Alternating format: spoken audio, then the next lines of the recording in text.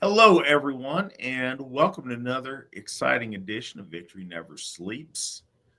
As you may can tell by my seasonal attire, we are coming to you on the sixth day of Yule, and it's an honor to be sharing part of this very holy period of time with you guys. I know many of you, could be and hopefully are spending time with your families. I hope everyone has had an awesome Yule.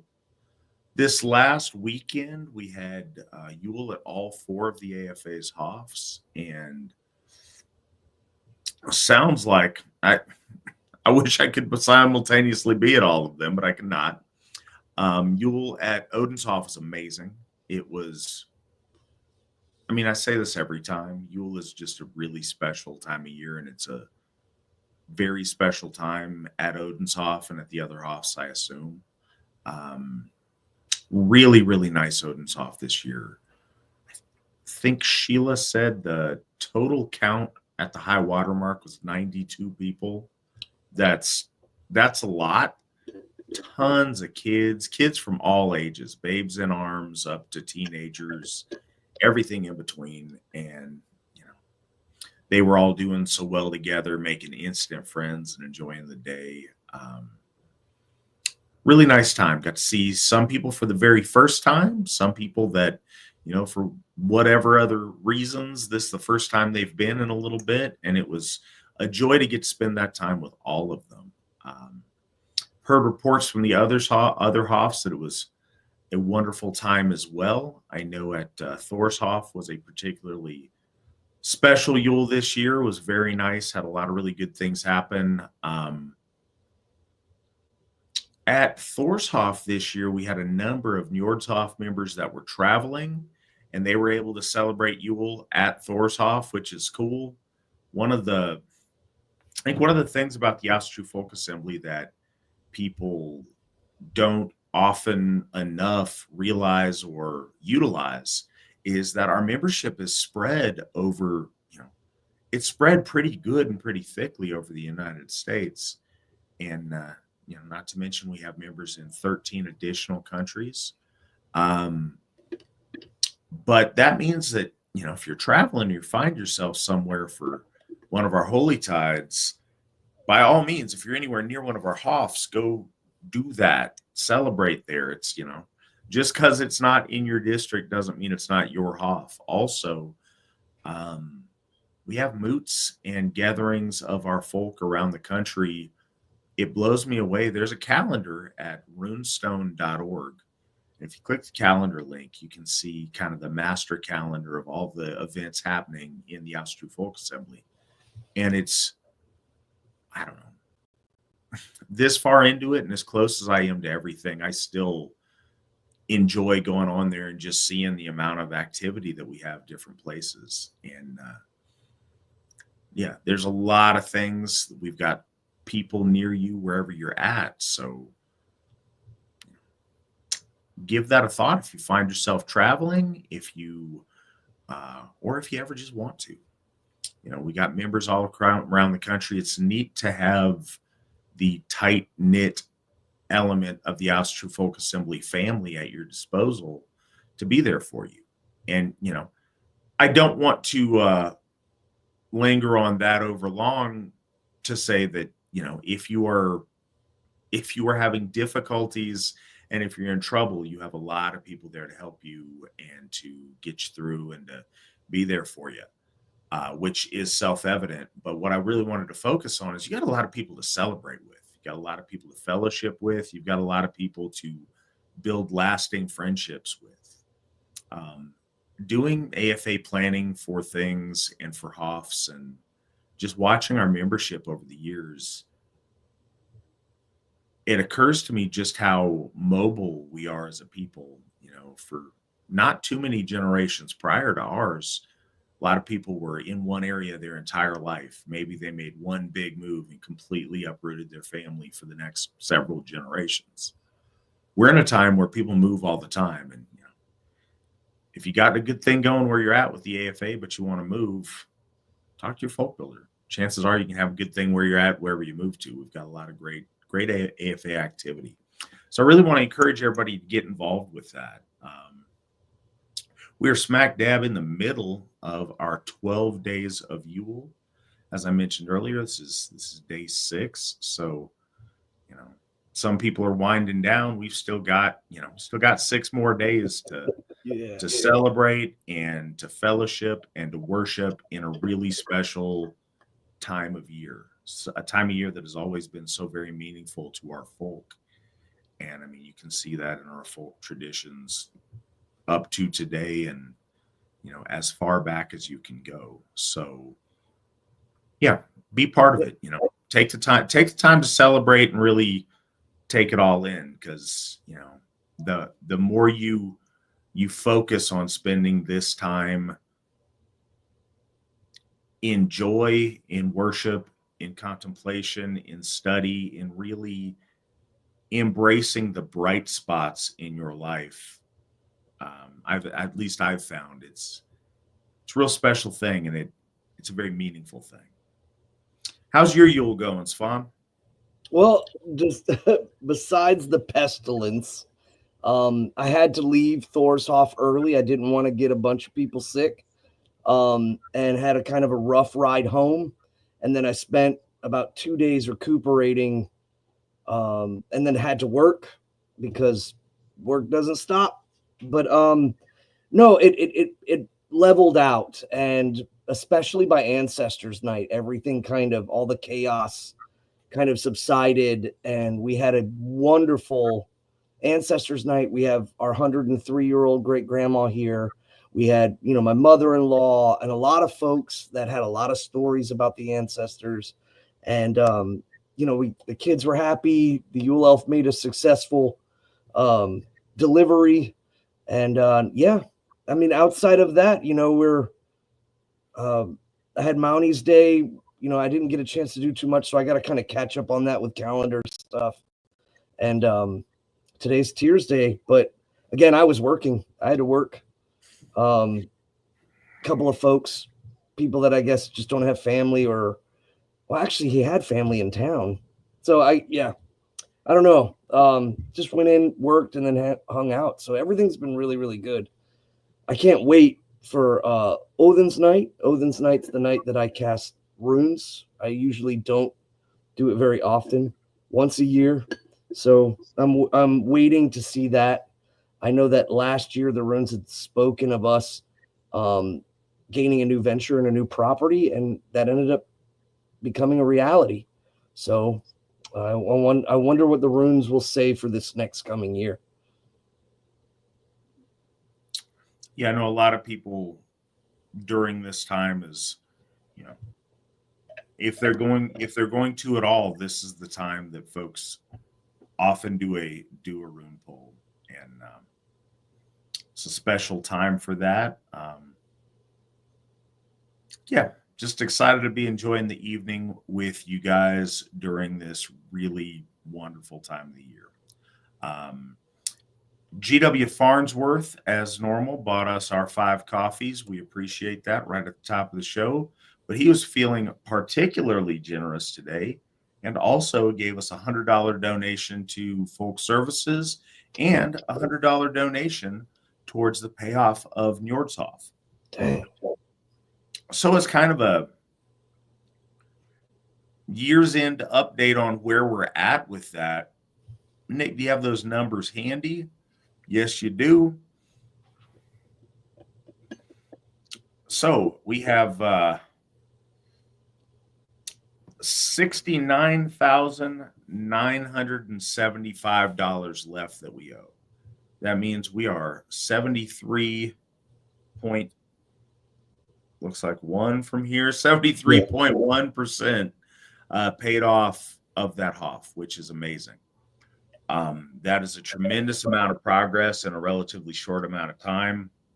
You guys have been super generous. We really appreciate it. And I want to just keep everybody up to date on how that is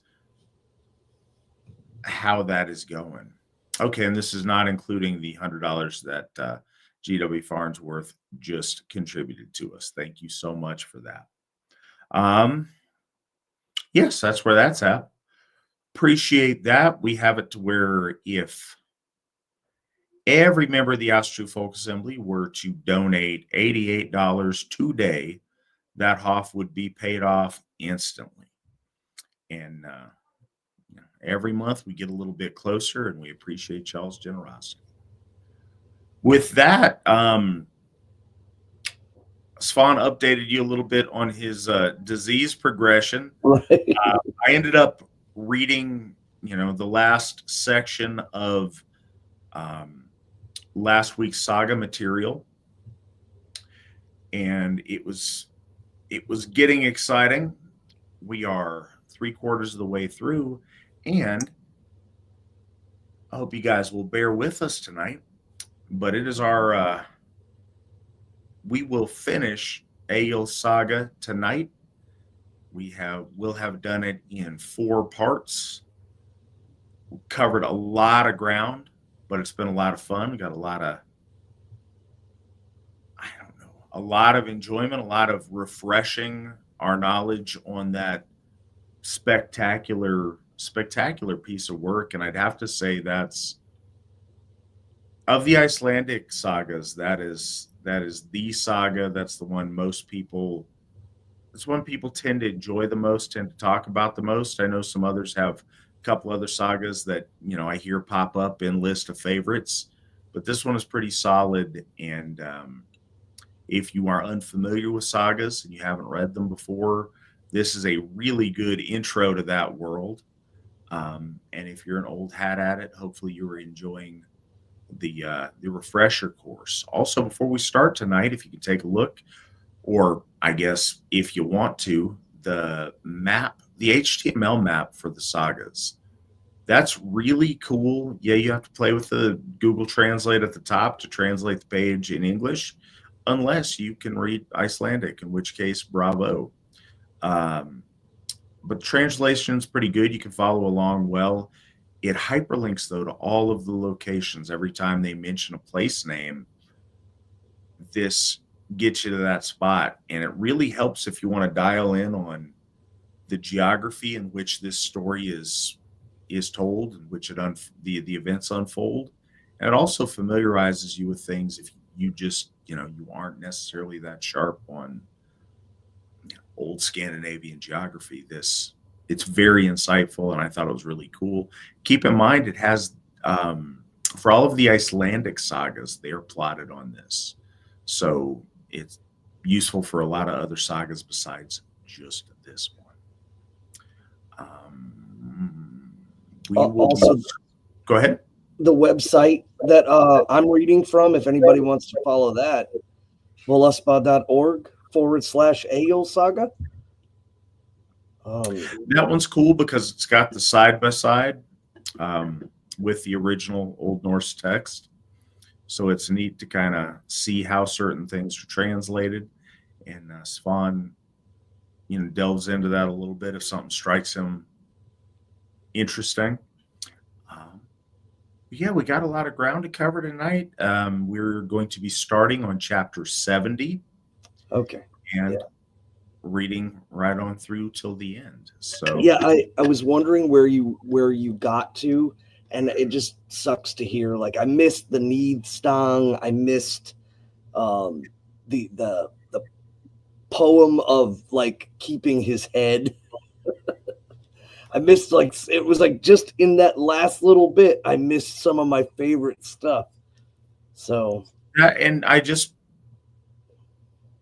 so whoever did the translating work on that poem that he composed in honor of King Eric Bloodaxe, it was masterfully done. Like, that has always stood out as a masterwork of that art of the skald of his day. We know the original was amazing, but the translation, the couplets, they all rhymed. They were delivered, like, they were written powerfully. It was really a joy to go back over that in such a beautifully translated rendition of it. It's really good stuff. If you missed it last week, you should definitely check it out.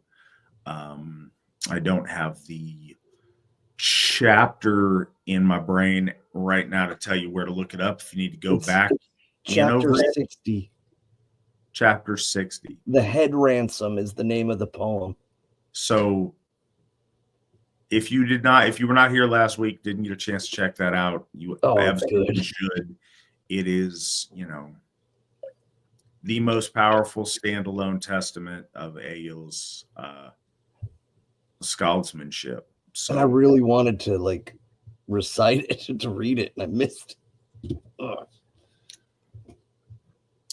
All right. Well, so Svan, if and whenever you are ready, you feel free to take us into the material. You guys can always feel free to ask any questions that you like. If they're related to topics we're on or the material at hand, we'll get to them, at chapter breaks.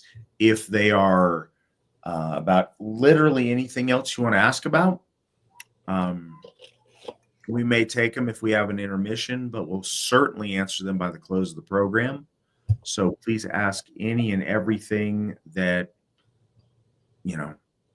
that strikes you that you'd like to know more on, or you'd like us to give you our thoughts on. Also, vns@runestone.org. That is, at any time, you can send questions, you can send suggestions for topics or things that you would like us to cover, or maybe things we've already covered, but you want us to go more in depth on. If you've got things you want to hear, please put that there. Let us know at any time, and we will answer those on the next show at our next available opportunity. On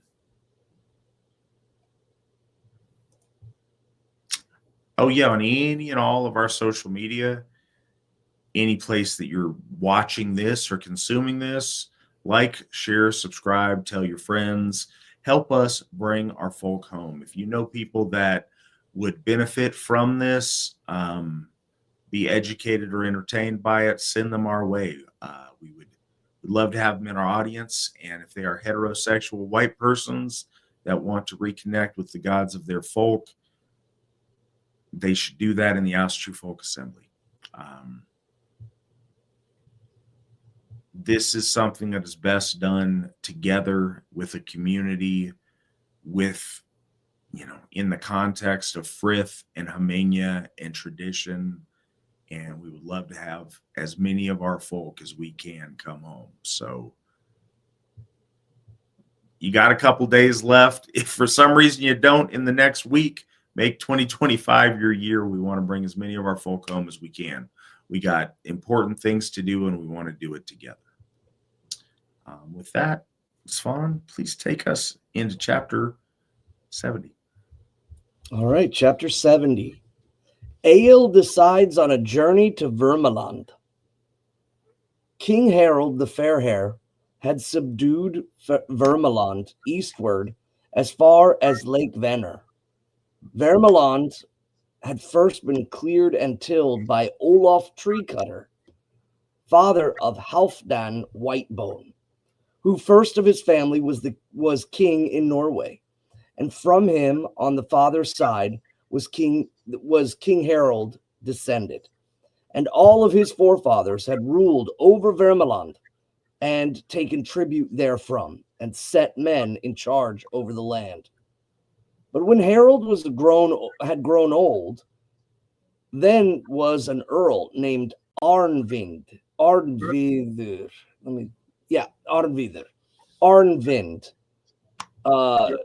governor of Vermland. It happened there, as elsewhere, that the tribute was worse paid now than when Harald was in the vigor of life. So also was it when Harald's son strove for the rule of Norway, the outlying tributary lands were little looked after. But when Hakon sat in peace, then inquired he after all the empire that his father Harald had had. King Hakon had sent eastwards to Vermland a company of 12 men. These had received tribute from the earl, but as they were going back to Ithelwood, robbers set upon them and slew all of them. The same hap befell yet another group of messengers sent by King Hakon east to Vermland. The men were slain, and no money was received. Then was it said by some that Earl Arnvind belike set men of his own to slay the king's men and regain the tribute that was paid out. Whereupon King Hakon sent yet a third company. He was then at the time in Throndheim, and the messengers were to go to Vic and seek Thorstein, Thora's son, with these words, that he should go eastward to Vermland and gather in tribute for the king, or else he must leave the land. So he's facing outlawry at this point. If I could check real quick, Svan, are you reading chapter 70? Yes. Chapter 70. Yeah. Egill decides on a journey to Vermland. Is it mixed up on your end with the translation? Yeah, I know towards the end, though, it numbers some things differently. Looks like what you are reading on my end is chapter 71. Oh. Well, so the bigger... Okay, so I should go back one. Yeah, I'm not sure what the discrepancy is, though. That's what I'm trying to... I don't know if there's a numbering difference or just what. I don't know. Did you get to the part where chapter 69 where Arnbjorn and Egill's Viking expedition? Well, so my thing doesn't necessarily title it. Oh. Yeah, and I know this happens a lot too with the Halvamal and with the Volusbal, that the numbers are different. More so with the Halvamal, you notice it. So chapter 69 in what I was reading is very tiny. Is that what it looks like on your end too? I mean, yeah, it's only a couple of paragraphs. One paragraph, and then into this. So, where I ended last time, because I'm the so we're running into a thing here. I apologize, guys. To where there's a discrepancy in the map version that I was plugging a second ago and the easier to read version where I'm at. So 69 in mine ended. Actually, all right, chapter 70 began. Egill heard tidings from the east over the seas that their blood axe had fallen in the west while freebooting.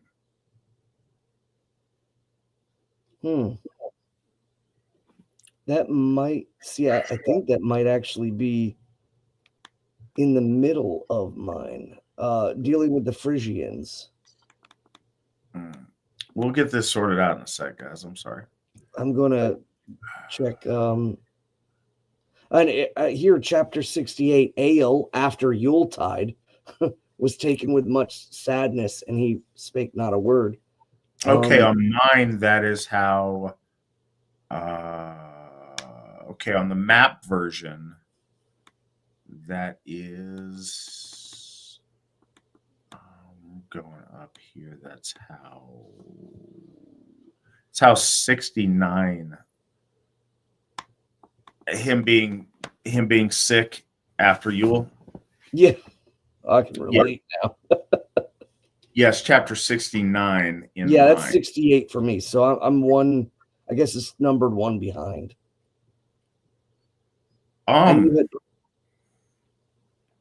Okay, so I'm trying to figure out where exactly I left off last time on this, because I'm going between my two versions I have up. I just don't want to make sure nobody's missing the story if they're going, following in through this the first time, and I'm trying to find exactly where the little...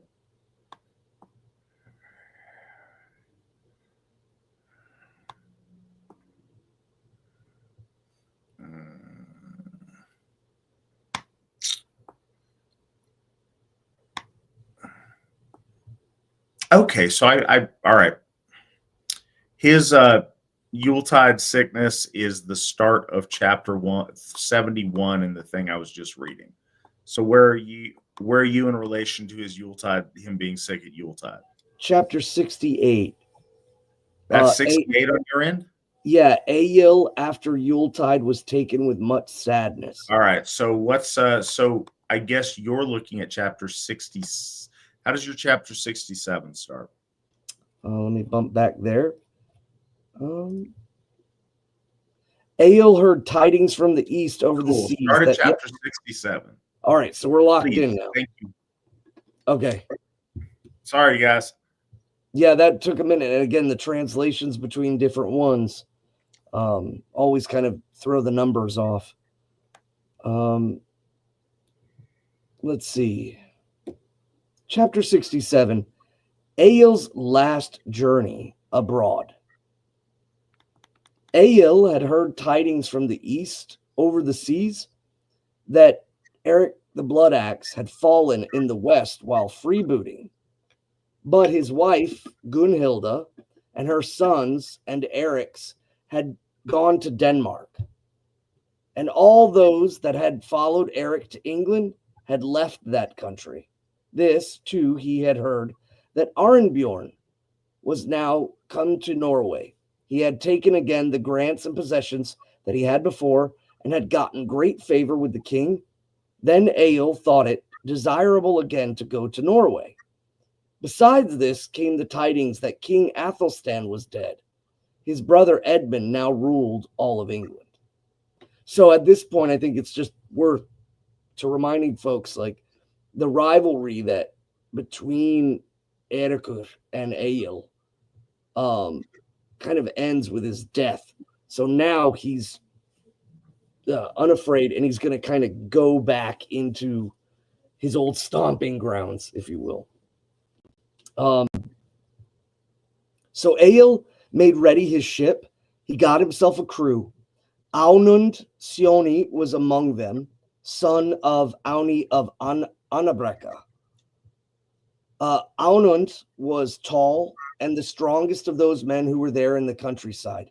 Nay, some doubted whether he was, if he were not shape strong. So if they wondered if he was a shapeshifter or a wolfling man or a bear man or some person of berserk strength. Aunund had often been on voyages from land to land. He was somewhat older than Egill. There had long been friendship between the two. And when Egill was ready, he put out to sea, and their voyage sped well. They came to mid-Norway, and when they sighted land, they steered for the firths. For anybody just joining us, the firths are fjords by this translation. They soon got tidings from land, and it was told to them that Arnbjorn was at home on his land. Egill put his ship into the haven nearest to Arnbjorn's hall, and then he went to seek Arnbjorn. And a most joyful meeting was theirs. Arnbjorn offered quarters for Egill and such for his men, as many of the men as he'd like to bring up there. Then Egill accepted, had his ship set up on rollers and brought up on land, but his crew found them quarters. So Egill and 11 with him went to Arnbjorn, while the rest stayed and tented with the ship. Egill had caused to be made a long ship sail, elaborately worked. This he gave to Arnbjorn, and yet other gifts of great value. Egill was there for the winter and treated with much honor. In the winter, Egill went southwards to Solon to collect his land rents, staying there some time. And then after that, came north again to the fjords. Arnbjorn held a great Yule feast, to which he bade his friends and neighboring landowners to join him. There was much company and good cheer. Arnbjorn gave Egill as a Yule gift a trailing robe made of silk. It was richly embroidered with gold and studded with golden buttons. in the front all down the hem. Arnbjorn had the robe made to fit Egill's large stature. Arnbjorn gave this to Egill at Yule, a complete suit newly made. It was of the English clothes with many, many bright colors. Friendly gifts to many kinds gave Arnbjorn to at Yule to those who were his guests. For Arnbjorn was beyond all men an open-handed and noble host. Then Egill composed this poem. Warrior gave to poet, silken robe, gold glistening. Never shall I find me friend of better faith. Arnbjorn, untiring, earneth well his honors, for his, like the ages, long may look in vain. I love the fact that the relation to the Yuletide. And I know a lot of folks speak about like, oh, you need to celebrate Yule according to Yule Manav, according to the Anglo-Saxons. But it's worth remembering by this time the Anglo-Saxons were converted and were fully using the Christian calendar. So, a lot of folks kind of, I think, are misplaced in that in understanding. And I think that by this time, the Nordic folk were using a solar lunar calendar and were marking the days and counting them. So, the more likelihood is that they were directly on the solstice time frame and following that with not so much the moon as being the guide. So I find that just around this time of year, a lot of actuallys online are, saying, oh, it's not until January or what have you. Anyways. Well, I had a discussion with somebody over on Twitter a few days ago, and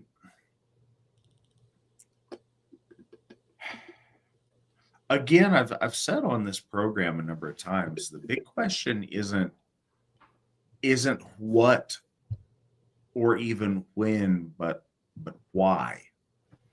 So it's interesting to see the point and to honor the purpose, especially when there's ambiguity about, the exact how everything was done or exactly when everything was done. In all likelihood, our ancestors in different places over different centuries probably did things, had various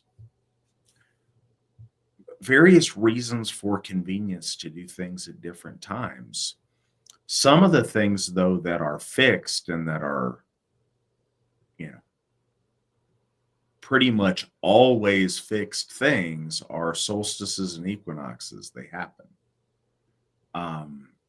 The moon is a fixed thing that happens.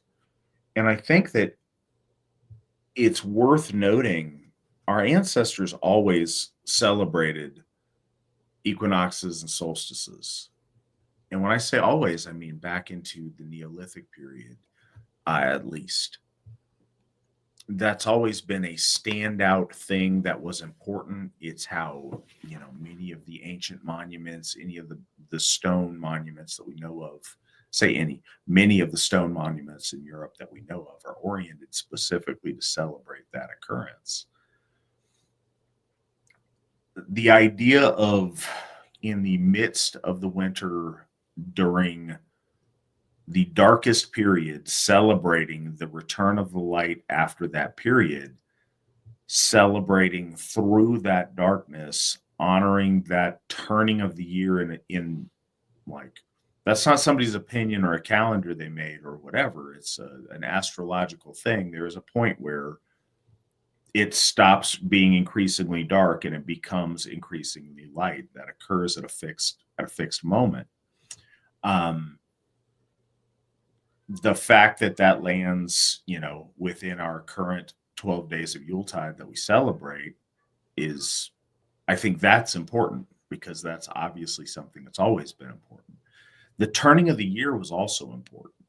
And however you reckon that in whatever time you are in. Maybe that means different things, different places, and different times. But in the world of 2024, about to be 2025, it's January 1st.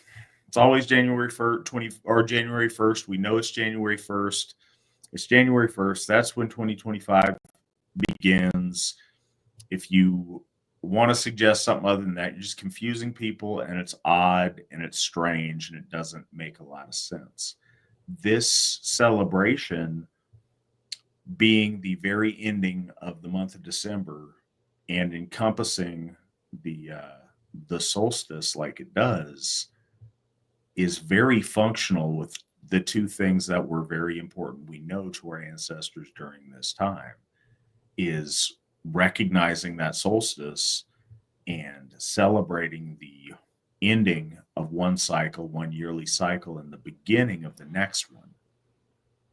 And this does that really well, with Mother's Night being on the 20th and then 12th night being on New Year's Eve. That perfectly puts us into the new year. It is also very nice that it aligns with so many other end of the year celebrations, because it allows us to be part of that in our community in a special way, to where we're not oddballs. And that sounds like an odd thing, but especially because this is ours to begin with, and it's been co-opted by so many centuries by the Christians. There's this strange melding and meshing and interplay of traditions.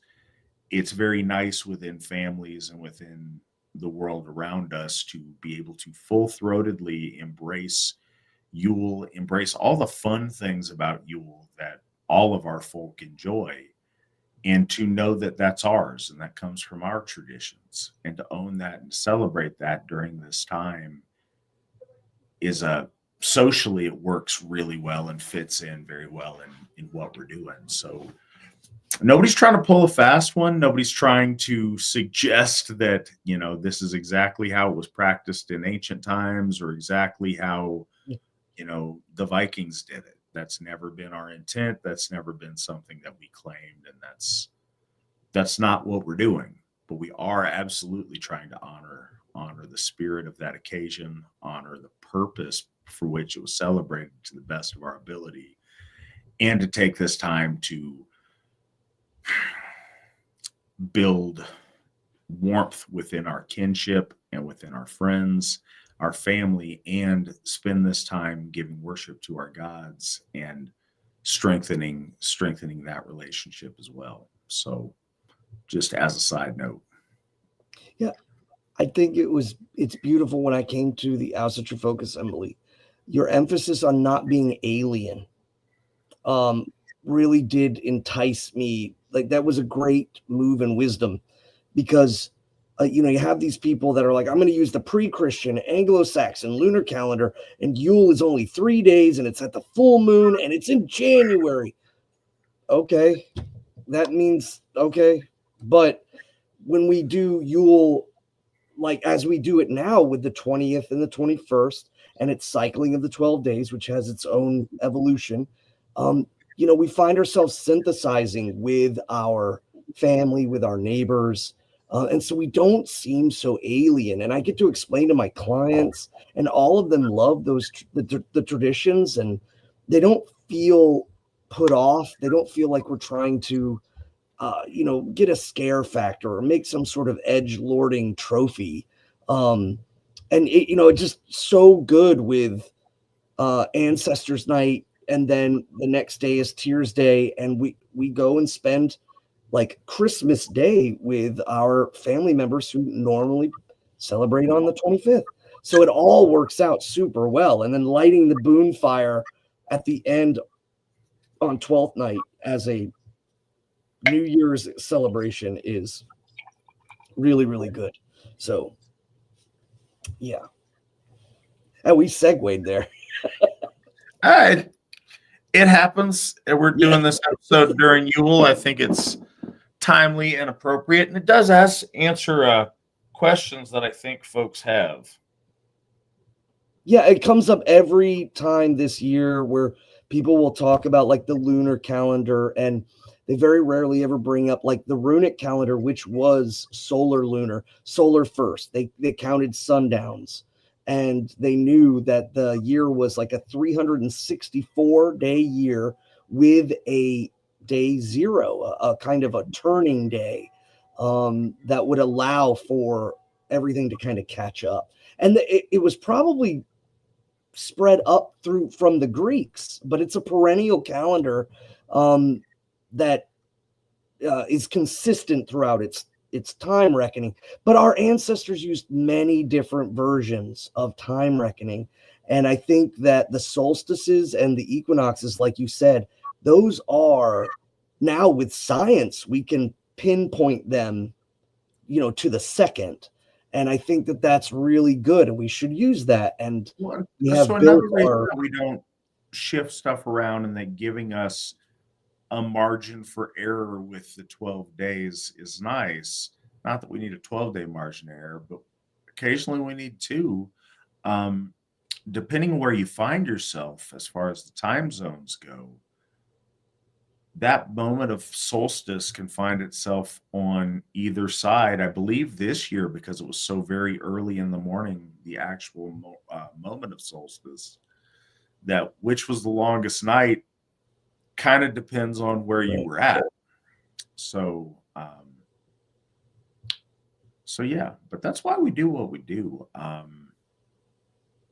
a lot of people out there that don't, a lot of people don't get it. And I think that that's fair. Don't mind us, guys. We go on these little detours every now and again. We still get through the material.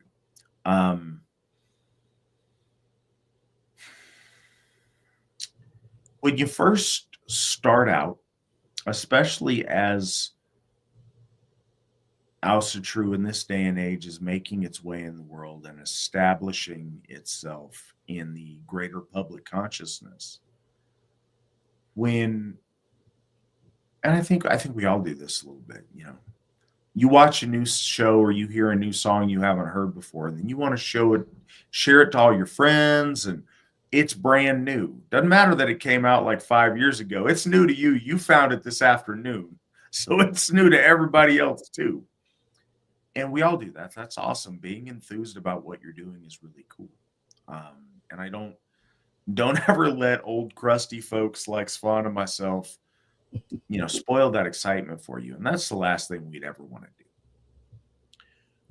We get crusty when there's things that we run into time and time again and they get tedious. But for you, this may be the very first time. And we were there too. We respect that. One of the things when people first find this and it's not in the public consciousness, rather than ask questions for those who've been doing it for a while, they jump in and they all of a sudden know the exact right way to do it, want to tell everybody how to do it, and they don't necessarily get all of the reasons how things came to be the way they are, and why those decisions are made and why folks do things the way they do.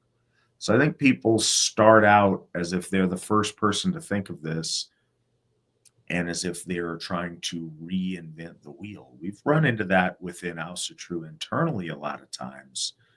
One of the things that's plagued us for, literally generations, every new person with a new idea wants to burn it all down and reinvent the wheel and do their own way. And then take us back to year one. It is important to realize there's probably a lot of right ways to do things. There's definitely a lot of wrong ways to do things. But there's probably quite a few ways things could have gone, ways things would have gone or might have gone. But there's also a way things have gone for a long time in a really beautiful tradition that's been built around those things. And it's funny to sacrifice that for theories about how ancient people might have done stuff or not, in one particular place, in one particular instance, instead of, the way that we've been doing it for the last about to be 59 years. In the AFA, we're coming up on, worth noting here too, while we're talking about, extraneous things, this Yuletide marks the 30th anniversary of the Asatru Folk Assembly. At the conclusion of this Yule and the dawning of the new year, that will be the first 30 years of the Asatru Folk Assembly will be in the history books, and we will be embarking on that next 30 years, the next of many cycles of 30 years. But having, 3 solid decades into this as the Asatru Folk Assembly is an amazing accomplishment, and something that I've really been thinking a lot and appreciating a lot during this Yuletide. That's been something that's been, heavily on my mind. So that's something to note as well. I did want to address one thing that Finn Wraith had mentioned about Christianity and Saturnalia. I think that the connection to Saturnalia and Christmas, I think that Christians were actually more influenced by Saturnalia, but that Yule traditions were very strongly established in potato Europe for levity. In tomato Europe, Saturnalia had died away and Christianity had kind of synthesized it. But in the north, the Yuletide was already very well established. And what ended up happening is it was like Saturnalia and Christianity kind of inserted themselves into the Yuletide tradition. And the farther north you go, the less, tomato Europe it really is. And you can see this with like Saint Nicholas of the Dutch with where he looks like a bishop, and in certain parts of Germany. But then you go up north and it's the Tomte and the Yulebach and things of that nature. And I think that a lot of Christians try to say, oh, this is just really like a reenactment of Saturnalia. Now, there could be further back that Yule was influenced by the Mediterraneans, just like May Day. May Day was a flower festival that we know originated in the Mediterranean, but somehow had kind of spread through possibly trade and just kind of admiration for the idea of it, where it kind of spread northward. But it wasn't a 1-for-1. It was more or less like, we like what they're doing, but we're going to do our own way of it.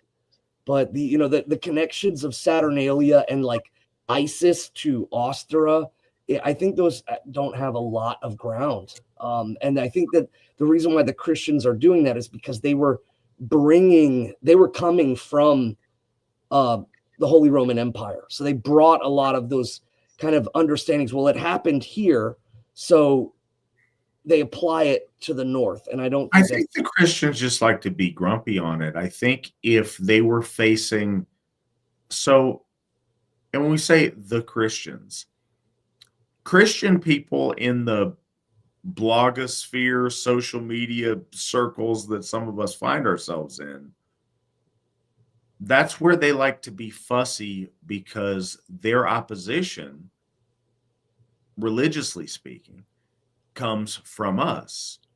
Their issue that they fight most, that has meat to it, that's, something that is threatening, is the rise of Asatru.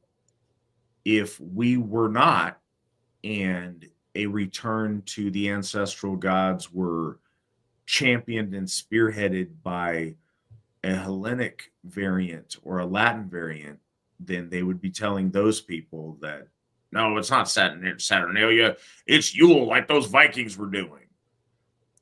It's just a form of contrarianism. Something to think that's also really interesting. At some point, Christianity and their savior and their root people and the historical event that they are commemorating occurred in foreign lands by foreign people that originated in the desert, whereas any of the above festivals that we talked about that all the fun stuff is added because of come from the same people in the same place back in the most ancient of antiquity. The fact that there would be nuanced difference and similarity in solstice festivals by Tomato Europe and Potato Europe, because they all go back to, and I have no idea what you eat on like the Caucasus steppes, so I couldn't go there with another food item, but yeah, they go back to the same root. And I understand the irony of using American, because the both potato and the tomato come from the Americas. Yeah. But probably horse stew. Right. There you go. Horse and cattle. So, but yeah, that is an important thing to think about when you get too wrapped up in it. White people's ancestral faith goes back to one source. Yes, it is best to practice this consistently and cohesively within culture, within holistic cultural context. But don't get too wrapped up in comparing and contrasting and trying to make needless divisions in ancient white people celebrations of things. There's celebrations that come about due to an event or that are locked in history, but celebrations that are specifically about the turning of the seasons, that are about the equinoxes and the solstices, those predate that. Those go back to when our gods created our folk. And that is, by any measure of logic, a common root and a common time. Our gods looked different then than they do in the Viking tales of things, but we don't neglect the truth of that. Our gods are ancient and they're as old as our folk, and that predates the migrations of peoples and particular regional expression. Another thing to think about, if you want to talk about Saturnalia stuff, I get what they're saying in concept and as far as a date, and yes, that's the most like quickest available as far as the spread of the plague that is Christianity into our folk. But when you look at anything around this time of year, Christmas is all about evergreens and wreaths and snow and people wearing fur-lined caps in the snow and pulling sleds by their reindeer. And the imagery is clearly all Northern European imagery. Yeah, I remember seeing it. You get outside the manger, it's European imagery is all that is. I remember when I was a little kid, I saw the nativity scene and there was like a camel and I was like, what? It threw me off. When I was very little, it came to the US and they would have these big nativity scenes out in front of these churches. And I'm like, what's the camel doing? Or like, and then there's like turban guys. It was wild. So I think that was the start of like something tickling, like letting me know, like, you're kind of in the wrong. You're in the synagogue of Yahweh over there, and you need to get out. So whatever it was, it worked. Right. So let's get back into the life and time of Egill Skallagrimsson. Okay. So Egill is at Arnbjorn's hall during Yuletide, and suddenly he comes over kind of a bout of depression or quietness. And since this is, again, spanning over the winter, really, but specifically around the Yuletide, suggesting that it's more than perhaps just 1 or 2 days. So he's very, very happy at one point, and then he shifts immediately. In 68, Arinbjorn pays Liot's holdings over to Egill. So Egill, after Yuletide, was taken with much sadness, that he spoke not a word. And when Arinbjorn perceived this, he began to talk to Egill and asked him what the sadness was coming from. I wish, said he, you would let me know whether you are sick or anything ails you, that I may find a remedy for you. And Egill said, no, I have no sickness of the body, but I have much anxiety about this. How shall I get that property which I won when I slew Liot the Pale northward in Myra? I'm told that the king's stewards have taken up all that property and claimed ownership, therefore, for the crown. Now I would fain have your help to recover this. Arinbjorn said, I do not think your claim to ownership of that property is against the law of the land. Yet, methinks that the property has now come into strong keeping. So you're certainly due right to it, but the crown's got it now. So that's where the problem is. Yet methinks that the property is now come into strong keeping. The king's treasury hath a wide entrance, but a narrow exit. I love that part right there. We have urged many arduous claims of money against powerful persons, but we were in more confidence with the king than now. For the friendship between me and King Hakon is shallow, yet must I act after the old saw.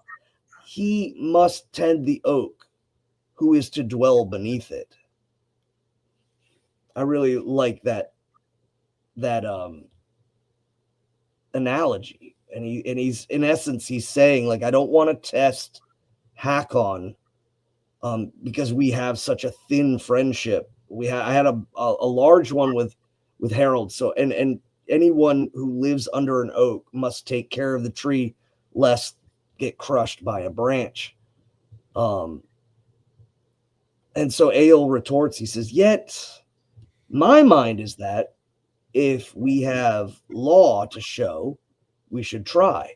Maybe the king will grant us right in this, for I am told that the king is just and keeps well to the laws which he has made here in the land. I'm rather minded to go seek the king and try the matter with him. So at the time when, that the taking of land or the combat against Liot and the receiving of his properties or his, at least his liquid wealth, whether it's silver or cattle or what have you, Egill feels entitled to it, and it's not against the law at this time. So he's going to try to ply on Hakon's sense of maintaining law and utilizing that. And again, this is another thing, is Egill is not the type of person who will idly let things go by. Yes, this was a chance where he could have lost his life. He won, and according to the law, but he's now pressing it further. He wants to build wealth for his family, for his kin, and he is always going to pursue that. He's never going to be like, well, maybe I'll just leave it. No, he's going to get that money. So Arinbjorn said that he did not desire this. I think, Egill, that these things will be hard to reconcile. Your eagerness and your daring in the king's temper and power, for I deem him to be no friend of yours for sure, and for good reason, as he thinks. I would rather that we let this matter just drop. Do not take it up. But if you wish it, Egill, I will rather myself go to the king and moot with him and raise the question. Egill said that he thanked him heartily and would choose it to be so. Hakon was in Rogaland, but at times in Hordaland. There was no difficulty in finding him, though, and not long after this talk, Arinbjorn made ready for his journey. It was then publicly known that he purposed to seek the king. He manned with his housecarls 20-oared galley ship that he had. Egill was to stay at his home. Arnbjorn would not have him go. Arnbjorn started when ready, and his journey went well. He found the king, King Hakon, and he was well received. And when he had been there for a little while, he declared his errand before the king and said that Egill Skallagrimsson had come there in the land and thought that he had right and claim to all the property that once belonged to Lot the Pale. We are told, O king, that Egill pleads but law in this.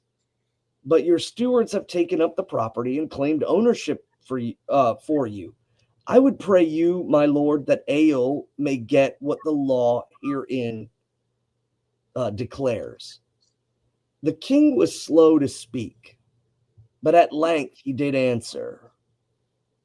I know not, Arnbjorn, why thou comest with such pleading for Egill. He came once before me, and I told him that I would not have him sojourn here in the land, for reasons which ye already know. Now Egill must not set up such a claim before me as he did before with my brother Eric. And to thee, Arnbjorn, I have this to say, that thou mayest be here in the land only so long as thou preferest not foreigners before me and my word. For I know that thy heart is with Harold, son of Eric, thy foster son, and this is thy best choice, to go to those brothers and be with them. For I strongly suspect that men like thee will be ill of trust if I and Eric's sons ever have to try conclusions. So he's basically saying that, and I think this is built up before him just even talking about Egill, is that Arnbjorn has many loyalties outside of the fiefdom of the king. And that means that when you have these oaths, when you have these loyalties outside, it's going to make the king not really trust in length how long he can kind of rely on him. And so he even says you have these foreigners. Egill is an Icelander. And so he's kind of poking and gently insulting Arnbjorn just to let him know like where he stands.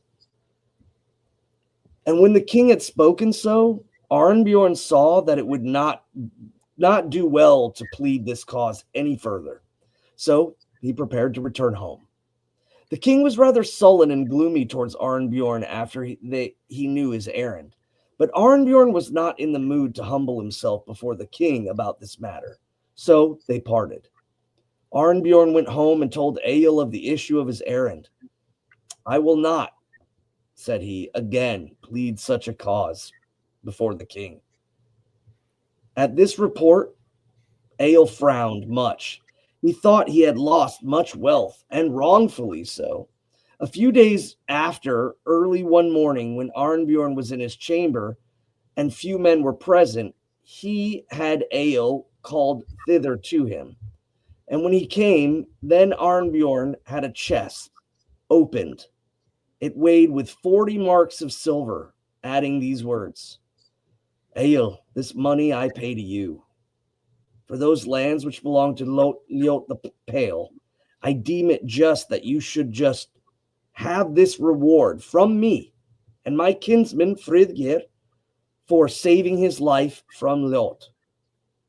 For I know that you did this for the love of me and your kinsman, and I therefore am bound not to let you be cheated of what is lawfully right in this manner. Egill took the money and thanked Arnbjorn heartily. Then Egill again was quite cheerful. So at this point, too, you see Arnbjorn paying Egill. It is about the money, but he doesn't want to lose spot with the king, but he doesn't want to betray a friend. So he just asks his friend, let me pay it, because we were still intimately connected in the situation. So forget the king. He's not going to do it, and I don't think we should poke that bear. But I think, we could view it as I owe you for helping. So he offers the money, and Egill takes it. So after this, they go a Viking. They go out on expedition. Chapter 69 on my version, Arnbjorn and Egill go on Viking expedition. Arnbjorn stayed at home on his estate that winter, but in the next spring, he let it be known that he meant to go out a Viking. Arnbjorn had good choice of ships.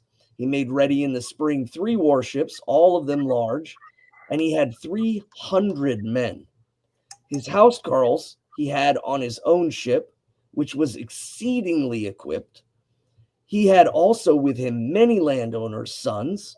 So now he's pulling the next generation of landowners are sending their young sons to go with him and to learn and to be, to have their experience on the waves and out in the world. So Egill settled to go with him. He steered a ship, and with him went many of his comrades whom he brought from Iceland. But the merchant ship, which he brought from Iceland, he caused to be moved eastward to Vik, getting some men there to dispose of the cargo. So I'm going to go, but a couple of you got to take it there and kind of sell all the cargo out and get it, just try to get some return for it. But Arnbjorn and Egill with the warships held a southward course along the coast, then took their force still southwards to Saxland. There they harried in the summer and got much wealth. As autumn came on, they came back northward, harrying along the coast, and lay off the coast of Friesland, which is the Netherlands, the Dutch coasts. One night, when the weather was calm, they went up a large river mouth, where was a bad harborage, and the ebb of the tide was great. There up on the land were wide flats, with woods hard by. The fields were soaked because there had been much rain. They resolved to go up there and left behind a third of their force to guard the ships. They followed up the river, keeping between it and the woods, and soon they came upon a hamlet where dwelt several peasants. The people ran out of the hamlet and into the fields, such as could do so when they perceived the threat of an enemy. But the freebooters did pursue them. Then they came to a second village and a third. All of the people fled. The land was level, flat fields everywhere, intersected by dikes full of water. So then again, this is really, truly showing even the tradition of Holland and their irrigation walls was even fully set during this time. By these, the corn lands, and also another thing to remember, corn is not referring to the America grass corn. Corn is wheat, barley corn, any sort of grain. So when you see that in the old sagas, it's not actually like corn as we think of it here in America. By these corn lands or meadows were enclosed. In some places, large stakes were set, and over the dike where men should go were bridges and planks laid so that they could go over these large berms. The country folk fled to the forest, but when the freebooters had gone far into the settled parts, the Frisians had finally gathered them in the woods, and when they had assembled 300 men, they went against the Vikings and resolved to give them battle. There was then hard fighting, but the end was that the Frisians would flee, and the freebooters pursued the fugitives. The peasants that escaped were scattered far and wide, and so were the pursuers, and thus it happened that on either side few kept together. So here we see just kind of the general way of things. A village would see a group of Vikings coming, and they would gather everybody and immediately run. And a lot of the Vikings would pursue, possibly for to gain slaves or information or what have you. So you see this, but then they gather in the woods and then they do a return attack, and it did not go well for them. So Egill was hotly pursuing a few with him after a numerous company had fled. The Frisians came to a dike over which they went and then drew away the bridge. So they went over the berm and then they drew away the waves to like actually get across it without great effort. Then came up Egill and his men on the other side of the bank. Egill at once went at the dike and leapt it, but it was no leap for other men, and no one tried it. But when the Frisians saw that one man was following, they turned back and attacked him. So he leaps up on the berm by himself with a great feat of strength, and the other guys can't quite do it. So when he's just hot on the tail, they realize, oh, there's only one guy now. All right, and then turn around like, okay, we're gonna change this. Oh, they don't know what they're getting into. So let's see. But when the Frisians saw that there was one man following, they turned back to attack him. But he defended himself well, and he used the dike to cover his back so that they could not attack him from all sides. 11 men set upon him, but the end of their encounter was that he slew them all. After that, Egill pushed out the bridge over the dike and crossed it back again. He then saw that all of his men had turned back to the ships. He was then near the wood, and he now went along the wood towards the ships so that he had a choice of the wood if he needed for shelter. The other Vikings had brought down to the shore much booty and cattle, and when they came to the ships, some slaughtered the cattle, some carried out the plunder to the ships, some stood higher up and formed a shield burr or shield wall, for the Frisians were now coming down in great forces and were shooting at them with arrows, being also in a battle array.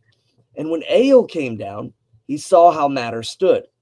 He ran at full speed, right at the throng. His halberd he held before him, grasped in both hands, and slung his shield around his back. He thrust forward his halberd, and all before him started aside, and so get he a passage right through their ranks. Thus he dashed down to his fellow men, who looked on him as he recovered from the dead. So one thing that's worth noting is the halberd. Most people think the halberd is a Dane axe, which can be used for thrusting or slashing, though there may have been other weapons like a cleaver or a bardiche kind of weapon, kind of a long bladed axe head. Either way, the fact that he's using this thing, he has a shield, but he slings on his back and he goes full to town, and just cleaves through them. And they all thought he was dead. He went over the berm, and that was it. But no, he slew 11 men and then came back and hit them from behind and like cut a swath through them so that he could run back down to his men at the shoreline. And they were all like, "Oh, I thought you were dead." Then they went on the shipboard and loosed from land. They sailed then to Denmark. And when they came to Lima Firth or Lima Fjord and lay at Hals, Arnbjorn held a meeting of his men and laid before them his plans. "Now will I," said he, "go seek Eric's son with such force as will follow me. I have now learnt that the brothers are in Denmark here and maintain a large following and spend the summers also going a Viking. But for the winters they abide in Denmark here, just north of us. I now give leave to all to go to Norway who would rather not do this. rather than follow me. For you, Egill, methinks best counsel is that. As soon as we part, you return to Norway, and then on with all speed back to Iceland. The men separated to several ships, and those who wished to go back to Norway joined Egill, but by far the larger part of the force remained with Arnbjorn. Arnbjorn and Egill parted with great love and friendship. Arnbjorn went to seek Eric's sons and joined the company of Harold Greyfell, his foster son, and was with him henceforth so long as they both lived. Egill went northward to Vik and also to Oslorfirth. There was his merchant ship, which he had caused to be moved thither in the spring, and there was also his cargo and his men. Which had gone with the ship. Thorstein, Thora's son, came to seek Egill and asked him and such men as he would bring to stay with him that winter. Egill accepted the offer and had his ship set up with the cargo safely bestowed. Of his followers, some got quarters there, and some went to several homes of people that they knew of in the north. Egill, in company of 10 or 12, went to Thorstein's and remained there for the winter as greatly honored guests. So it is one heck of a successful summer for Egill. Not only does he get the money that he believes he's rightly deserves, but he gets it from a friend who cares about him, and then they go and just get so much loot. Going through, like Normandy and the Netherlands and in Denmark. So now he's in Norway and he's prepping to go to Iceland, but things change a bit. Chapter 70. Egill decides on a journey to Vermland. So, King Harold Fairhair had subdued Vermland in the east as far as Lake Venner. So this brings us back to what I was reading earlier. Vermland had been cleared and tilled by a apt-fitting named Olaf Treecutter. So he must have earned it by felling the land there. Father of Halfdane or Halfdan Whitebone, who first of his family was the king in Norway. And from him, on his father's side, that is how King Harold descended. And all of his forefathers had ruled over Vermland and taken tribute therefrom, and set men in charge over the land. But when Harold had grown old, there was an earl there by the name of Arnvid, governor of Vermland, and it happened there as elsewhere that the tribute became worse paid now that Harold was in the vigor of his life. So as he kind of moved his monarchy away, the tribute there was less than. And this gives to suspicion to what happens. So now Hakon, who sat in peace, then inquired that he, after all the empire that his father Harold had, King Hakon sent eastward to Vermland a company of 12 men. They were to receive tribute from the earl there, and they were to go, but as they were going back through Idawood, brigands or robbers set upon them, and they ended up slewing them all, and none of the tribute was received. The same hap befell yet another group that King Hakon sent eastward. The men were slain, and no money was brought back. Then was it said by some that perhaps Earl Arnvid be like to set his own men, posing as brigands, to kill the king's men and take the tribute back, so as to say, I've sent it, but, these guys took it from you, when in reality he's pocketing it again. Whereupon King Hakon sent yet a third company. He was then in Throndheim. The messengers were to go to Vik and seek Thorstein Thora's son, with these words, that he should go eastward to Vermland and gather in tribute for the king, or else he must leave the land. So this is an ultimatum now kind of thrown on Thorstein. For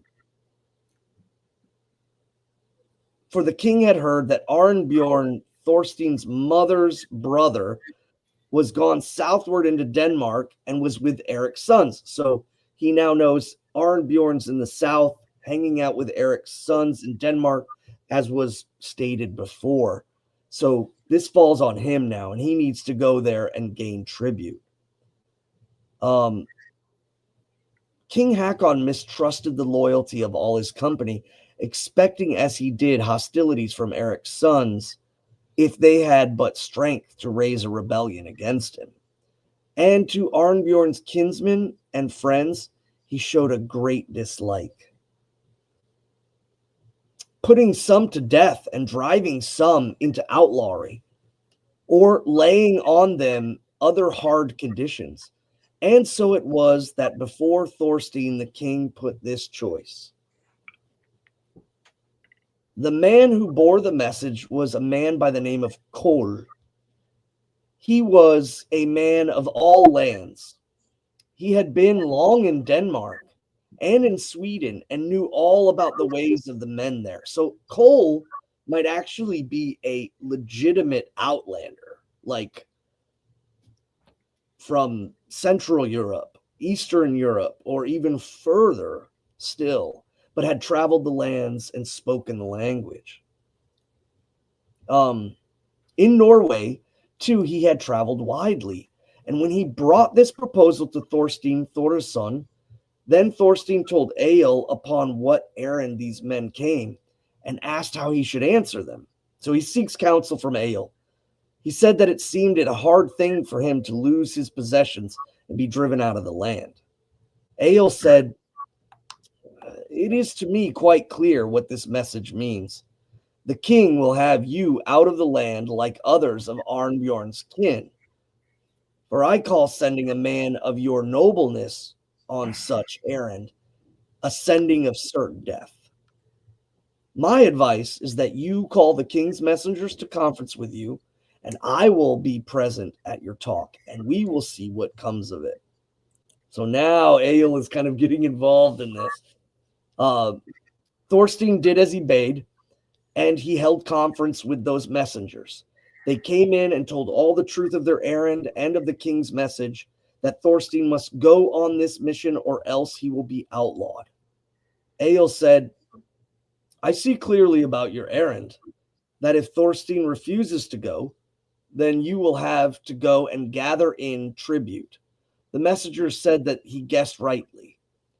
Said Egill, "Thorstein shall not go on this journey, for he is in no wise bound thereto. A man of his renown to go to such menial mission? Thorstein will do what whereto he is bound, to wit, attend the king within the land or without, if the king demands it. Also, if ye want to have some men from hence for this journey, this will be granted to you, and all such furtherance of your journey as ye may name to Thorstein." Then the messengers talked amongst themselves and agreed that they would accept these terms if Egill would go with them on the journey. The king, they said, bears him great ill will, and he will think our journey a right good one if we bring it about that Egill be slain. He can then drive Thorstein out of the land if he pleases, and so they told Thorstein that they would be content if Egill went with them, and went and stayed and Thorstein stayed at home. So that part there, even though it's written kind of strangely, is basically the messengers conspire, and they're like, "Oh, we can do this. We'll say, hey, we'll go east and collect this tribute, so Thorstein doesn't have to, but Egill comes with us. We ambush him while we're out, and then the king can get rid of Thorstein because he doesn't have, a powerful warrior who can drum up an army." So they're kind of doing some machinations on their own for the benefit of Hakon. So it's just so written matter-of-factly, but Egill doesn't know this. So Egill says, "So shall it be. I will release Thorstein from this journey, but how many men think ye that ye need to take hence? They looked about themselves and said, we are 8, they said. We could feign to have 4 men go from hence. Then there would be 12. Egill said it should be so. And Aunund Sioni, remember the very large Icelander who, people are questioning whether he's got troll blood in him or he's a berserker. And some of Egill's company that had gone out to sea to look after their ship and another cargo, which they had been given into safekeeping in the autumn, they had not yet returned. So Egill thought this was a great pity. But the king's men were impatient to be gone and would not wait. So he was like, I need to get some of my toughest guys to go. Perhaps he's even kind of sniffing the possibility of something. And he doesn't have Aunund. So now he's at a deficit. So, chapter 71, Egill met Aurmoth the farmer. Aurmoth is an interesting name. Year strength, year might. Is it, I guess, like seasonal or really to Aur could mean like summer. So his name is in essence summer might or summer vitality, good and fruitful growing. Egill, with 3 comrades, made him ready for the journey. They had horses and sleds, and so had the king's men. There was then deep snow, and all the roads were effaced. They betook them to their journey when they were ready and sled up the land. And when they came eastward near Ida, it happened one night that so much fresh snow fell upon them that they couldn't see their way. On the morrow, they traveled slowly because there were snow drifts directly one left of the track. And as the day wore on, they stopped to bait their horses and were near a wooded ridge. Then spoke the king's men with Egill. Here now the roads divide. Forward below the ridge dwells a landowner named Arnold, our friend. We with our party will go there and lodge there from the storm.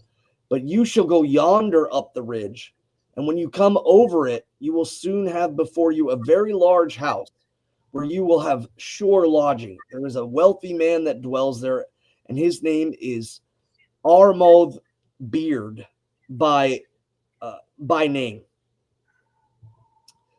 But tomorrow early we will again join company and go on the next day to Itherwood. There dwells a worthy landowner named Thorvin. So we're going to go and stay with, a guy that we know. You're going to go up and over the drift with your guys and stay with Armoth.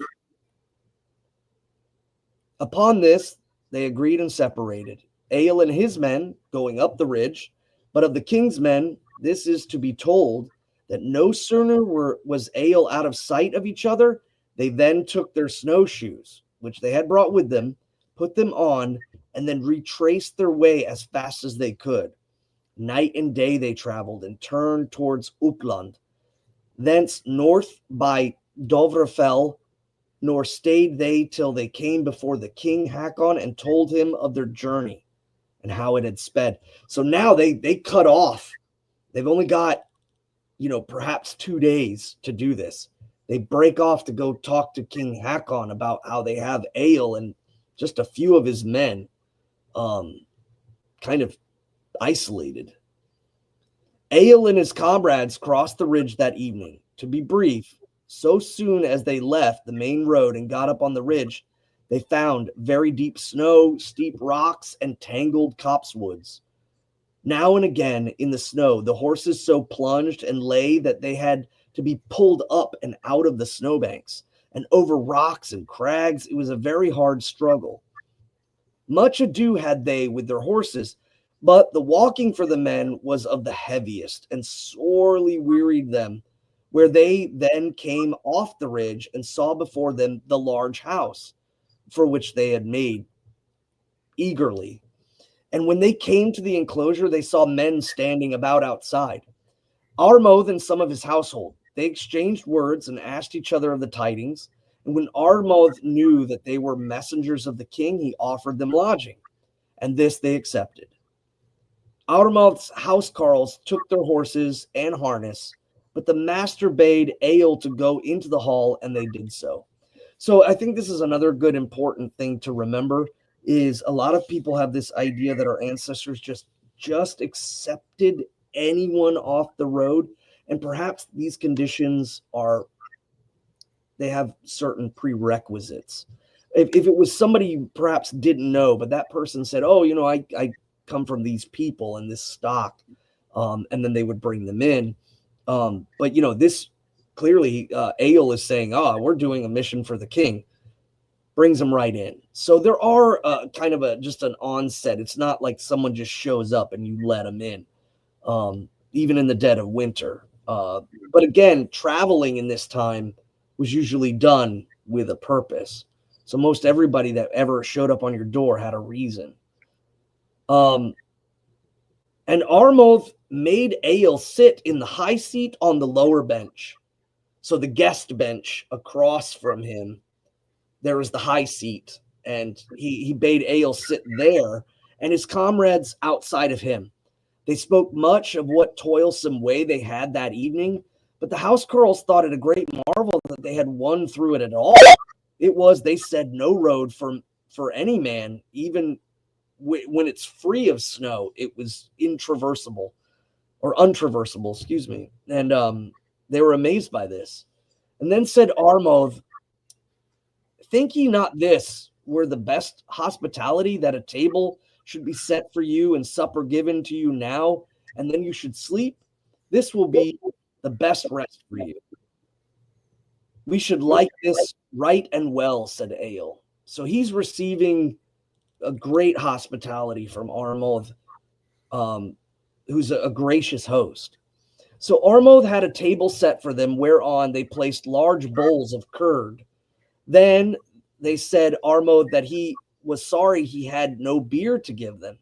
Egill and his men were very thirsty from the weariness, and they took up the bowls and drank the curds eagerly, Egill drinking far the most. No other food was brought. So this kind of reminds me of the Havamal, too, where they're, with half a loaf of bread and half a horn of mead, you can win a friend. The eagerness of this moment. And the other thing that's worth noting is beer was safe to drink. I'm not saying that they didn't keep safe water, but water could still go bad even after keep. So casking beer and casking cider was a great way to ensure that everyone, had safe drinking fluids. And bear in mind, too, that most of the beer at the time was at a percentage of about 2.5% alcohol. A Budweiser now was 4.5. So they didn't have really, really heavy alcohol. And so massive consumption could be done. And these were considered more like session beers that people just drank, and even the children drank. And to this, Egill recites a verse. To thee, with this message, my mother doth send me, to bear word that Egill be wary and wait. So temper thy stomach, thus saith Our Lady, with fare far more worthy. Soon feed we our guests. Oh, sorry, excuse me. This was not Egill. This was a young girl at the hall who comes out and recites this verse. The mistress called to her side. I just kind of like jumped. Sorry. The household was numerous. The mistress sat on a cross bench beside her and the other women. The master's daughter, 10 or 11 years old, was running about the hall floor. The mistress called her to her side and spoke in her ear, and then the girl went out to where Egill sat and recited this verse. To thee with this message my mother doth send me, to bear word that ale be weary and wait. So temper thy stomach, thus saith Our Lady, with fare far more worthy, soon feed we our guests. So now we have the lady of the hall sending message through her daughter in verse to Ale, which would clearly kind of cut through the din. But Armoth struck the girl and bade her hold her tongue. You are always, he said, saying what least suits. The girl went away, but Ale threw down the curd bowl, which was now nearly empty. The bowls were then removed from them. Now the household took their seats, and tables were set all round the hall, and food was served. There was dishes of meat that were brought, and then set before Ale and the rest. After his ale was borne him, beer of the strongest, and soon they began to drink bumpers. Each man was to drink off the horn, and a special care was taken that Ale and his companions should drink hard. So the food is coming, but you should temper your stomach, was kind of the message given to him. But Ale drinks without shirking a drop, and for a long while. But when his companions had become helpless in their drink, then he drank for them what they could not. So matters went on until the tables were removed, and by then all in the room were very well drunk. But before each cup that he drank, Armoth said, I drink to you, Ale. And the housecarls drank to Ale's companions with the same preface. A man was appointed to bear every cup to Ale's party, and he urged them to drink it off quickly. Ale told his companions, drink no more, but he himself drank for them what they could not avoid. And what that means, I think, too, is now Ale knows that kind of something is brewing, and to not be considered ill guests of, cracking open this beer and having it out. No, Ale's going to take it. And Ale soon found that it would not do for him to go on so. So now he's starting to get to his limit. Wherefore he stood and went across the floor to where Armoth sat, took him with his hands by the shoulders, and forced him back against one of the inner posts of the hall, and spit in his face. Wherefore he stood up, walked across the Wherefore he stood up, walked across the floor to Armoth, put both hands on his shoulders and pressed him up against the pillar, and then heaved up a great vomit of massive proportions that gushed all over Armoth's face and into his eyes, nostrils, and mouth. It's so detailed.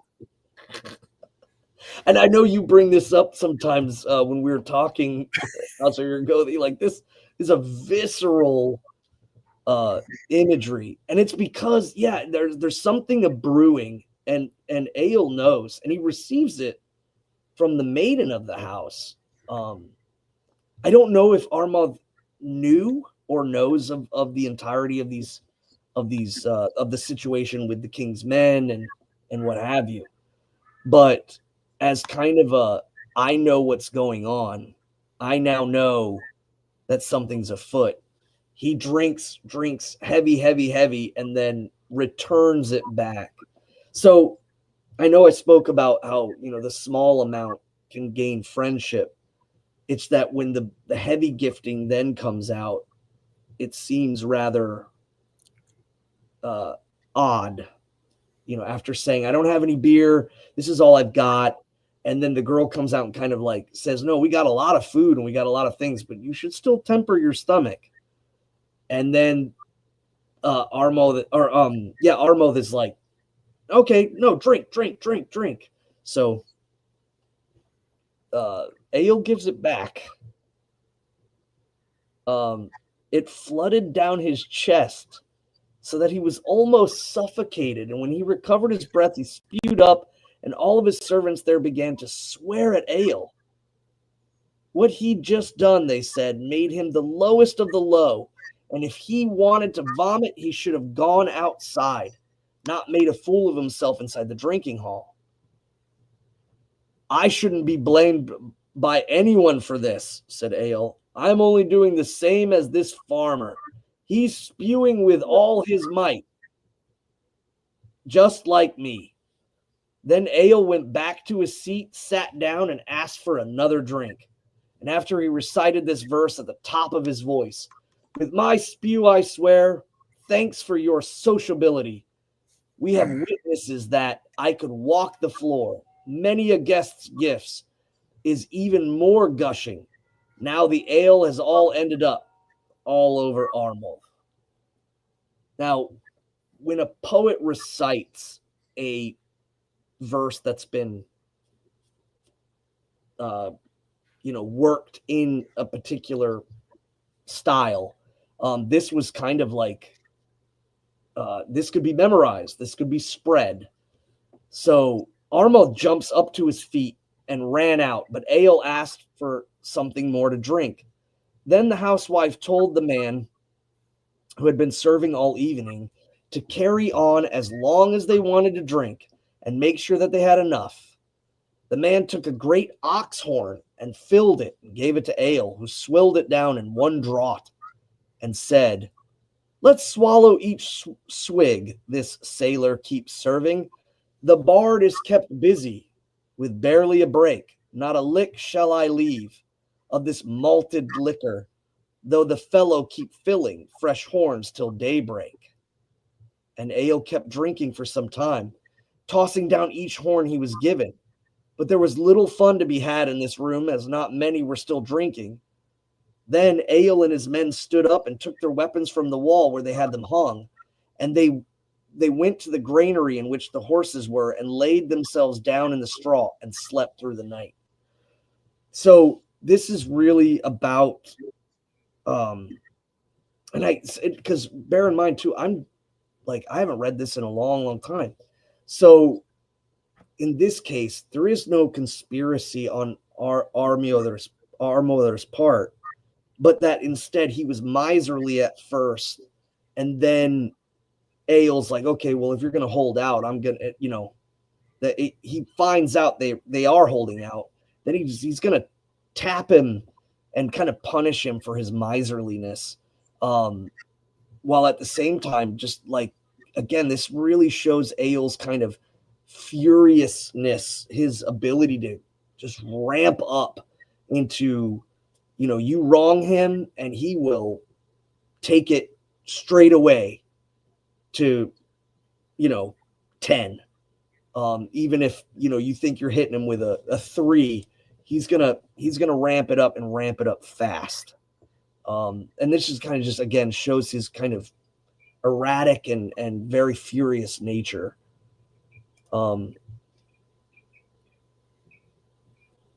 So in 72, Egill came to Thorvin the Bond. Egill rose up in the morning as soon as it was day. He and his men made themselves ready, and ready went as once the house to seek Armagh. And when they came to the apartments where slept Armagh and his wife and daughter, then Egill burst open the door and approached his bed. He then drew his sword, but with the other hand he grasped the beard of Armagh and forced him forward to the edge of the bed. But Armagh's wife and daughter leapt up and prayed Egill not slay Armagh. Egill said he would spare him for their sakes, for he said, this is but meat, yet has he deserved to die. He then spoke a verse, the gold-bangled blabbermouth gets this plea benefit. He may stir up strife, but he doesn't scare me. You perhaps hoped the poet would praise you more highly. Well, it's time to trudge off and take to our travels. So again, his withholding of food and his withholding of the beer that he actually had was what really kind of set this in motion. At this, Egill then took his sword and cut off his beard close to his chin and gouged him in the eye with a finger so that it hung out over his cheek. Oh. And then he went out to his companions. So this is a particularly descriptive set of chapters here. Gothi Bodhi is trying to find where we're at. So, and we were all doing good until at least I took over last week.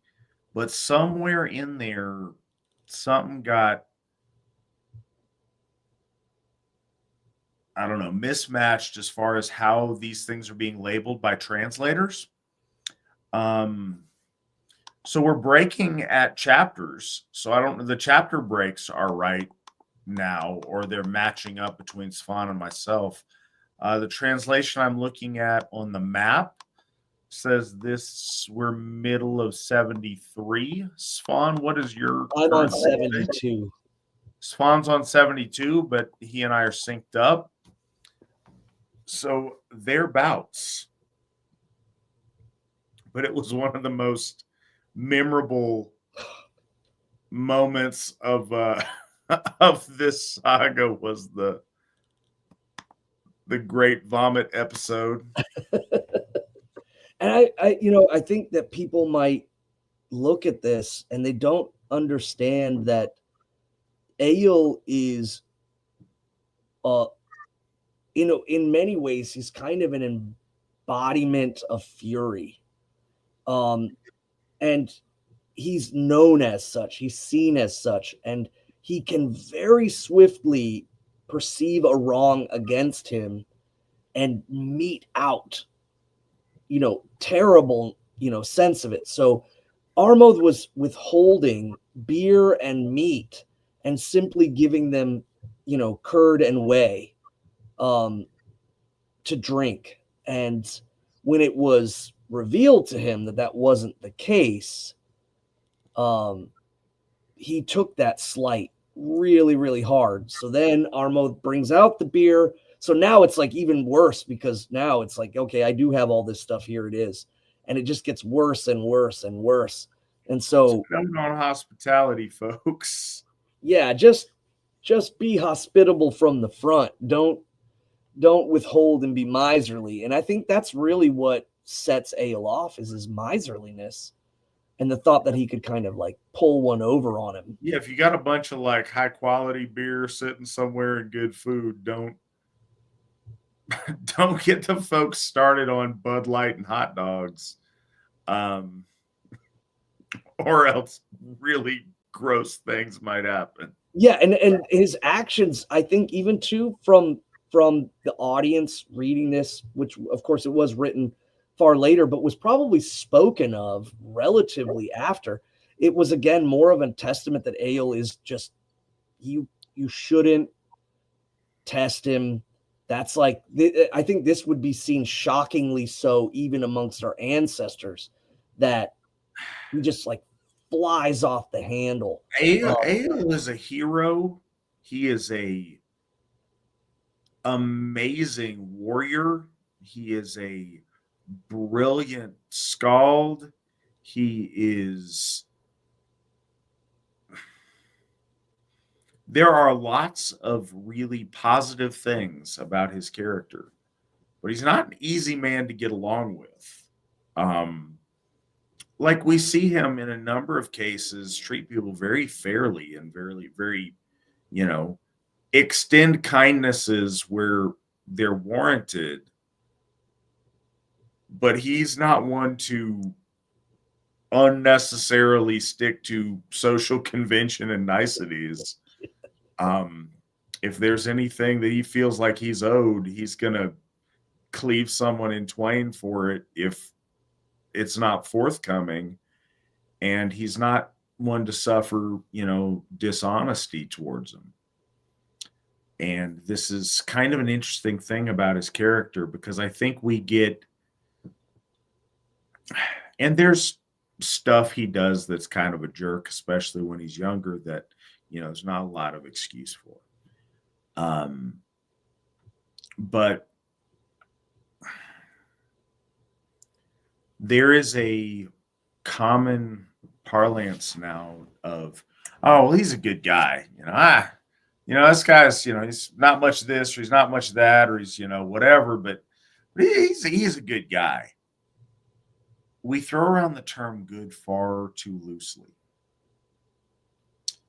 This was a much more honest time. And it's been said a lot recently, but I think it needs to be said as many times as people need to hear it. Being nice and being courteous and saying nice things and not being a jerk to be around, those are really good things. Those are nice things. We like those things. But why are those things occurring? I mentioned earlier how Egill, he's a hard man to get along with, but he can be fair. He's extremely loyal. He's capable of kindness. But when you get kindness from a man like Egill, it's meaningful because he doesn't need to be kind to you. He can destroy you with one swing of something. He can hold you down and fill your orifices with puke. He can do a lot of things to you. I'm not any more graphic than the material we're going over. Right.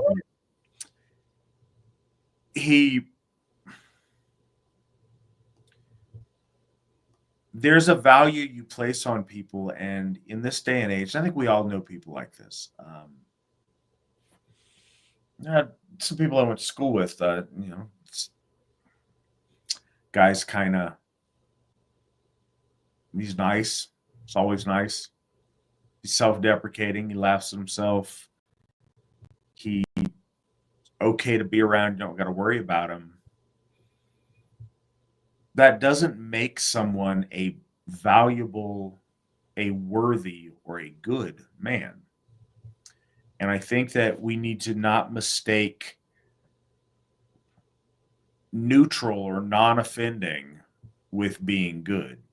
Egill is super offensive, but I think most people would choose, he's not the last guy getting picked for dodgeball. And there's a reason for that. He has lots of prowess. He has a firm sense of justice.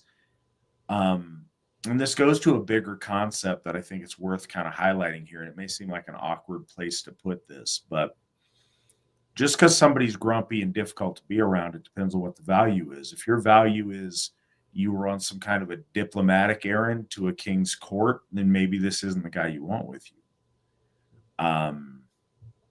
If you're going into to battle, he absolutely is. There's a situational value. There's kind of an overall judging of someone's character. And there is worth that extends far outside of, I could bring him along and he's not going to make my friends upset. There is people who are of firm conviction, people who know that you are going to get 100% honesty from them if you ask them a question. There's people who may not even like you, but you respect them. And if they give you their word, they will follow through on their word. There's a lot of things in life to value a man on, and his, smiling at the right social occasion and whatever is a very small part of that equation. And I bring it up to talk about a couple of different things. Worth and the assigning of worth, or as the ancestors would call it, worship, matters. I think that people only see the word worship in terms of like prostrated obeisance to a deity. And that is a form of worship, certainly. But the word phonetically, and you see it used in a more archaic time outside of that. So, okay, for instance, in high medieval literature, that's firmly into the Christian period. Yes, our people would worship Yahweh, or they would worship Christ or Mary or the saints, but you also hear about knights going to tournaments to win worship. Worship is the praise of of excellent fame. And it means applying worth to, or recognizing and acknowledging the worth of. So you would, Egill would seek to win worship by his poetry, or he would seek to win worship by his feats of arms. That's all a valid use of the word. So people get queasy when some people who have negative attachments to previous religious experience aren't necessarily comfortable with the word worship. Worship doesn't mean to make yourself less, but it means to acknowledge and to bestow worth upon something that you place great value in. Certainly, we put maximum value in the Aesir, and they're absolutely worthy of our worship. So are our heroes.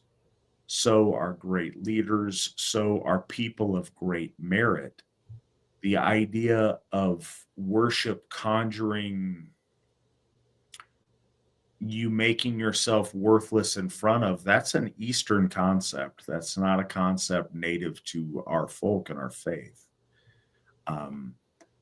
So, bowing before and acknowledging something's greatness isn't a slap at yourself. It is a recognizing a value position.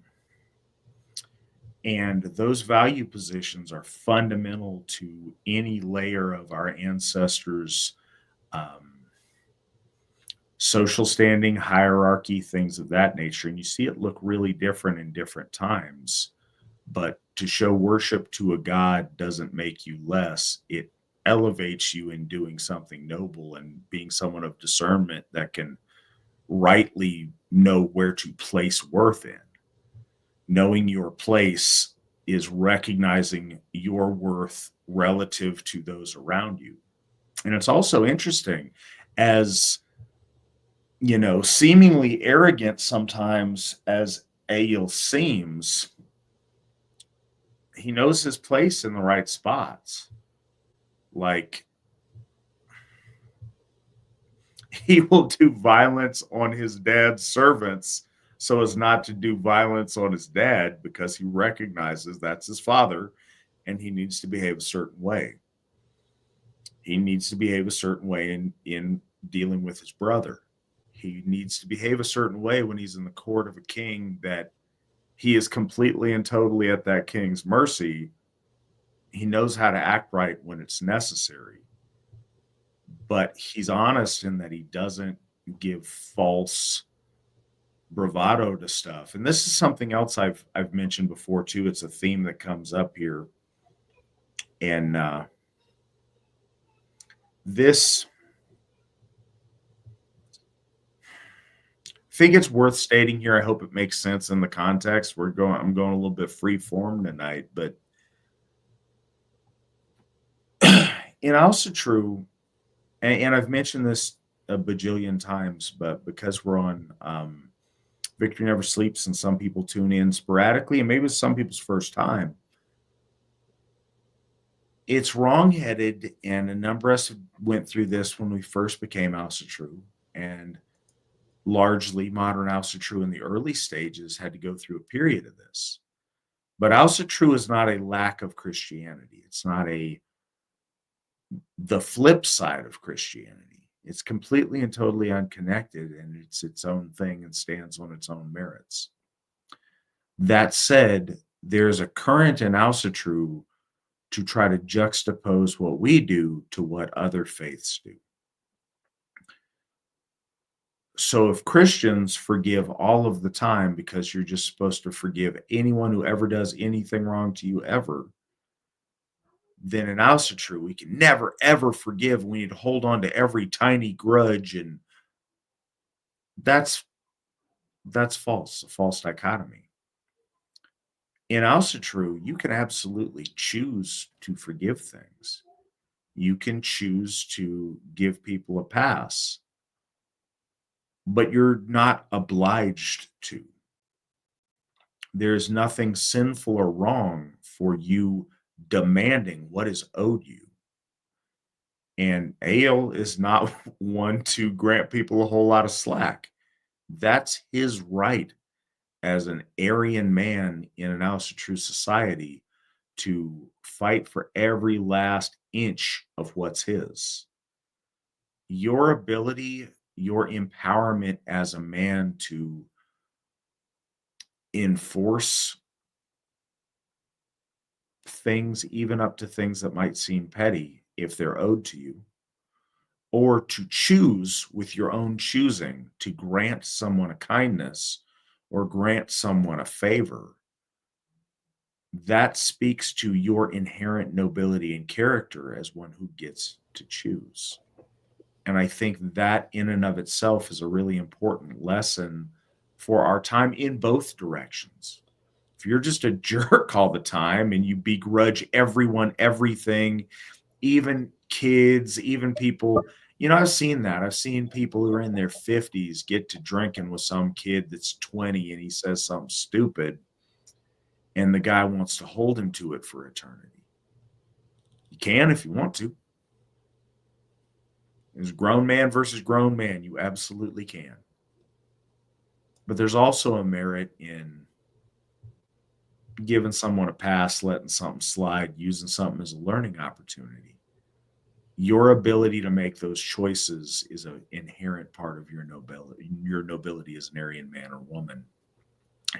And that inner nobility is fundamental to the practice of Asatru and understanding the fundamentals of Asatru, the way I see it.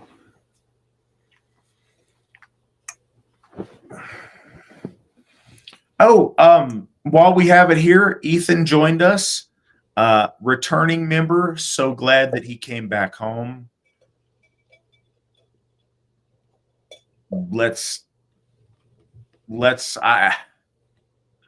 I'll welcome you back as many times as I need to, but I hope I don't ever have to again. We're glad that you are with us. We're glad you're home, and I'm glad you're joining us tonight. And Freya Fox on the side mentioned that she had her son's baby naming ceremony at Baldershof this past Saturday. I am glad that you made it out there. I am glad that you had that ritual performed in Baldershof before our folk. Witan Svan mentioned that to me when we were talking about it over this weekend. And congratulations to you and your family, and specifically to your son.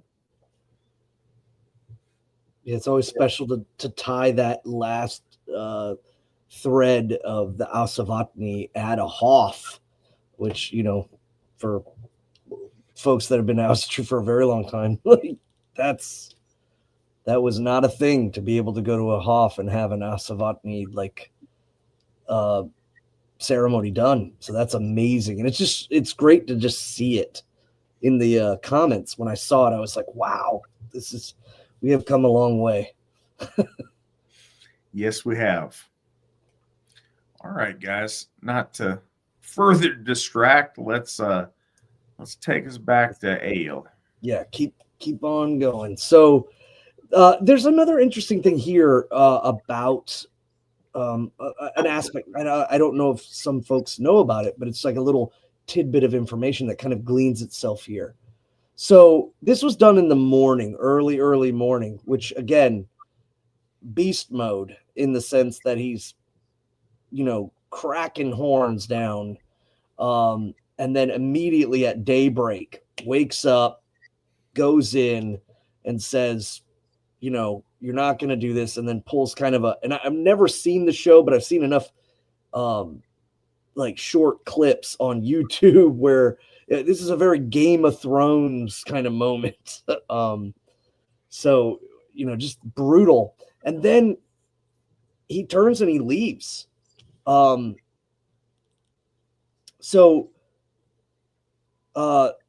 he went out to his companions.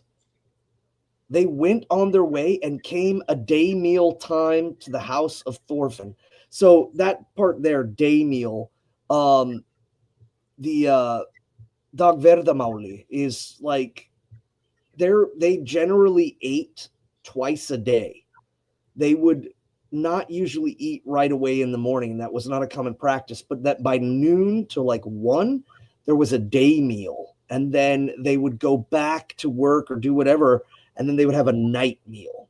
So that's just a little interesting bit of information about how we kind of know that our ancestors held a 2-meal day, and that the breaking of fast their fasting went even further than I think is generally done, just on a regular. So this is basically letting the audience know by like midday they come to Thorfinn. He dwelt in Itherwood. Of him they craved a day meal, and they fed their horses. Thorfinn granted this, and Egill and his men went into the hall. Egill asked if Thorfinn had seen anything of the rest of his party. We appointed, he said, to meet here. And Thorfinn said, here passed 6 men together a little before a day, and they were all very well armed. Then said the housecarl, I was driving a sleigh into the night to fetch wood, and I came upon 6 men upon the road. They were housecarls of Armulf, but that was long before day. Now I am not sure whether this will be the same as the 6 men whom you spoke of. Thorfinn said that the 6 men whom he had met and passed after the housecarl came back with the load of wood, while they sat at meal, it says here too in the translation I got, sat at meat, because remember too, the usage of the word meat didn't mean flesh of an animal. It meant like the entirety of a dinner in older usage. Egill saw that a woman lay sick on the let's see, this is an interesting word, at the dais at the end of the hall. So the upper part where the bedding kind of would be placed. She was at the end of the hall, and he asked who that woman was and why she was in such a sad case. Thorfinn said that her name was Helga, and it was his daughter. She had long been ill. Her complaint was a pining sickness. So she got no sleep at night and was as one possessed. Has anything, Egill asked, been tried against this ailment? And he spoke, runes have been cut or graven, as Thorfinn said. A landowner's son hard by did this, and she has since been much worse than before. Can you do anything about such ailments, Egill? Egill said, maybe no harm will be done by me taking it into my hands. So at this, Egill had finished his meal, and he went there to where the woman had laid, and he spoke with her. Then he bade them lift her from her place, and laid clean linens down under her, and they did so. Next, he searched the bed in which she had lain. And the reason why he's doing this is because runic magic, talismanic runic magic, works in proximity, oftentimes the best. And so there he found what he was looking for, a piece of whalebone, whereupon runes had been carved. Egill then began to read them. He cut the runes off and scraped them into the fire, and he burned the whole piece of the whalebone, and then had the bedclothes that she had used hung out to air. Then Egill said, runes none should grave ever, who knows not to read them. Of dark spell full many, the meaning may miss. 10 spell words writ wrongly on the whalebone were graven, whence the leek tending maiden, long sorrow and pain. So he's basically stating that there is a definitive sense of runic right and wrong. It's not a relative thing, and that there's this formulaic sense that is laid out with purpose. And when it's not done on that purpose, and it's brought to almost its full fruition, but is wrong, it can bring more harm than good. And he carves the runes off into the fire. And he also mentions here too, whence the leek tending maiden.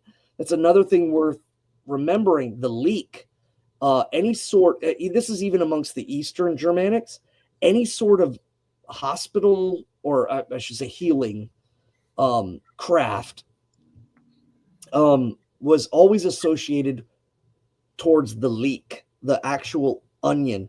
But in reality, what we're talking about is the medicine crafts, and the leek was a part of it. Soups and broths and herbs of good ailment, garlic and regular leek. And why leeches are called leeches, because again, leek craft, and this all boils down to the body. The body is the leek. So these kind of hints clue us towards our like ancient medicinal practices. So I just looked up your thing about meat, because it's interesting the journey it goes through. Looking back at the root of meat, it's funny because before our current use of like animal flesh, meaning meat, it had, rightly just meant food. But before that, it goes back to a Proto-Indo-European Aryan word that meant to ooze or drip with grease and fat. It's neither here nor there. I just ran down the etymology because I was curious. Well, I mean, that would naturally lend it towards the actual flesh of the animal. But yeah, people that speak German or know that, like in German, the word Fleisch and flesh is mainstay, and like meat kind of meant the whole of the meal. Perhaps, but I think with the dietary anthropology of our people, it's interesting. In a time where most or a larger part of the diet was the flesh of animals, then we went to a spot where there was quite a bit of grain and other things in the diet.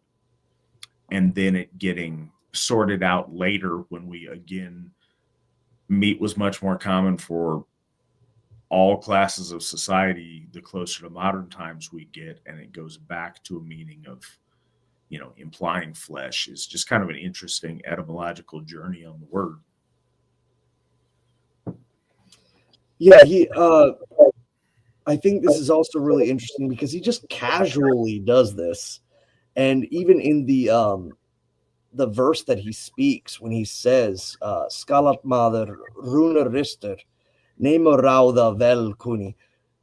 The runa rister, I know that anybody who's interested in runes knows particularly those two words together. The rister, the carving or the writing of, the word writing is kind of, that shares the same origin. He just simply states that if you think you know the runes and you know how to sacrifice them, you know how to call forth them, you know how to shape them and to press them and play them in an area, and you do it wrong, you're going to cause issues. So then just happenstancely, he carves them off and then sings a verse, and then he says, it says here that Egill carved the runes and laid them under the bolster of the bed where the woman lay, and it seemed as if she had suddenly woken from a sleep and now felt well but was still weak. But her father and mother were overjoyed, and Thorfinn offered to Egill all the furtherances that he might think needful. So we go from this brutal, like, retribution of you shorting me, to going to the next house and he's just eating and he's like, what's wrong with her? And then it's like, oh, I know what the problem is bad runes. And he carves the runes and then he heals her. And Thorfinn's like, oh, this is amazing. Like, you're the best. So night and day. And I think that encapsulates Egill's overall sense that he is 1 minute beneficial and the next minute furious. And I think that lends to the greater understanding of Lord Odin. Lord Odin is the giver and the taker, and both being aggressive, giving aggressively and taking aggressively. I got to wear the this doesn't look like a sweet. So in chapter 73 for me, Egill comes to Alvar the Bond, and this too, the bond could, I can't remember because again, I haven't read this. I don't know if he was a freed slave or if he was bound by some sort of oath or a person who keeps his oaths. But the word bond meaning united or connected in his name. And also to here we see the use of the word alver to mean a name. And oftentimes it was not that our ancestors named their children after the gods. They would always add something like Freydis or Thorstein or Thor Ulf or what have you. But Alvar seems to be one that could stand alone. And again, Alf doesn't, it means a being that is synthesized with whatever is in front of it. A Leos Elf is a being that is synthesized with light. Dark Elf, synthesized with the mortal coil. Svart Elf, synthesized with the properties of the earth and the material. It always kind of just stands to mean a being, or a again a powerful presence. So in chapter 73, Egill said to his comrades that he would go on his way and abide no longer. Thorfinn had a son named Helgi, a valiant man. Father and son offered Egill their company throughout the woods. So throughout their lands, they're going to go with them, guide them. And they said that they knew for a fact that Armoth Beard had put 6 men in the wood to lie in wait for him. So Armoth is not taking that slight at all.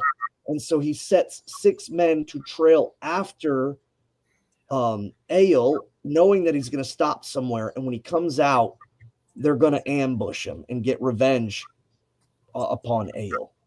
And it was likely that there would be more ambushed in the wood in case the first should fail. So there might be more than just the 6. There were with Thorfinn 4 that offered to go, and then Egill sang a stave. So it's worth noting too, like they know that there's going to be some trouble, and Thorfinn and his son and 4 other men are like, I'll go. Bearing in mind, this could be their end. It might fare well for Thorfinn or for Egill, but it might not fare well for them. But they're still going to go because this is a matter of honor amongst the owner of the hall. And again, they just don't shirk away from the possibilities. And Egill says, if 4 with me follow, thou findest not 6 men. With us bloody sword blows to barter and fight. And if we 8 go, undaunted in courage, on 12 black-browed Egill, the battle will dare. So, again, he's referring to himself as the dark-browed, or the like Sverder, the gloomy, dark-browed self, and he's referring to himself, and he says that that he will be able to take many on his own. Thorfinn and his men decided to go into the wood with Egill, and thus they were 8 in all. And when they came where the ambush was set, they saw the men there. But these housecarls of Armoth, who were in ambush, on seeing the travelers were 8 in number, thought that they were overmatched and hid themselves away in the wood. And when Egill's party came to where the liars in wait had been, they saw that all was not peaceful. And now Egill said that Thorfinn and his men should go back, but they offered to go further. However, Egill would not have it and bade them go home. So they did so and turned back. But Egill and his men went forward, being now just 4. And as the day wore on, they perceived that there were 6 men in the wood, and they were pretty sure that they were also the housecarls of Armoth. Up let the liars in wait and made at them. So Egill knows with the amount of men that he has right now of 8, they're not going to fight. So instead of like pursuing with the amount, he's like, no, you guys go home. These guys aren't going to do anything. And what he's really thinking is, I'm going to cut down my numbers so that they're tempted to finish their job. So he knows it's coming and he wants it to just get done with. So he cuts his numbers down. And the ambushers that were laying in wait made at them in a charge, and the encounter ended in Egill slaying 2 and the rest losing their morale and running back into the woods. Then Egill's company went on their way, and nothing more happened till they got out of the wood and found lodging near the wood with another landowner named Alvar, who was called Alf the Wealthy. He was an older man, wealthy in money, of strange temper, so that he could keep but few in his household. A good reception Egill found there, and with him Alf was talkative. I think it's kind of funny too, like these two guys kind of click. They understand each other in a way. Egill asked him many questions, and Alf told him what he asked. They spoke much about the Earl and the King of Norway and the messengers who had been before and gone eastward to gather tribute. Alf in his talk was no friend to the Earl, so that makes him a friend of Egill.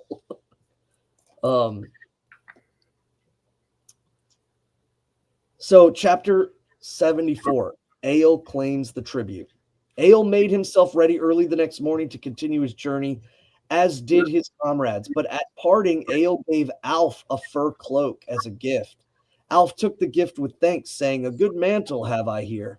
And he bade Egill to visit him again if he ever comes back this way. And they parted as friends. And Egill, going on his way, came on the evening of a day to Earl Arnvid's court, where he found a good reception, and he and his comrades were placed next to the sitter in the seat opposite the Earl. And I think this refers not that he's sitting in the high seat across, but is now sitting on the same side, the bench of the high seat of the Earl. When Egill had been there for a night, he declared his errand with the Earl and the message of the king from Norway, and said that he wished to have all the tribute from Vermland that had been owing since Arnvid had been set over the land. So now it's just a brief reminder, the Earl here has been accused, he's the Earl of Vermland, and he has been accused of, when Hakon sends guys to claim this tribute, he then has an ambush set for them, and then they get killed and he takes the money back. So that's kind of just looming as far as what's the reader is knowing. But Egill, that's not even like, I really don't think he's concerned. But he also kind of boasts further and says, like, no, you guys owe tribute for like numerous attempts. The Earl said that he had paid out of hand all the tributes and delivered it into the hands of the king's messengers. But I know not, he said, what they have since done with it, whether they brought it to the king or ran away with it out of the land. So he's not even saying like ambush. He's like, maybe they just took it or they took it back to the king. I don't know. I just did my part. What they have since done with it, or whether they ran off with it out of the land. However, as ye bear sure tokens that the king has sent you, I will pay you all the tribute to which he has a right and deliver it into your hands. But I will not be answerable afterwards for how you fare with it. Egill and his men remained there for a while, but before Egill went away, the Earl paid them the tribute. Part was in silver and part was in furs. And when Egill's party were ready, they started for the return. At their parting, Egill said to the Earl, "Now we will bear to the king this tribute which we have received. But know, Earl, that this is much less money than the king deems to be due his right, and to that, without counting that, as he thinks, thou oughtest to pay atonement for the messengers whom common rumor says thou didst cause them to be slain." The Earl said that was not true, and with that they parted. So Egill does know about it and says, you should pay back the king all that because the rumor is you just took it back. Now, when Egill was gone, the Earl called to him his two brothers, each of whom was named Ulfr, Ulf or Wolf, and he spoke thus: that big fellow, Egill, who was here for a while, will, I expect, do us an ill turn when he comes to the king. He may by this mark how he will bear our matter before the king, that he threw in our face such a charge, the taking of life of the king's messengers. Now must ye two go after the party and slay them all. And I let none bear this slander before the king. So now he's doing what he's been accused of. And is it reasoning to perpetuate something that he's already done? Or is this just the first time he's doing it now because he's been slandered? I don't see the logic in it, because either way, it's going to hurt his standing with the king. So he says, now must you two go after the party and slay them all, and let none bear this slander before the king. Methinks that the wisest plan were to lie in wait in Itherwood, take with you so many men as to make sure that not one of them escape, while ye get no less of men from them. Then did the brothers make ready for their journey, and they took 30 men, and they went into the wood, on which they knew every path. Then they watched Egill's group coming.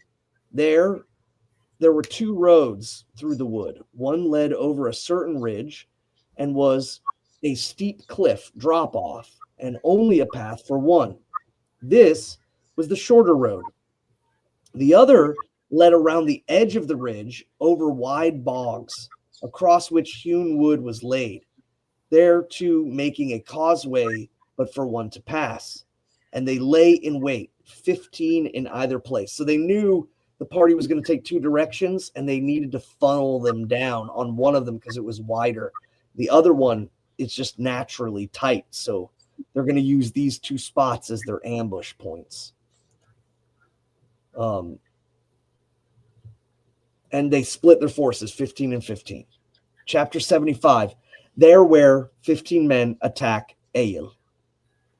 So Egill went till he came to Alf's, and was there for the night in good quarters. So this is kind of going back, while this is a preset of the ambush that we just learned about.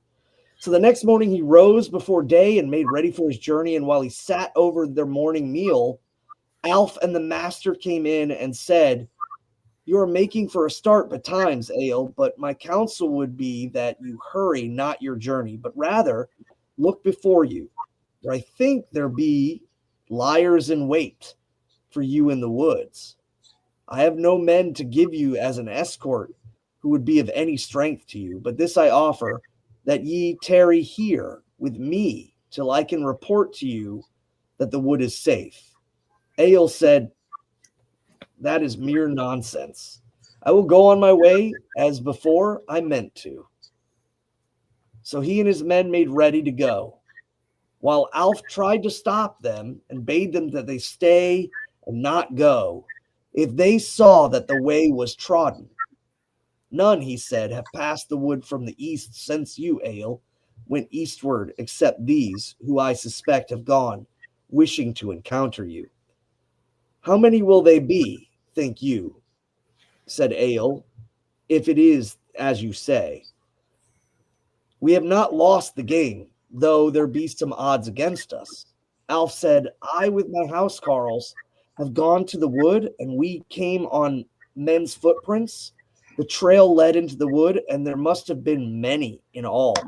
But if you do not believe this that I say, and go and see for yourself the trail, and want to turn back, please do, if it seems as I tell you.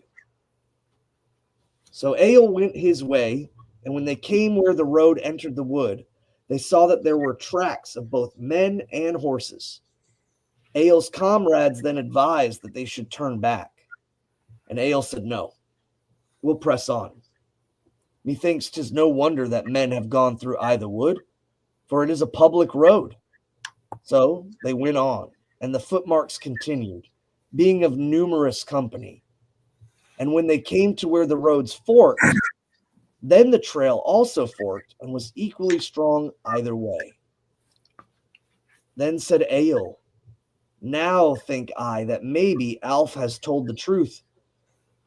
We will now make us ready as expecting an encounter. So the reason why he's saying that is because this large troop splits and goes down two different pathways instead of carrying on in one pathway. This kind of lends him the clue that, okay, they're waiting on the road. They're waiting for our decision. So then Egill and his men doffed their cloaks and all their loose clothing and laid these on the sledge. So they take them all off. They take off anything that might be in the way of the fight. Egill had brought in his sleigh a very long cord of bast, for it was the wont of those who had taken long sleighing journeys to have them some spare cord in case the harness needed mending. Egill took a large flat stone and laid it before his breast and stomach, and then he went thereon with the cord and wound it around him. So he digs out this large flat piece of probably slate and put it over his chest, and he starts suiting up. He's putting on a plate. He's making a plate carrier. He bent there on the cord and wound it around him, and so encased him right up to his shoulders. After that, they continued on. So he's suspecting, and he's going to be in the forefront. And again, a sword can't, if the stone is thick enough, sword ain't going to push through it. In Itherwood is of the kind, Itherwood is of the kind. There is a reaching to the cultivated land on either side of this dense forest, but in the middle is a wide space of shrubbery and thin copse trees, with some parts being quite bare of wood. Egill and his company turned by the shorter way, which lay over the ridge. They all had their shields and helms and weapons, both to cut and to thrust, ready to go. Egill walked first, and when they came to the ridge, there was wood at the foot of it, but above on the rock it was bare. But when they came up to the rock, then 7 men leapt out of the wood and up to the cliff after them, and shot at them with arrows. Then came other men against them from above on the crag's brow, and they started throwing stones at them, and this was by far the greatest danger. Then said Egill, now must you step back and close up to the cliff and cover yourselves as best as you can. So put your back up against the wall of the cliff so that they can't get a straight shot on you. As best you may, I will try to win the summit. They did so, and then Egill got past the rock out on the top.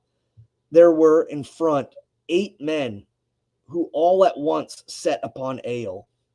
Of their exchange of blows, not is there to tell. The end was Egill slew them all. So not into much great detail, but basically he says, get your backs against the wall. I'm going to push, point and go up on the summit and get rid of the rock tossers. And when he goes up there, he cleans house and just waxes all these dudes. So then Egill, I'm sorry, I got off on that tangent there. Egill slew them all, and then he set forward to the verge of the summit and started hurling stones that none could withstand, and thereafter 3 of the Vermians fell, but 4 gat them into the wood, sore wounded and bruised. So he goes forward, gets the guys up on the cliff summit, and then starts using their tactic against them as they are trying to attack his men down below. Then Egill and his men took to their horses and went on their way till they came over the ridge. But the Vermians which again, this is the land that they come from, the tribute land, who had escaped, brought news of this to their fellows who were on the other side in the other trail of the bog. They then advanced by lower road and so to beset way in front of Egill. So the remainders of those that were in that secondary ambush of 15 men, whoever survived, they run and they go and grab the other 15 men. And instead of like just trogging across and following him, they're like, no, we know the land, so we're going to cut in front of them. So they were then advanced by the lower road and so beset their way in front of Egill. Ulf said to his comrades, we must now go cunningly to work with them, and so manage that none of them get away. This, said he, is the nature of the ground. The road skirts the ridge close to the front of which runs the bog, while a rocky brow is above, and the passage lies beneath these and is no broader than a footpath. Now some of us shall go forward round the brow to withstand them if they advance, but some shall hide here in the wood and leap out behind them, and will flank them out at their back when they have got on before us. And take we such heed that none escape. They did as Ulf bade, and Ulf went forward around the brow, and 10 men with him. And remember, too, Ulf is one of the brothers. I cannot remember if the other brother was slain in the first ambush, but they make no mention of it. So Egill and his men went on their way, knowing not of this plan, till they came into the narrow path. Then outleapt men from behind them and drove at them with weapons. They faced about to defend themselves. Now also dashed at them those who were in the front of the rocky brow, and when Egill saw that, he turned to meet them. Quick were the blows exchanged between them, and Egill smote down some of them in the narrow pass. So what's most likely too is that they're actually not even riding their horses; they're walking with their horses. And when he sees this, he turns around and he just goes for the against the rear assault. Egill dashed after them, and there fell Ulf, and in the end, Egill slew there single-handedly 11 men. Then he went where his comrades were keeping the pass before the other 8 men, and they were wounded on both sides. But when Egill came in, then at once upon them, they fled back when they saw Egill coming. 5 escaped, all of them wounded, but 3 fell there. And Egill had many wounds, but none of them were serious. So this is just epic fighting, back and forth. And I really wish there was more details as to how they actually went about fighting. But at the end, Egill is just a terrible force to be reckoned with. And again, he's coming at him with this big stone strapped to his chest. And then they gathered up and continued their journey. He bound his comrades' wounds, none of which were truly mortal, and they sat in the sleigh. They drove the rest of the day, so that the sleigh's being drugged by the horses. They put the wounded in there and carried on. But the Vermians who escaped took their horses and dragged themselves from the wood eastward to an inhabited parts. There they got their wounds bound, procuring companions that they made their way to the Earl and told him of the terrible misadventure that they had. They told how here is confirmed that both of the brothers fell. They tell of how both Ulfs had fallen. 25 men were dead, but only 5 escaped with their lives, and they all were wounded and bruised. The Earl then asked what were their tidings of Egill and his comrades. And I think in this sense, he's asking, like, are they hurt? Are they at least mortally injured? Are they going to even make it? And they answered, we know not for sure how much they have that are wounded, but full boldly did they set on us when we were 8 and they 4. and then we fled. 5 reached the wood, but 3 perished. Yet, for all we could see, Egill and his men were as fresh as ever. The Earl said that their journey had been a bad one as it could be. I could have been content we should have great loss of life, and yet but slain these Northmen. But now, when they come west from the wood and tell the tidings to Norway, then may we expect from him the very hardest of terms. So, and I don't have the map and access, but are these men living in what is now Sweden? Yes, they're like. I wish I had my Scandinavian geography a little bit better. There's that big lake thingy in Sweden, in southern Sweden, kind of parallel to Oslo Fjord. That But big on the right other thing. side. Yes, that's the technical term. That's so anyways, this is the biggest lake there in Sweden. They're slightly north of that. This is just over the mountains. There's that mountain ridge that cuts through and kind of divides Norway and Sweden. This is just on the Swedish side. Yeah, and this situation is bad because even if he didn't orchestrate the ambushes before on the tribute messengers, you know, he says, I've been slighted, so kill these guys. So now, even if he hadn't done it before, he did it this time, which pretty much dooms him to the other times, no matter what. And he's like, he knows if Egill gets out of the wood and gets into Norway, it's not going to be good.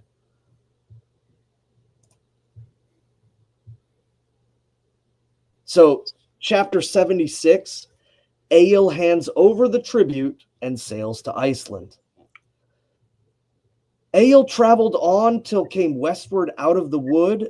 They made for Thorfinn's that evening, where they were well received. Their wounds were bound up, and they stayed there for several nights. Helga, the master's daughter, was now on her feet and whole from her ailment. For this, she and all the family thanked Egill greatly. He and his rested there themselves and their beasts. The man who had carved the runes, they use the word graved, again for like, I guess, cutting on stone for graves, but who carved the runes for Helga dwelt not far off.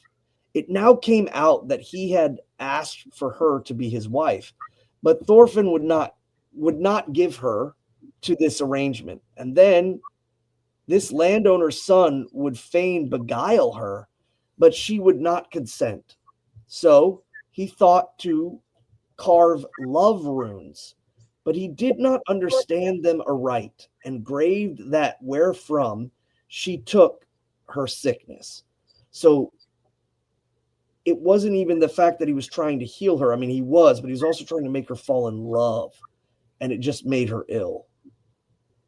And when Egill was ready to depart, Thorfinn and his son escorted them on the road, they being thus 10 or 12 in company, and they went with them all day as a guard against Armoth and his housecarls. But when the tidings were heard how Egill's band had fought against overwhelming odds in the wood and conquered them, then Armoth thought it hopeless to raise shield against Egill. Wherefore he, with all his men, sat at home. Egill and Thorfinn exchanged gifts at their parting and pledged themselves to friendship. Then Egill with his men went their way, and no tidings are told of their journey before they came to Thorstein's. So that part there too about adding in with the runic that the young man was trying to seduce her with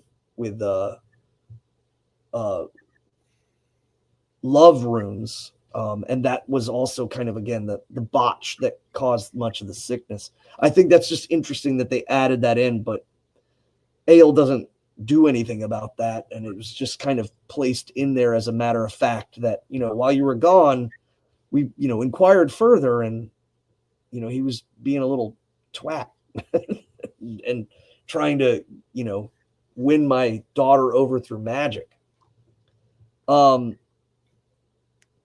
Their wounds were healed. So again, they're really at every stop they're tending to their wounds. So they did get hit pretty heavy.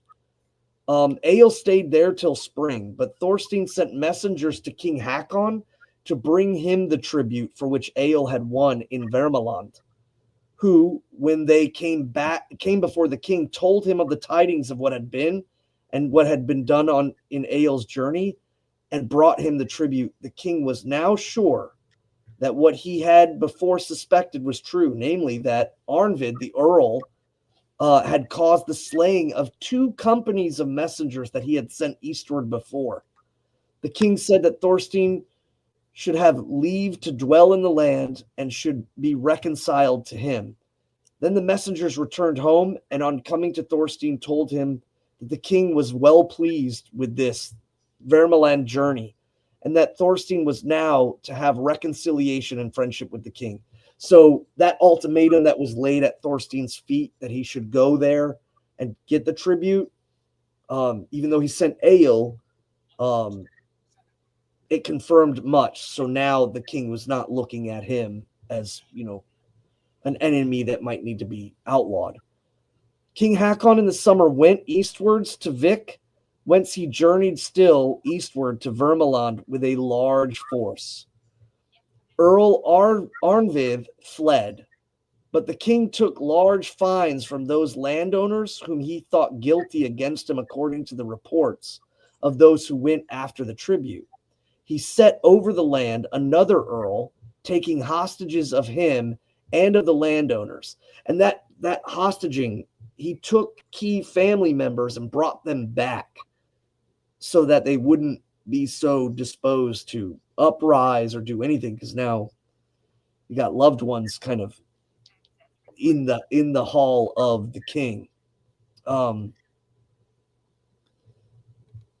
So in this expedition, Hakon went far and wide about western Gotland and subdued it, as is told in his own saga and is found in the poems composed about him. So this spurns on he raises this big army to kind of, crush Arvid and Vermaland. And then he's like, well, you got this big army now. So then they go even further and go towards Gotland, which is on, I guess, the east coast of Sweden, if I remember correctly, and subdues it and brings it under his rule for tribute. Then was it that with 2 ships he disabled 12 ships of the Danes and gave to Tryggva, son of his brother Olaf, the name of king and the rule over Vik eastwards. Egill in the summer made ready his merchant ship and got thereto a crew. But the long ship that he had brought from Denmark in the autumn he gave to Thorstein as a gift in parting. Thorstein gave Egill many good gifts, and they pledged them to a close friendship. Egill sent messengers to Thjord, his wife's kinsman, in Aurland, and gave him charge to arrange that those lands that Egill owned in Son and in Hordaland in Norway, bidding him sell them if there were a buyer. And when Egill was ready for his voyage, they sailed out along the bay and then northwards along the Norwegian coast and afterwards out into the main. They had fairly good breeze and came from the main into Borgafjörð in Iceland. And Egill steered his ship up the fjord to a haven close to his house. He had his cargo conveyed and carried home, and his ship was set up on props. And Egill went home to his house, fain were folk to see him, where he stayed that winter. So that was a successful 2-year voyage of, money and loot and just renown and fighting. It's kind of wild. Just two summers, really, not even 2 years, just 2 summers. Chapter 77 of Ketil Gufa's Thralls. By the time that Egill had come out to Iceland from his journey, the whole district was now settled. All the original land takers were dead, but their sons or the sons' sons were now living there and dwelt in the district. Ketil Gufa came to Iceland when the country was almost fully settled and spent his first winter at Gufaskalar in Ross. It's spelled oddly. Let me see.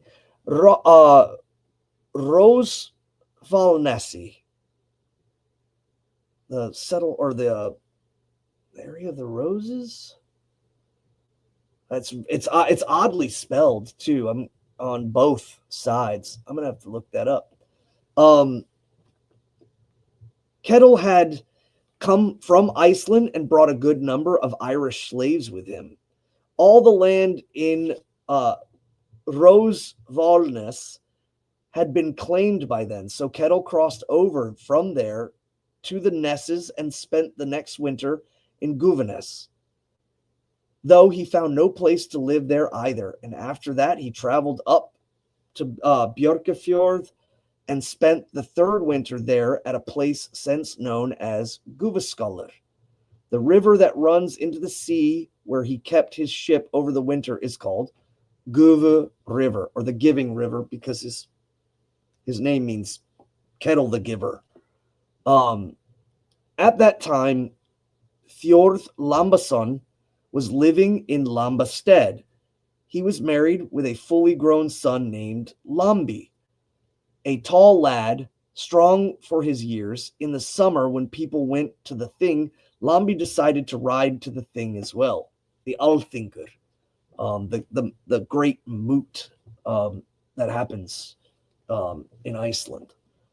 And by this time, Ketil Gufu had gone west to Breiðafjörð in search of a place to live. Then his slaves all ran away, and one night they came to Thjord's house in Lambasted. They set fire to it and burned Thjord to death with all in his household. Then they broke open his storehouse, carried out his goods and valuables, and drove outside in horses, loaded them with packs, and went over to Alftanes. So again, the Irish slaves that were probably taken from battle or what have you, they're not content with being thralls.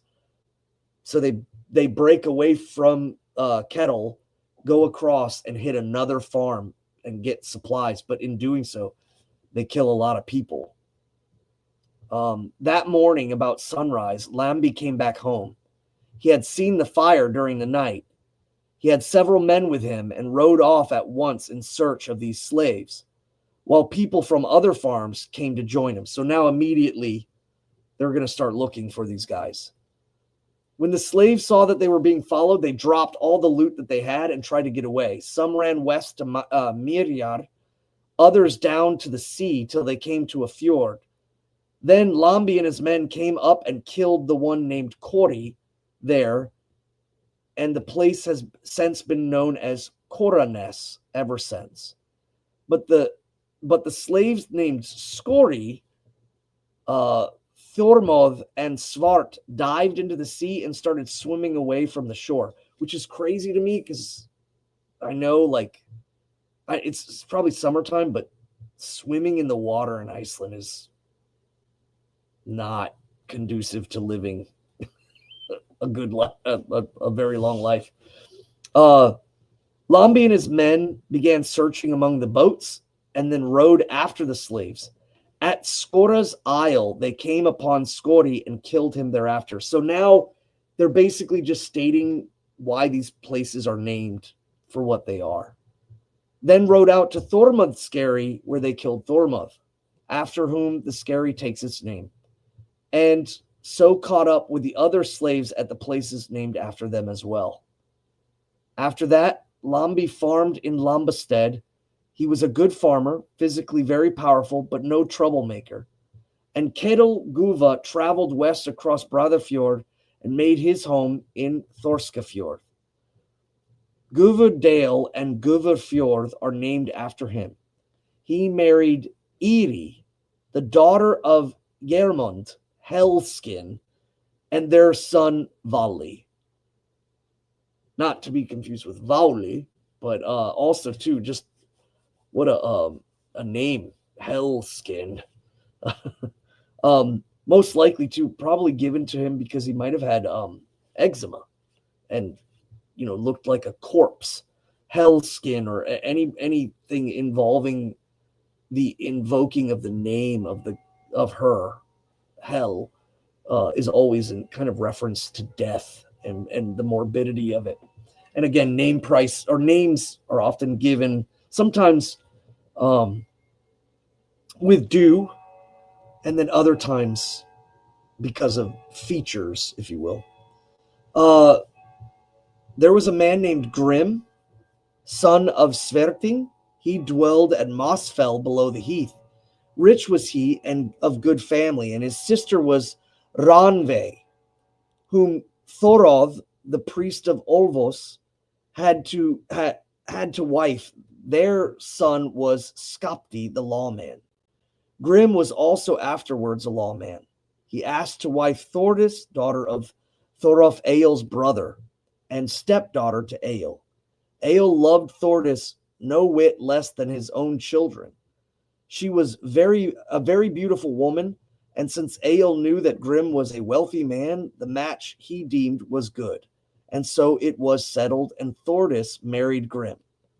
Then Egill paid over to her father's heritage, and she went home with Grim, and the pair dwelt long in Mossfell.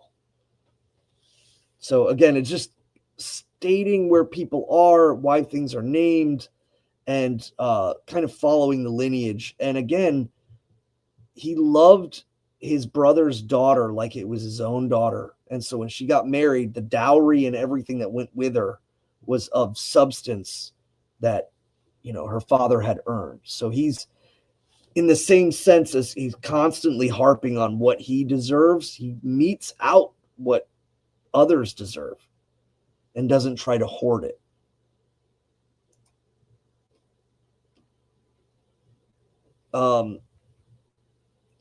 Chapter 78, Egill speaks the Sonatoric and Arnbjornarkvida. There was a man named Olaf, son of Hauskuld Dalekol's son, and Melkorka's daughter, of Myrkjartan, king of the Irish. Now, just briefly, just to let you guys know, so Kjartan Saga and the fact that Olaf buys a slave in the Baltic Sea, and she's considered a mute. She doesn't speak the language or doesn't speak at all. And he sleeps with her. And when she arrives back to Iceland with him, she's pregnant.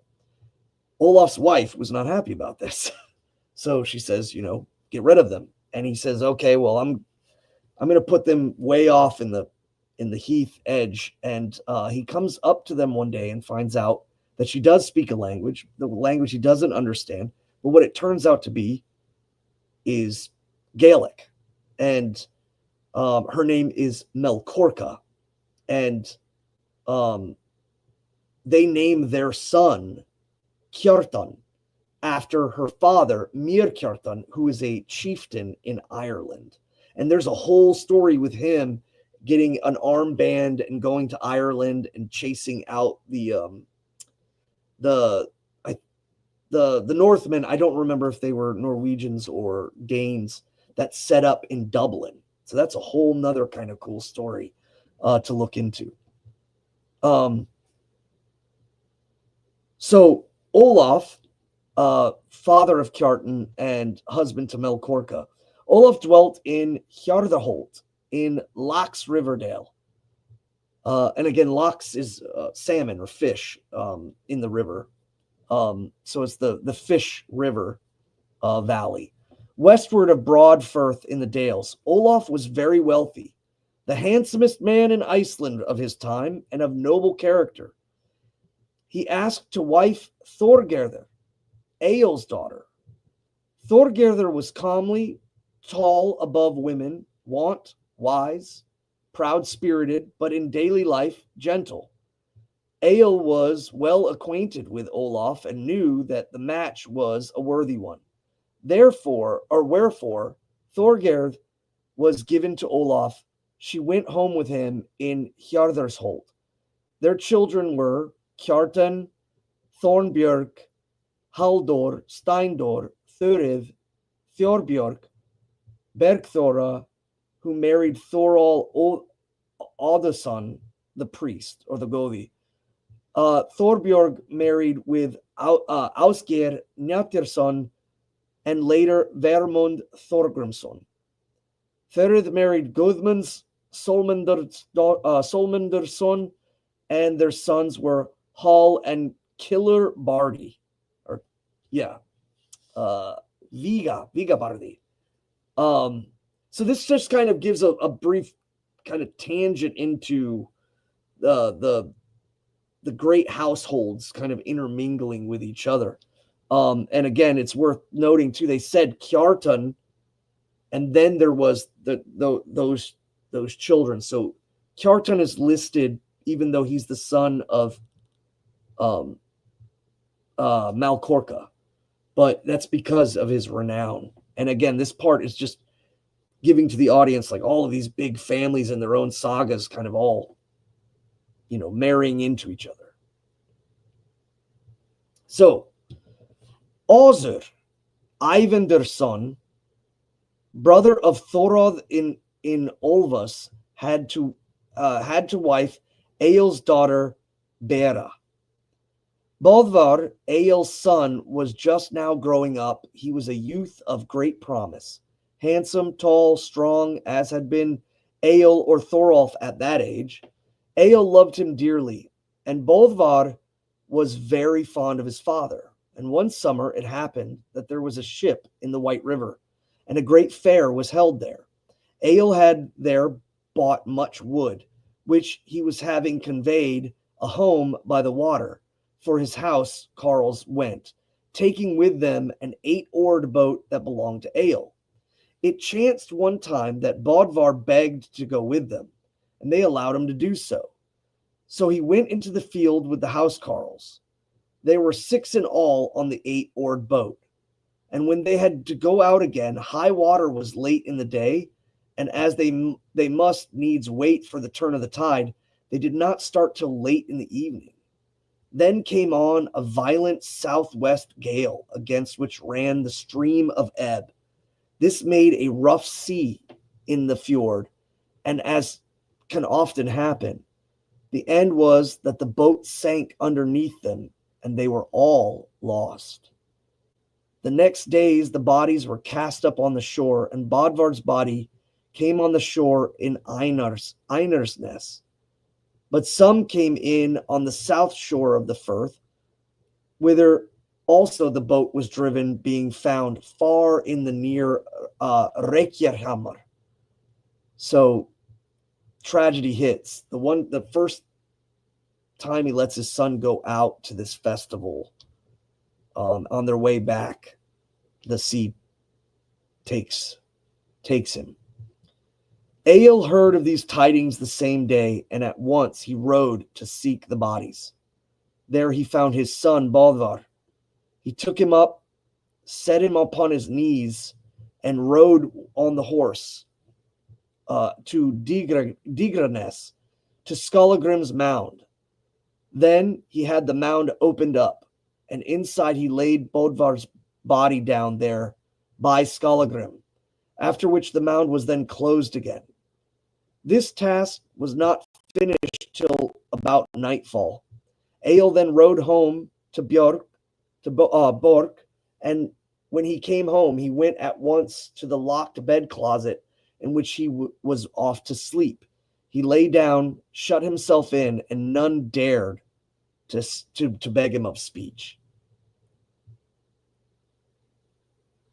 It is said that when they laid Böðvar in the earth, Egill was thus dressed. His hose, or his woolen leggings, were tight-fitting. He wore a red kirtle of fustian, closely fitted and laced at the sides.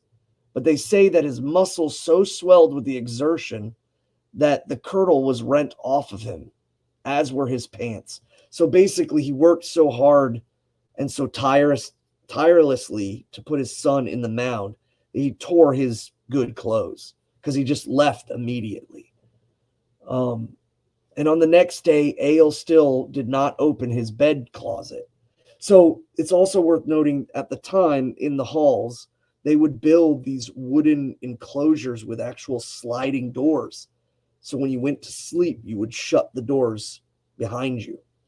And the bed was kind of in there. So almost like a bunk bed with an enclosure around it and nobody sleeping on top. He did not eat any, he had no meat or drink. There he lay for that day and the following night. No man dared to speak with him. But on the third morning, as soon as it was light, Ausgerder had a man set on horseback who rode as hard as he could westward to Hjarðarholt and told Thorgerder of all these things. It was about nuns when he got there.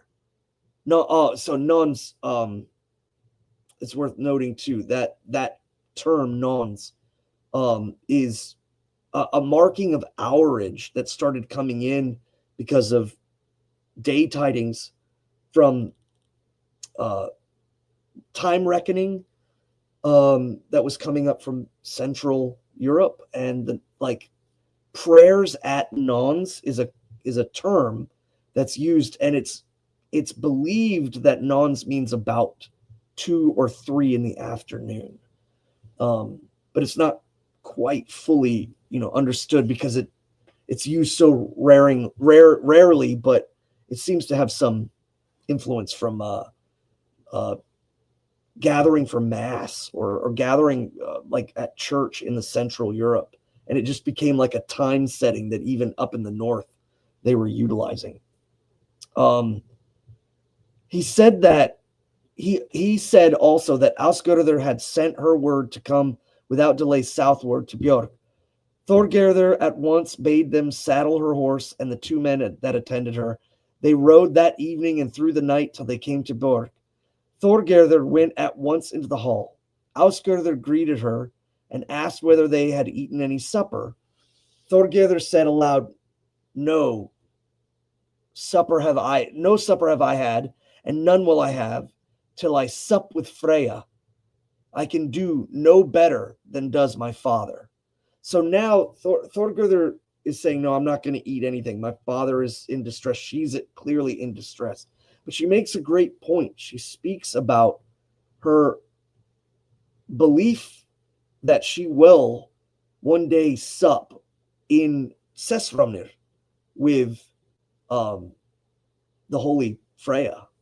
And that this again lends to another tenet of the Asatru Folk Assembly about ascension. And so, if people come at you saying, oh, ascension, that sounds like Christian stuff. No, it's clearly here. She's speaking of that.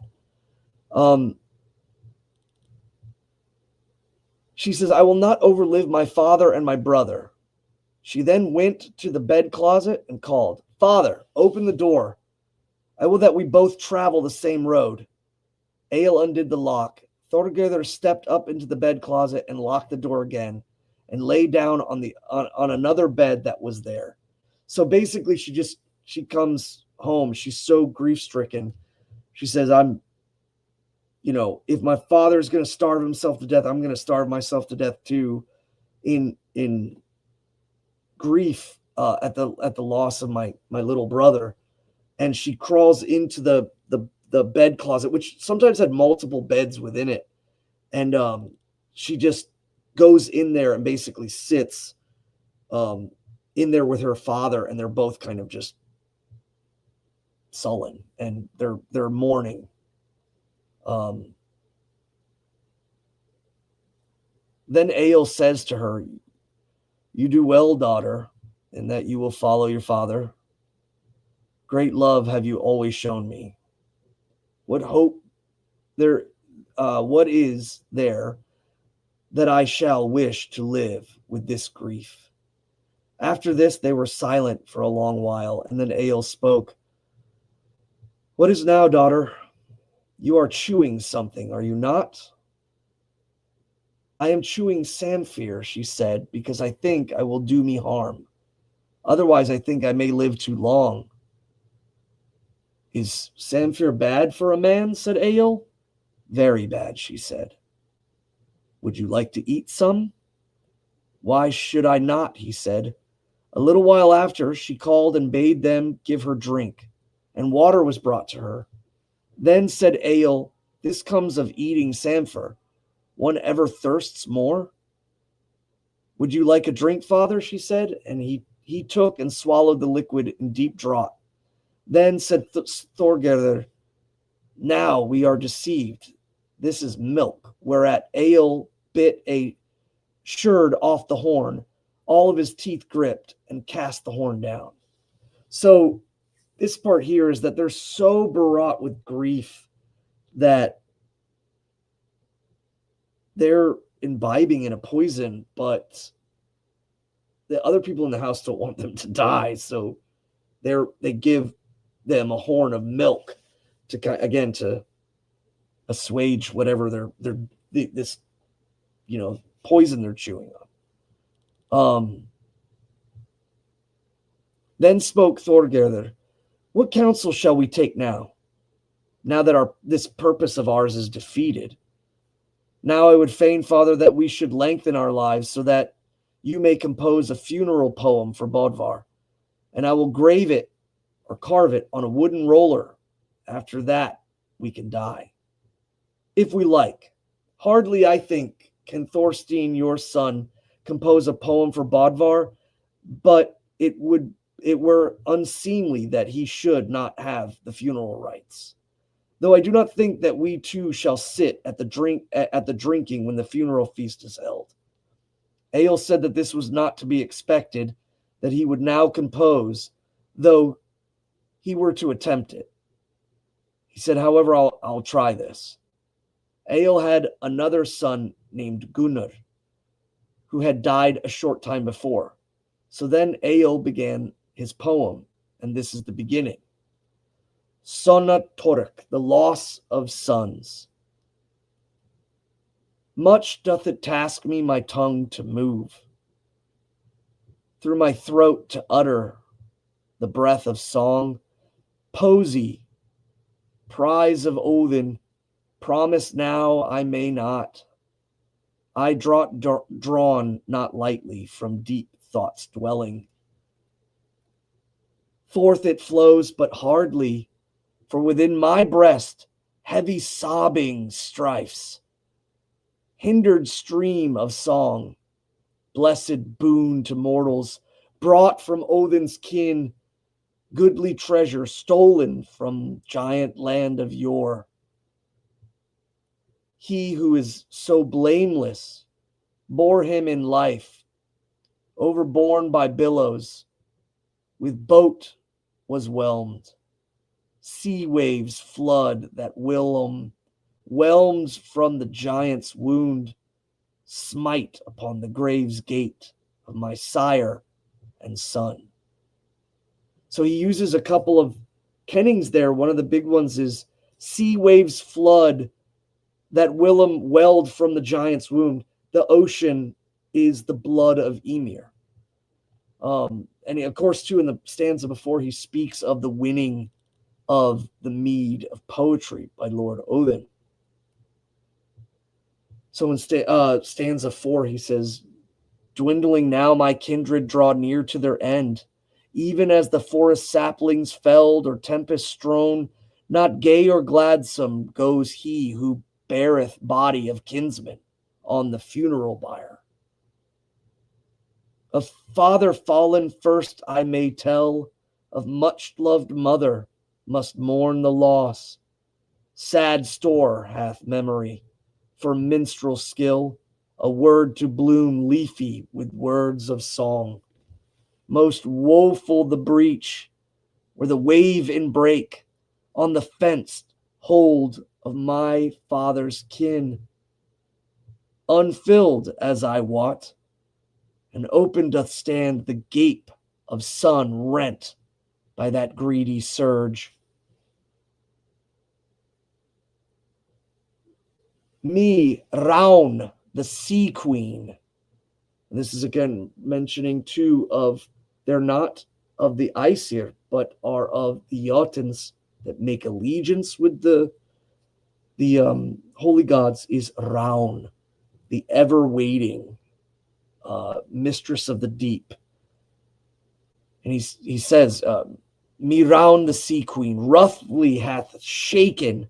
I stand of beloved ones, stripped all bare, cut hath the billow, the cord of my kin, strand of mine own twisting, so stout and strong. Sure, if sword would venge such cruel wrong, evil times would wait. Aegir, ocean god, that wind giant's brother, were I strong to slay, 'gainst him and his sea brood, battling would I go. So he's saying, you know, if I could, if I was strong enough to plunge my sword into the heart of Aegir, I would, and slay all the brood of his ocean depths for taking my son. But I in no wise boast, as I ween strength that may strive with the stout ship's bane. For to eyes of all easy now 'tis seen how the old man's lot helpless is and lone. So now we fall on the great tragedy of his age. Me hath the main of much bereaved, and dire is the tale, the deaths of kin. Since he, the shelter and the shields of my house, hide him from life to heaven's glad realm. Again, another reference to ascendancy. Full surely I know in my son was waxing the stuff and the strength of a stout-limbed wight. Had he reached but ripeness to raise his shield, and Odin laid hand upon him, on his liegeman true, willing he followed his father's word, though all opposing should thwart my rede. He in mine household my honor upheld, and my power and my rule the prop and the stay. So his son always honored his father, even when others stood against him. Oft to my mind, my loss does come, how I, brotherless, bide, bereaved and alone. Thereon I bethink me, when thickens the fight, thereon with much searching my soul doth muse. So he's speaking too of the urging of his fight is because he felt alone at the loss of his brother, and now he's lost his son. But it was the fact that he could live on with his sons, and now that's been taken of him. So even battle lust is, no longer of a same luster, because there's no one to live on to carry his homestead. 14. Who staunch stands by me in stress of fight, shoulder to shoulder, side by side? Such want doth weaken in war's dread hour. Weak-winged I fly, whom friends all fail. Son's place to his sire, saith the proverb true, another son born alone can fill. Of kinsmen none, though never so kind, to brother can stand in brother's stead. Over all our ice fields, our northern snows, few now I find faithful and true. Dark deeds men love, doom death to their kin. A brother's body barter for gold. So he's basically speaking of how he's lost kind of the one true reliable sense as he's lived his life and had friends come and go, and treachery is built between them, and he could always kind of rely on the faith of his son, and now that's gone.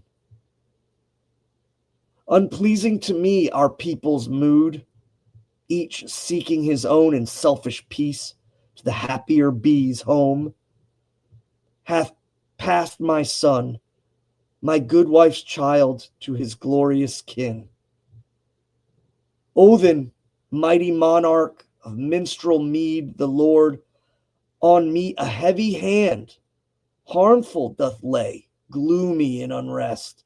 Ever I grieve, and sinks my drooping brow, seat of sight and thought.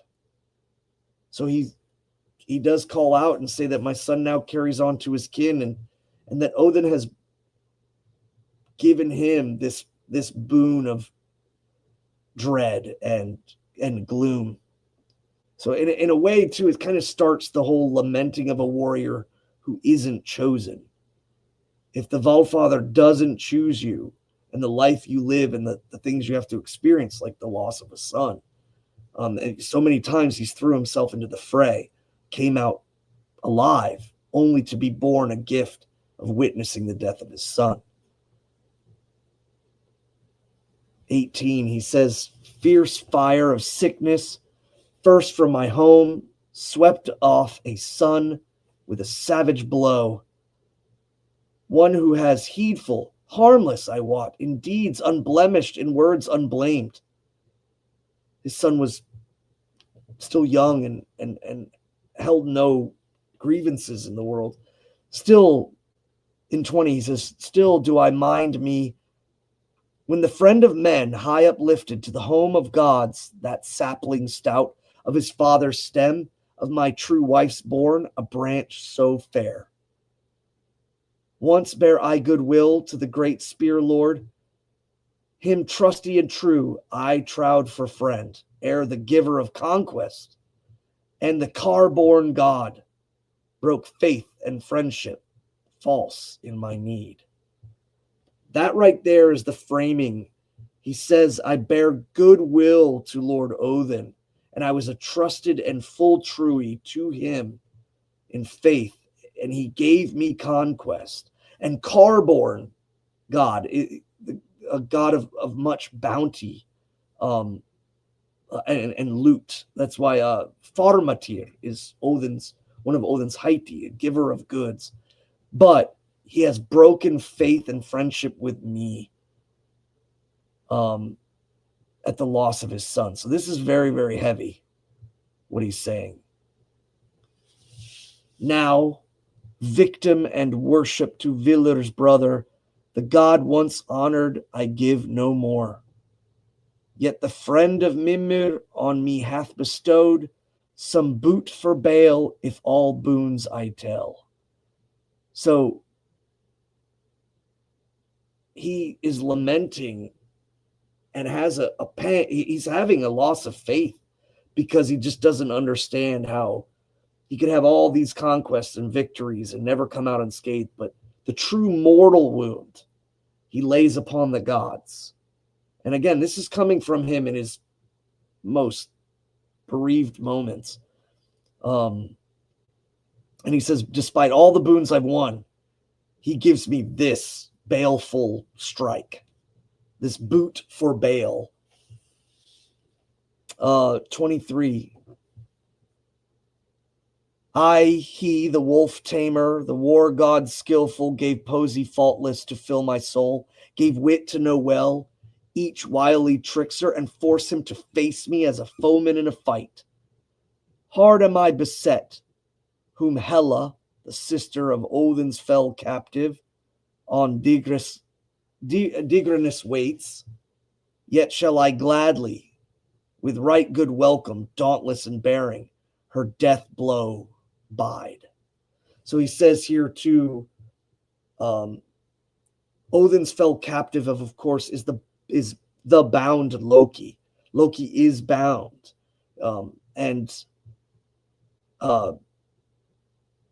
he refers in this translation too. He refers to her as the sister of Odin's fell captive, which I find very interesting.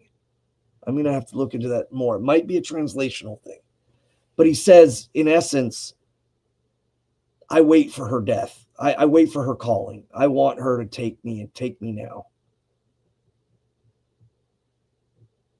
He's resigning himself to no longer push forward, and he's just going to wait out for death. Egill began to cheer up as the composing of the poem went on.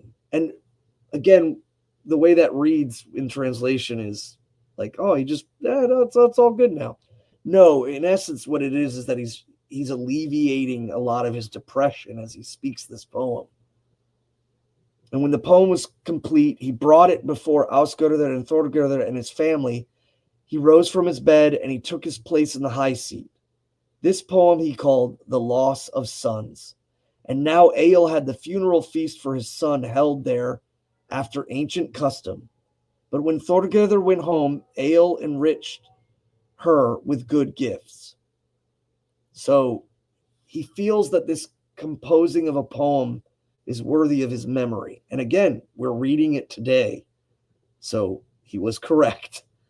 But he gives his daughter a heaping gifts because he knows now he's done.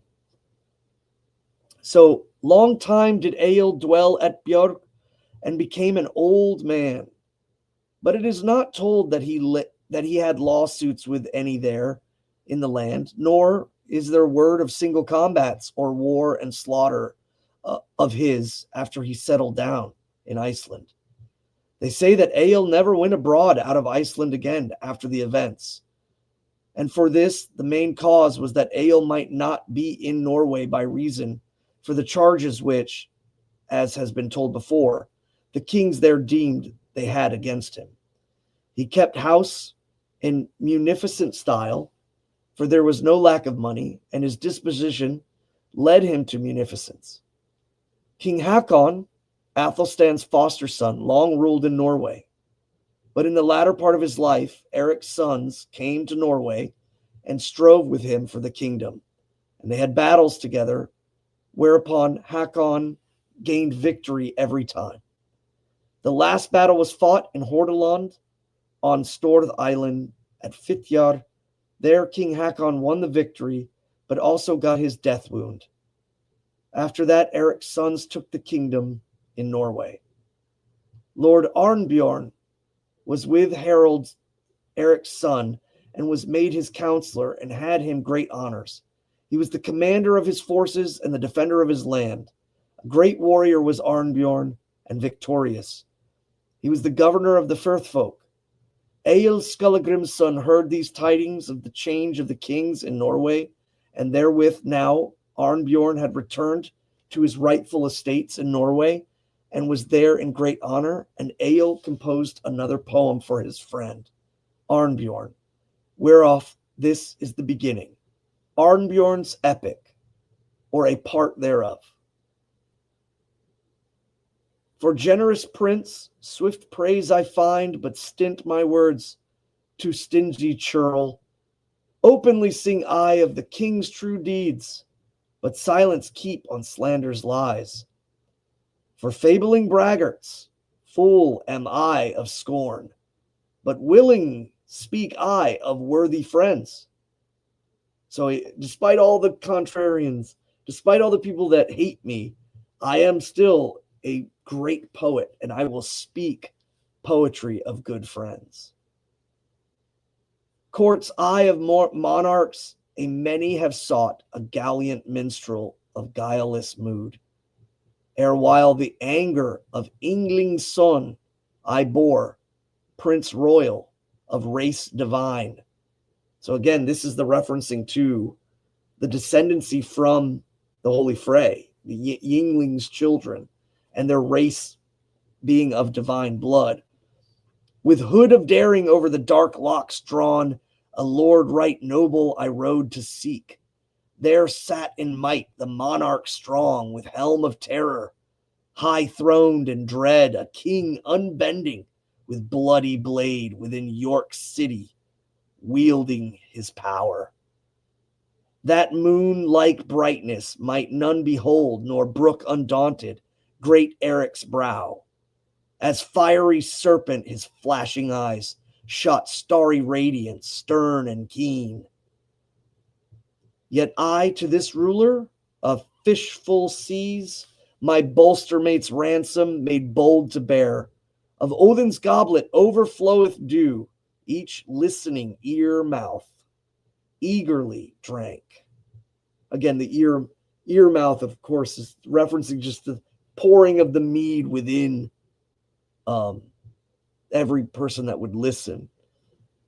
Not beauteous in seeming my bardic fee to ranks of heroes in royal hall, when I my hood knoll, wolf gray of hue, for mead of Odin from monarch got, thankful I took it, and therewithal the pit holes black of my beetling brows, yea, and that mouth that for me bare the poem of praise to princely knees. Tooth fence took I, and tongue likewise. So, speaking from the mouth, tooth fence and tongue. Likewise, ears, sounding chambers, and sheltering eaves, and better deemed I than brightest gold, the gift then given by glorious king.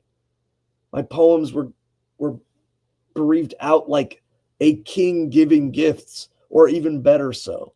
There a staunch stay stood by my side, one man, worthy many of meaner wights, mine own true friend, whom trusty I found, high couraged ever in council holds. Arnbjorn alone us saved, foremost of champions, from fury of king, friend of the monarch. He framed no lies within that palace of warlike prince. So Arnbjorn is free of all of the hearsay that was thrust upon him by Harold, and Hakon. And it's, again, his friend ended up working with Eric's sons to take back. So he does give great praise to Eric in this poem as well. And in 12, he says, of the stay of our house, still spake he the truth, while much he honored my hero deeds of the son of Kveldulf himself, whom fair-haired king slew for slander, but honored slain. Wrong were it if he, who wrought me good, gold splendor lavish, such gifts had cast to the wasteful track of the wild sea mew, to the surge rod ridden by sea king's steeds. So now he speaks of Harold Fairhair when he gave him the axe to give to his father, he didn't receive the axe, but the axe was given to Thorolf, who then gave it to his father, who is also Egill's father, and Egill's father threw it into the ocean. And he's basically saying Hakon was not worth the gold splendor that he was giving. And then he reiterates even more. He was false to my friend, where I fairly called, an untrue steward of Odin's cup of praise unworthy, pledge breaker, vile, if I for such good gave not again. So this is, again, everyone here hearing this is now receiving this just huge slight against Harold and his son Hakon. Now better seeth the bard to climb with feet poetic the frowning steep, and set forth open in sight of all the laud and the honor of highborn chief. Now shall my voice plain shape into song, virtues full and many, a valiant friend, ready on tongue, twofold they lie, yea, threefold praises of Thorir's son. First tell I forth what far is known, openly bruited in the ears of all, how generous of mood men deem this lord, Bjorn of the Hearthfire, the Birchwood's bane. So he was a generous host at all times, and always gave warm hearth to all that sought his hall.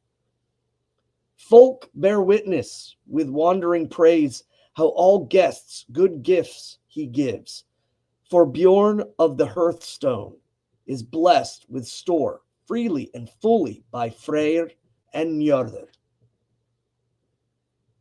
So again, the lords of plenty have blessed him, and he always made sure to give in return. To him, high scion of Hroald's tree, fullness of riches, flowing hath come, and friends ride thither in thronging crowd by all wide ways, neath windy heaven. Above his ears, around his brow, a coronal fair, as a king he wore, beloved by the gods, beloved by men, the warrior's friend, the weakling's aid. So he was of noble sense. He was loved by all and a giver of gifts. He wore a brow upon his brow a crown. He was beloved by the gods. He was beloved by men. He was a friend to warriors and helped those in need. He was the weakling's aid. That mark he hitteth, that most men miss. Thou money they gather, this many lack, for few be the bounteous, and far between, nor easily shafted are all men's spears. Out of the mansion of Arnbjorn, when guested and rested in generous and wise, none with hard jest, none with rude jeer, and none with his axe hand, ungifted high. So anybody that came to him never left angry, never left slighted, and always left not with needing his weapon hand, but holding gifts. He was a hater of money, so he's free giving. Is he of the firths, a foe to the gold drops of Dropnir born? Rings he scatters, riches he squanders, of avarice thievish, an enemy still. So he was an enemy against avarice and greed and miserliness. Long course of life his lot hath been, by battles broken, bereft of peace.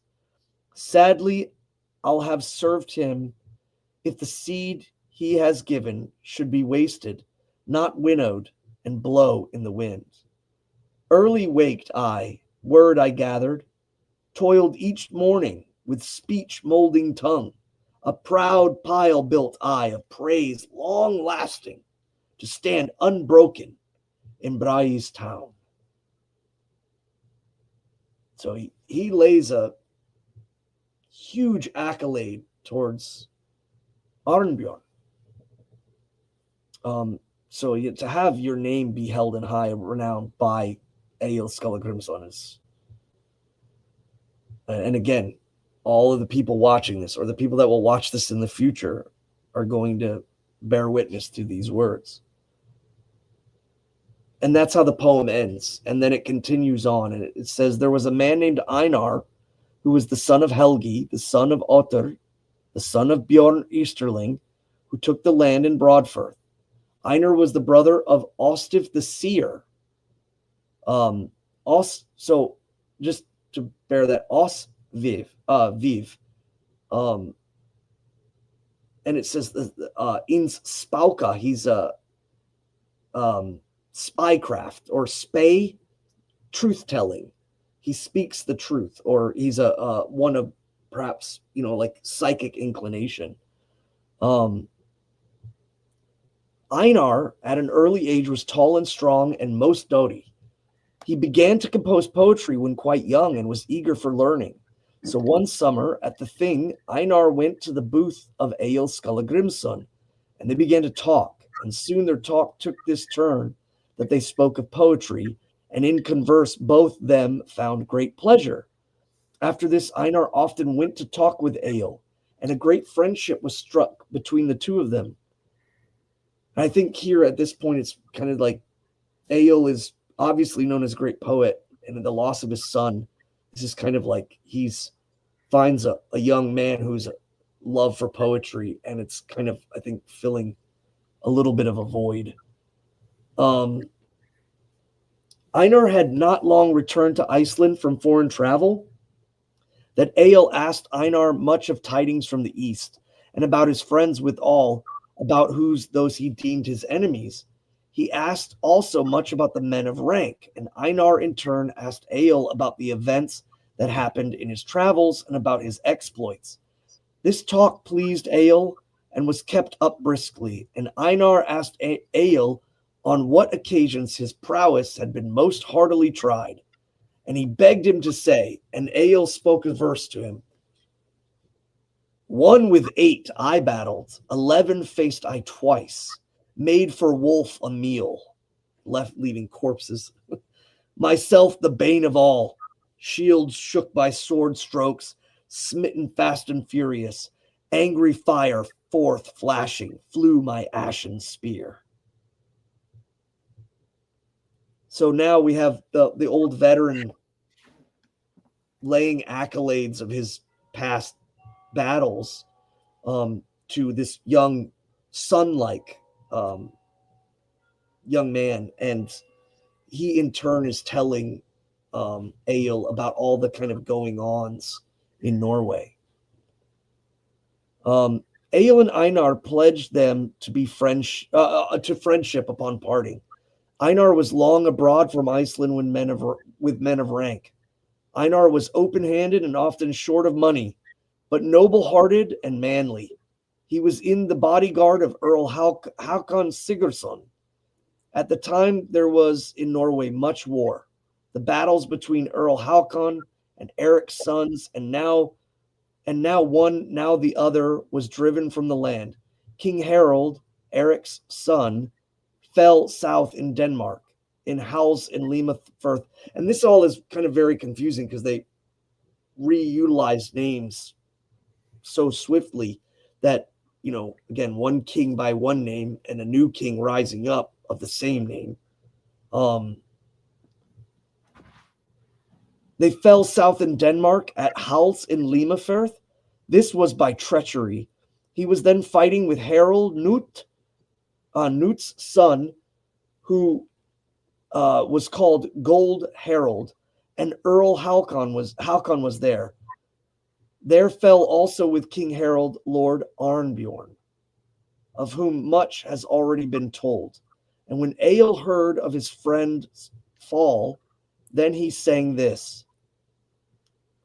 Mead givers, glorious men, gold spending warrior wights, are spent and gone. Where seek such lavish donors now?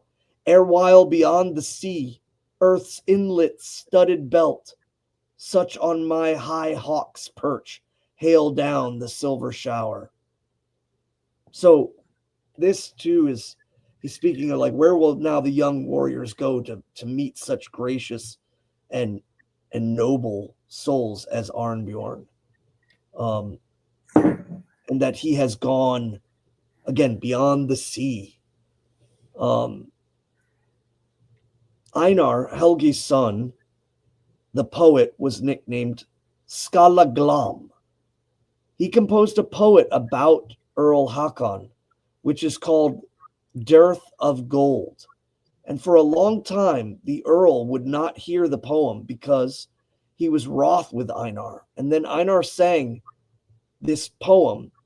Song made I on a chief, supreme over the land enthroned. While others slept, I wrought, whereof I much repent.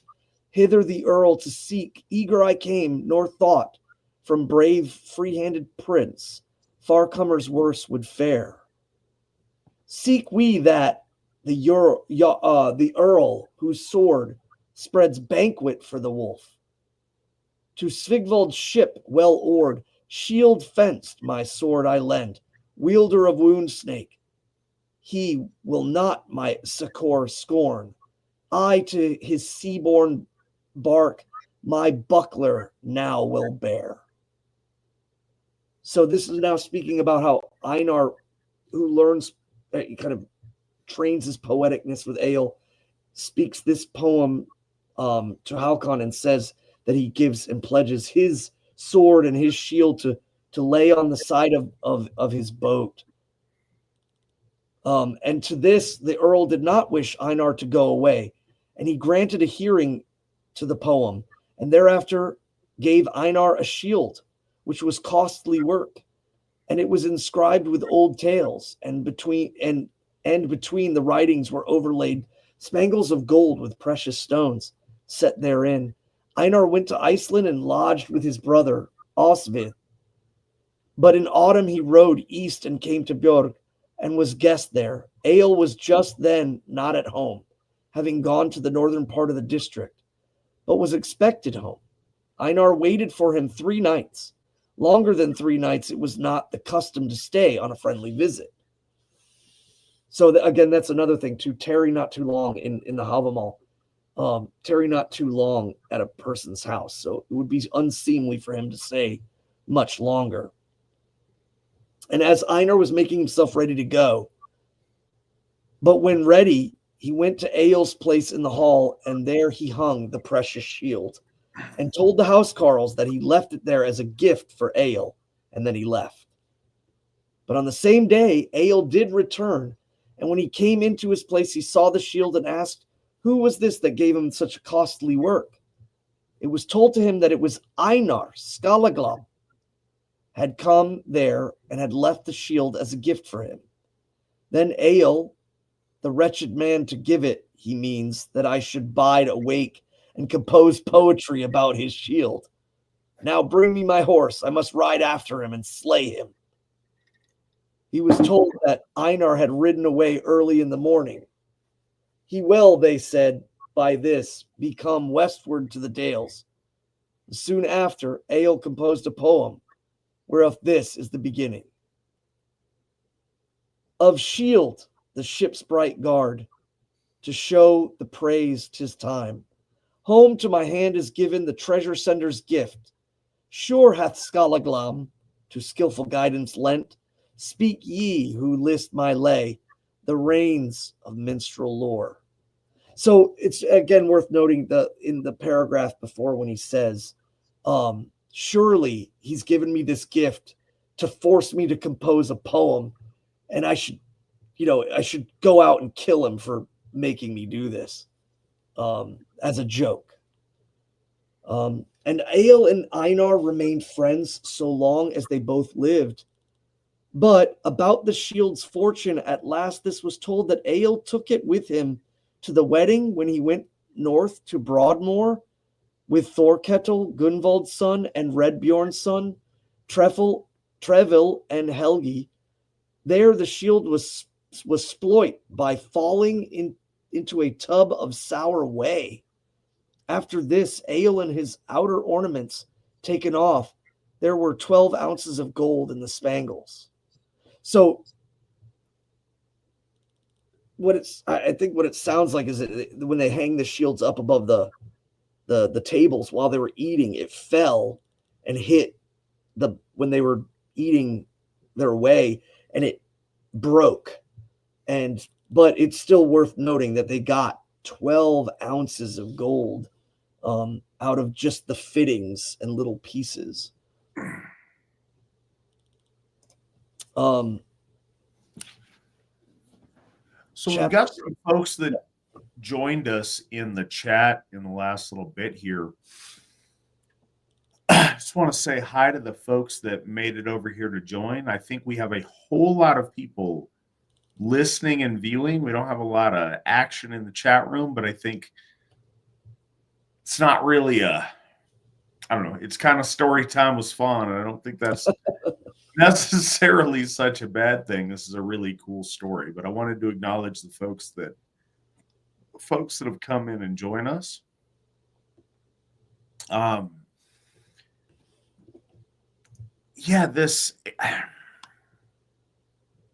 We get some of the longer poems in this section and just previously that we see in the saga, and it's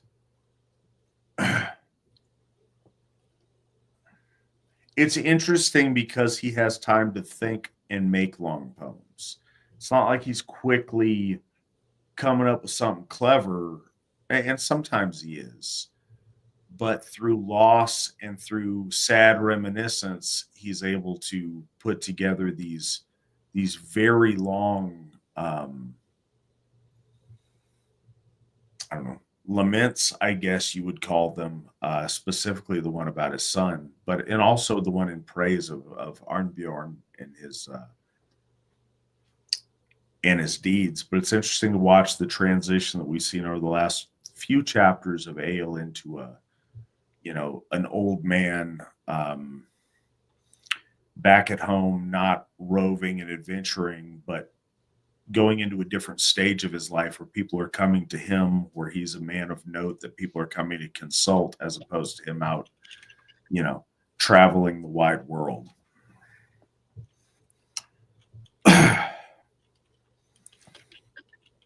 So I appreciate it. You have been reading like a powerhouse tonight. I'm trying to make up for last week. No, it was good. It was good for me to get a chance last week to flex it a little bit. Reading in front of people's certainly different if you're not used to it. Yeah, all my public speaking classes are coming out now, many, many years later. No, that's awesome. It's awesome that you've taken those. It's something I think people in this day and age don't get to do as much. Well, and I was looking at that last verse of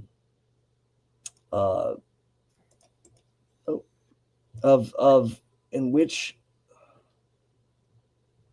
there is I don't know, the mentioning there of Hela as the sister of Loki, and I'm looking at the translation there because that's just really interesting to me. But as I'm looking at it more, I'm not. It's not making a lot of sense, just by the way it's written. And sometimes I wonder if Loki's sister daughter doesn't actually. That sounds like something Loki would do anyway. Yeah. Well, because and the direct translation in which he speaks of that, it does mention hell, but he says it's not in the sense that of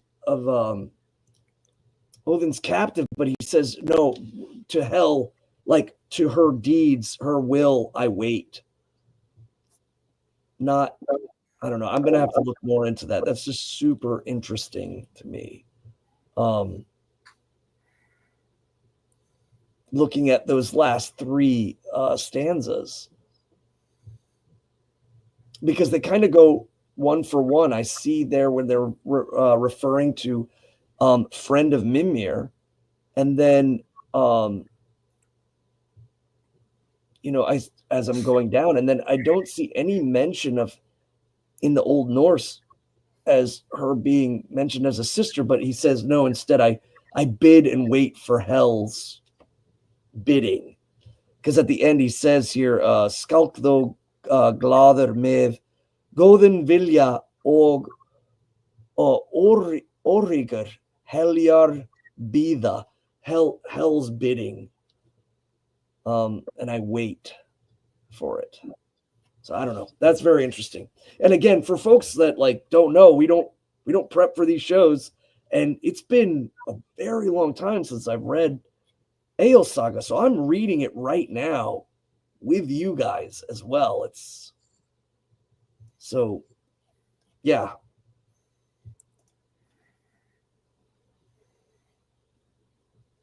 And that puts us, where exactly are we on now?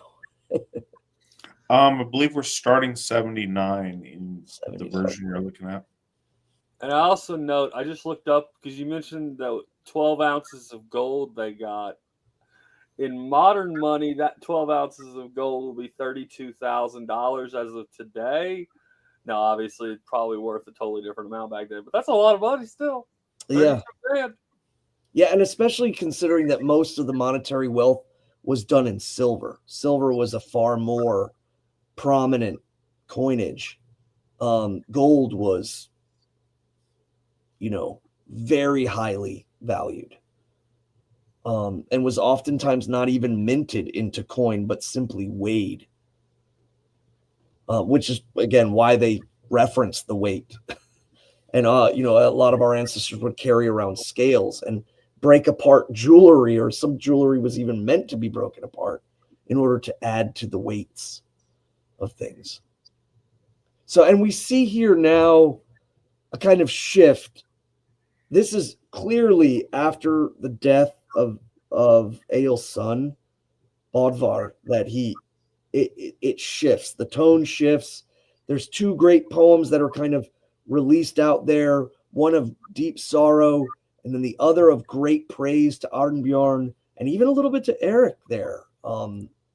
But the tone of it completely begins to shift as this is definitely like the descending part of the saga.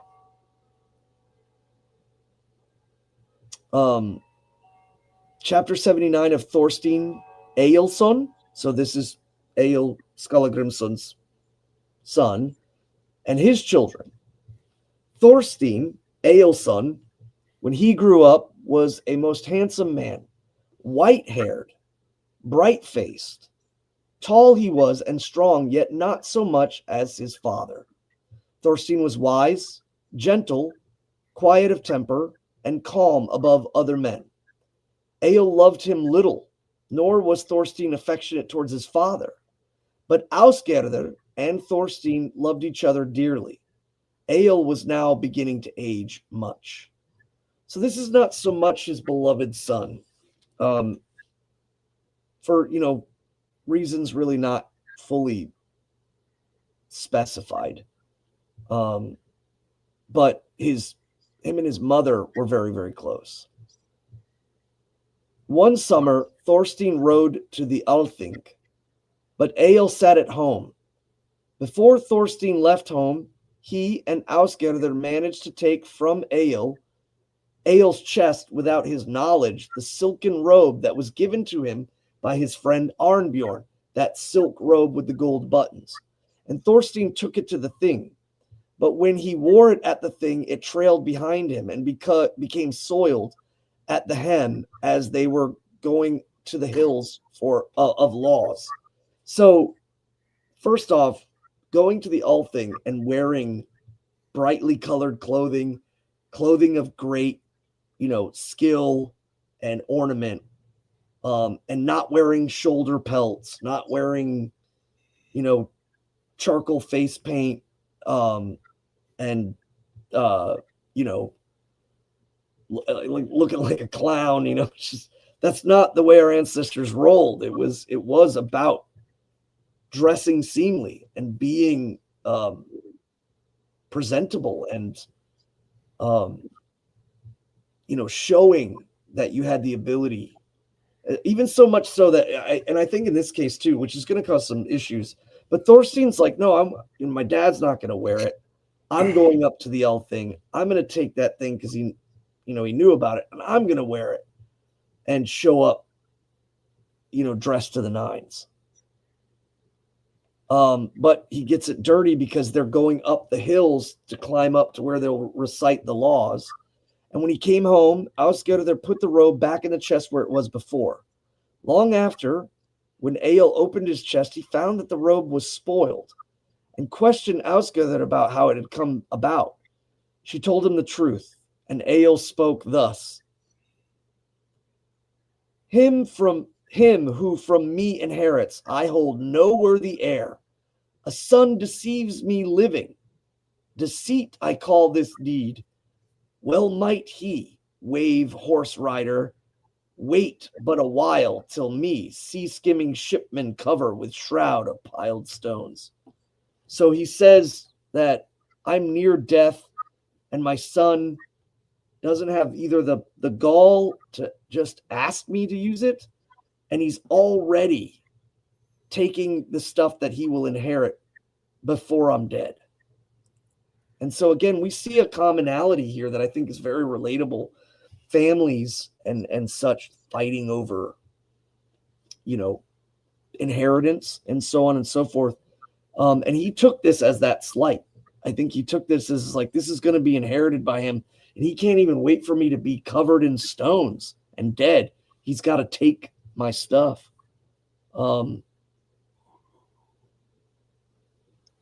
So Thorstein married Jovridr, daughter of Gunnar, son of Liv. Her mother was Helga, daughter of Olaf Felon, sister of Thord Geller. Jovridr had before been the wife of Thorod, the son of Tungod. So they do this in sagas to kind of give people place maps of where they come from. And, obviously Jovridr had been married once before, but that marriage, I think, was by death, that, with Thorod, that he had died. And so she marries Thorstein, who is the son of Egill. And soon after this marriage, Ausgerder dies, the mother of Thorstein and Bodvar, Egill's wife. After her death, Egill gave up his housekeeping to Thorstein and went south to Mossfell to Grim, his son-in-law, for he loved Thordis, his stepdaughter, most of all, that's where she was living. One summer, a ship came out and put into Lom Bay and steered by a man named Thormod. He was Norwegian, a housecarl of Thorstein, Thorisson. He was to take with him a shield, which Thorstein had sent to Egill Skallagrimsson. It was a valuable treasure. Thormod brought Egill the shield, and he received it with thanks. In the following winter, he composed a poem about the gift of the shield, and it is called Buckler Poem. And this is its beginning. List to the stream of lay, from long-haired Odin flowing, thane of a king, and bid thy folk do silence keep. For thee, sea raven's ruler, rained from the eagle's beak, full oft shall shower of song in Hortha's shore he heard. So, and I find this interesting because they only quote the beginning. But again, Thorstein, Thora's son, back in Norway, was with him when he was going to, and we've spoken of earlier, I think when he went to Varmaland. So a good friend finally kind of sending something, kind of speaking of his wealth and not forgetting Egill. Thorstein, Egill's son, dwelt at Björk. He had two illegitimate sons, Rivla and Raffen, and after his marriage, he and Jovridr had 10 children. So most likely what the illegitimate meaning too is that he had children before wedlock. So they were not legitimate by law through marriage. And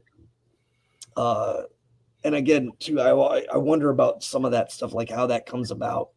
Does their mother get taken away, or she leaves, or, her family takes her away and then the kids are there and he ends up raising them. But after he marries Jovridr, they end up having 10 children.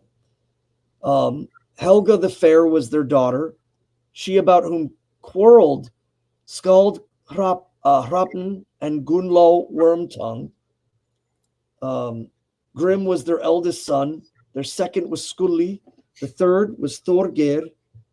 The fourth was Kolsvein. The fifth was Hjorleifr. The sixth, Hall. The seventh, Egill. The eighth, Thorð.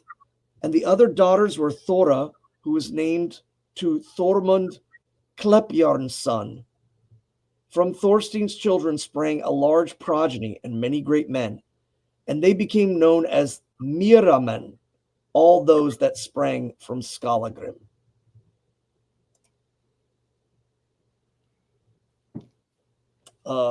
Chapter 80.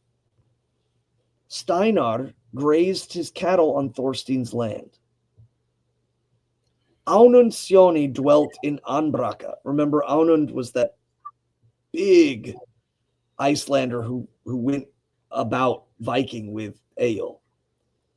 While Egill dwelt at Björg, Aunund married Thorgerðr's daughter of Thorbjorn the Stout of Snæfellsstrand. The children of Aunund and his wife were a son, one named Steinar, the other the daughter Dalla. And when Aunund grew old and his sight was dim, then he gave up the housekeeping to his son Steinar.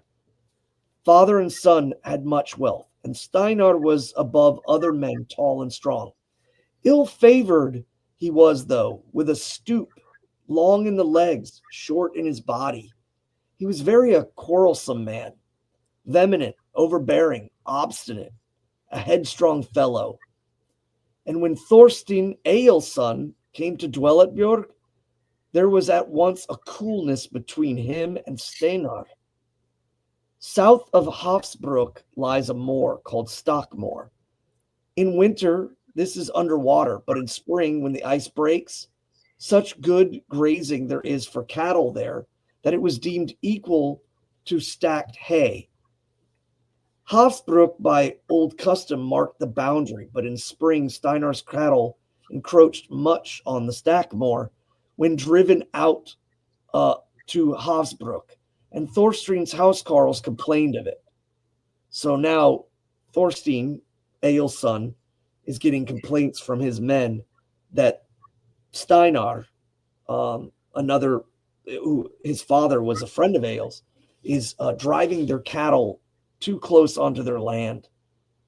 But in the second spring, Steinar continued to take that pasturage. Wherefore Thorstein spoke with him about it, but quietly asking him to control the grazing of his cattle, has been the old usage. Steinar said that the cattle should go where they would. He spoke on the whole matter with obstinacy, and he and Thorstein had words about it. Thorstein then had the cattle turned back to the moor beyond Hafsbruk. This, when Steinar knew, he charged Grani his thrall to sit by the cattle on Stackmoor, and he sat there every day. This was in the latter part of the summer. All the pasture south of Hafsbruk had been grazed by them. So a lot of the pasturage of the cattle would not be watched. They would just meander and go. But he was saying, you need to have a man keep your cattle away from that. That's on my land. And when he chased the cattle away, he didn't steal them or kill them or do anything. He just chased them back into Steinar's land. Steinar had one of his thralls stay there, kind of as a sense to keep them wherever they wanted to go and to report, or kind of also could be bait in a lot of ways for a thrall to be there. Because killing a thrall of another person over disputes like this was common and often led to a lot of litigations and even feuds. Now, as it happened one day, Thorstein had mounted a knoll to look around. So he goes up on a hill, and there he sees Steinar's cattle are moving. Out went on to the moor. It was late in the day. He saw that the cattle had now come far out on the fenny hollow. Thorstein ran out on the moor, and when Grani, the thrall, saw that, he drove the cattle away apace till they came to the milking shed. Thorstein followed, and he and Grani met at the gate. Thorstein was so angry at this cat grazing in his land that he slew him.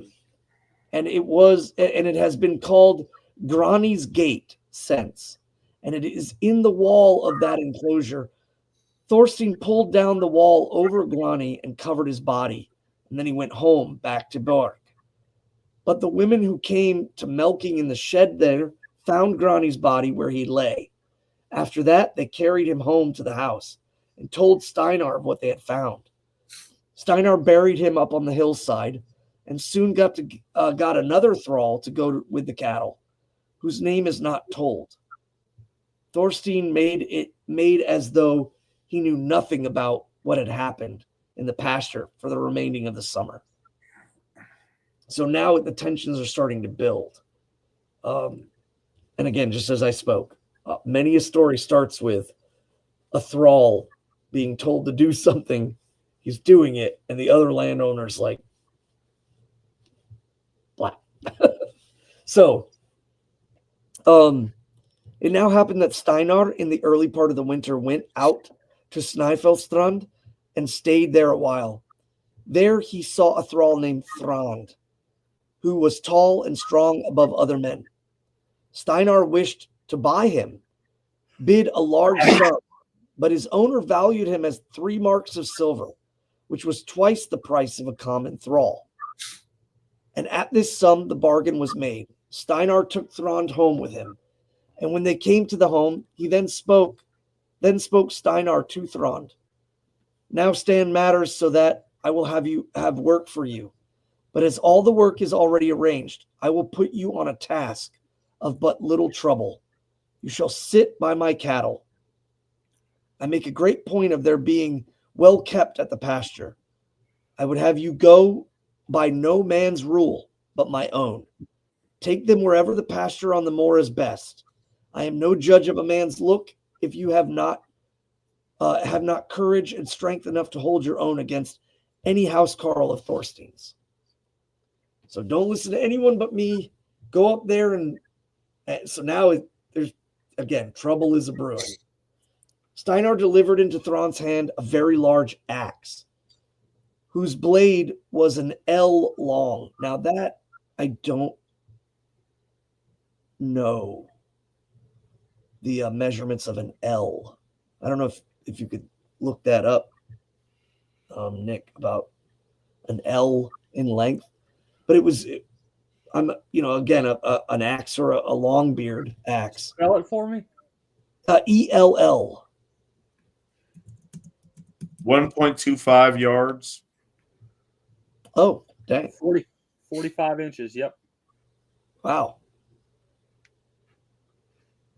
Dang.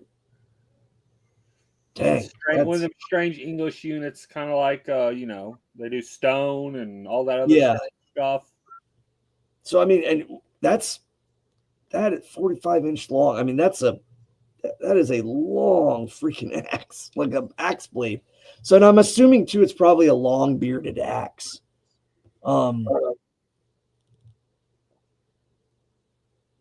Steinar delivered into Thrand's hands a large axe, whose blade was 1 ell long and as keen as a razor. This I think of you, Thrand, said Steinar, that you would not regard the priesthood of Thorstein if ye two were to face. What he's saying here, priesthood, is, again, the usage of the word gothi as a landowner and a law speaker and a priest kind of get interchangeable. And you can kind of see this in the translation here. He's saying not specifically his priesthood, but his land ownership as a lord. Do not regard his lordship if you come face to face, is basically what he's saying. And Thrand answers, no duty do I, as I deem, owe to Thorstein, and methinks I understand what work you would have laid before me. You think you risk little where I am, and I believe I shall come well out of it if I and Thorstein try our strength together. So basically what he's saying is, I think that you're bidding that you might give me my freedom if Thorstein shows up and tries to move the cattle. You want me to fight him, and I think I'll win. And that would be beneficial for me, right? And so that's kind of the arrangement that they're kind of laying out here. After this, Thrand took charge of the cattle. He understood ere he had been long there, whither Steinar had his cattle taken, and he sat by them on Stackmore. When Thorstein was aware of this, he sent a housecarl to seek Thrand, bidding him tell Thrand that the boundary between his land and Steinar. When the housecarl came to Thrand, he told him his errand and bade him to take his cattle out of their land, saying that the land on which they were belonged to Thorstein Egilson. Thrand said, I care not a jot who owns the land. I'll take the cattle where I think the pasture is best. Then they parted, and the housecarl went home. and told him of the thrall's answer. Thorstein let the matter rest, and Thrand took to sitting by the cattle night and day. So he doesn't act right away. Chapter 81, the slaying of Thrand and the preparation of the lawsuit. So one morning, Thorstein rose up with the sun and went up on the hill. He saw there Steinar's cattle. Then went Thorstein out onto the moor till he came to the cattle. There stands a wood-clad rock of Hafsbruck. Upon this, Thrand was laying asleep.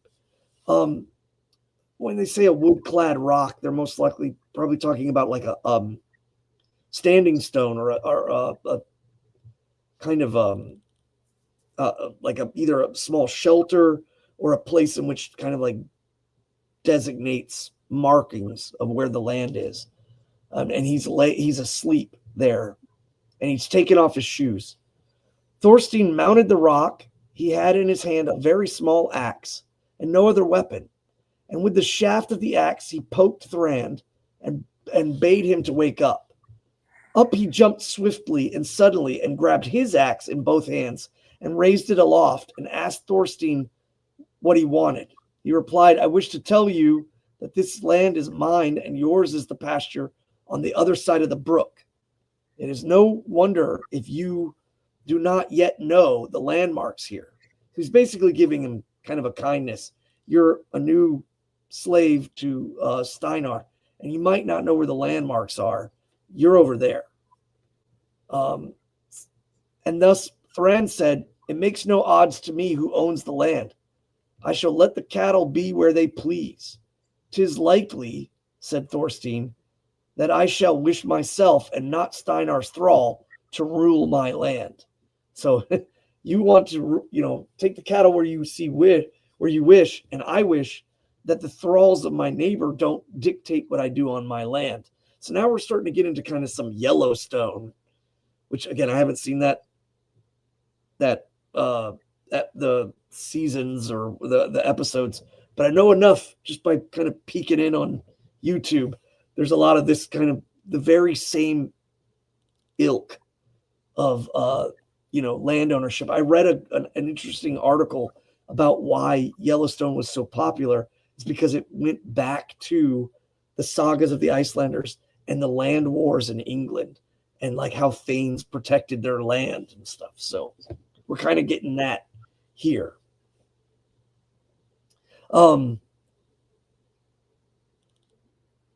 So he says, "I don't want, thralls of my neighbor to rule my own land.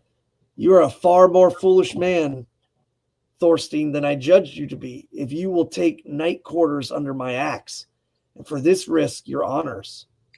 Methinks from what I see, I have twice your strength, nor lack I courage. Better weaponed I am also than you." Thorstein replied, "That risk I shall run. If you do not as I say about the pasture, I hope that our good fortune may differ much, as does the justice of our cause." Thrand said, "Now shall you see, Thorstein, whether I at all fear your threats." And with that, Thrand sat down and tied his shoe. But Thorstein raised his axe quickly and smote on Thrand's neck so that his head fell forward onto his own breast. Then Thorstein heaped stones over him, covered his body, which done, he went back home. So, yeah, brave, but not smart. You don't, tie your shoes for a fight. If you're talking smack, you don't take a minute to pump up your kicks. You go right into it. And that reminds me of the whole, let me take off my shirt thing. Right. That's the best time if you want to finish it quick. Yeah. All right, let's fight. Dude starts taking off his shirt. That's when you just and drive him into the ground.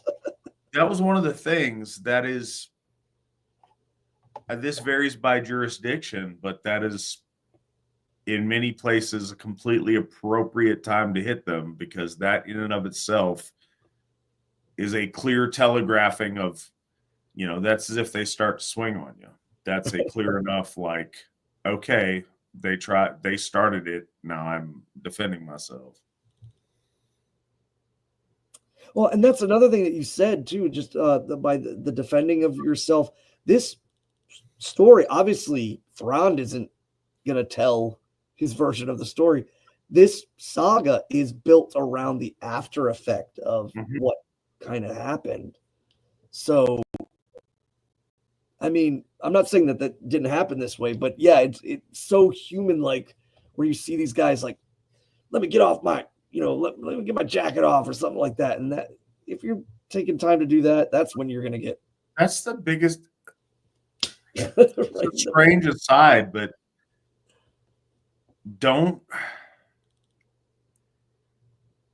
you do stupid things when you telegraph your intention to use deadly force on someone, and then you decide to do something else other than do that. They can't afford to sit around and, wait. Was he kidding? Was he serious?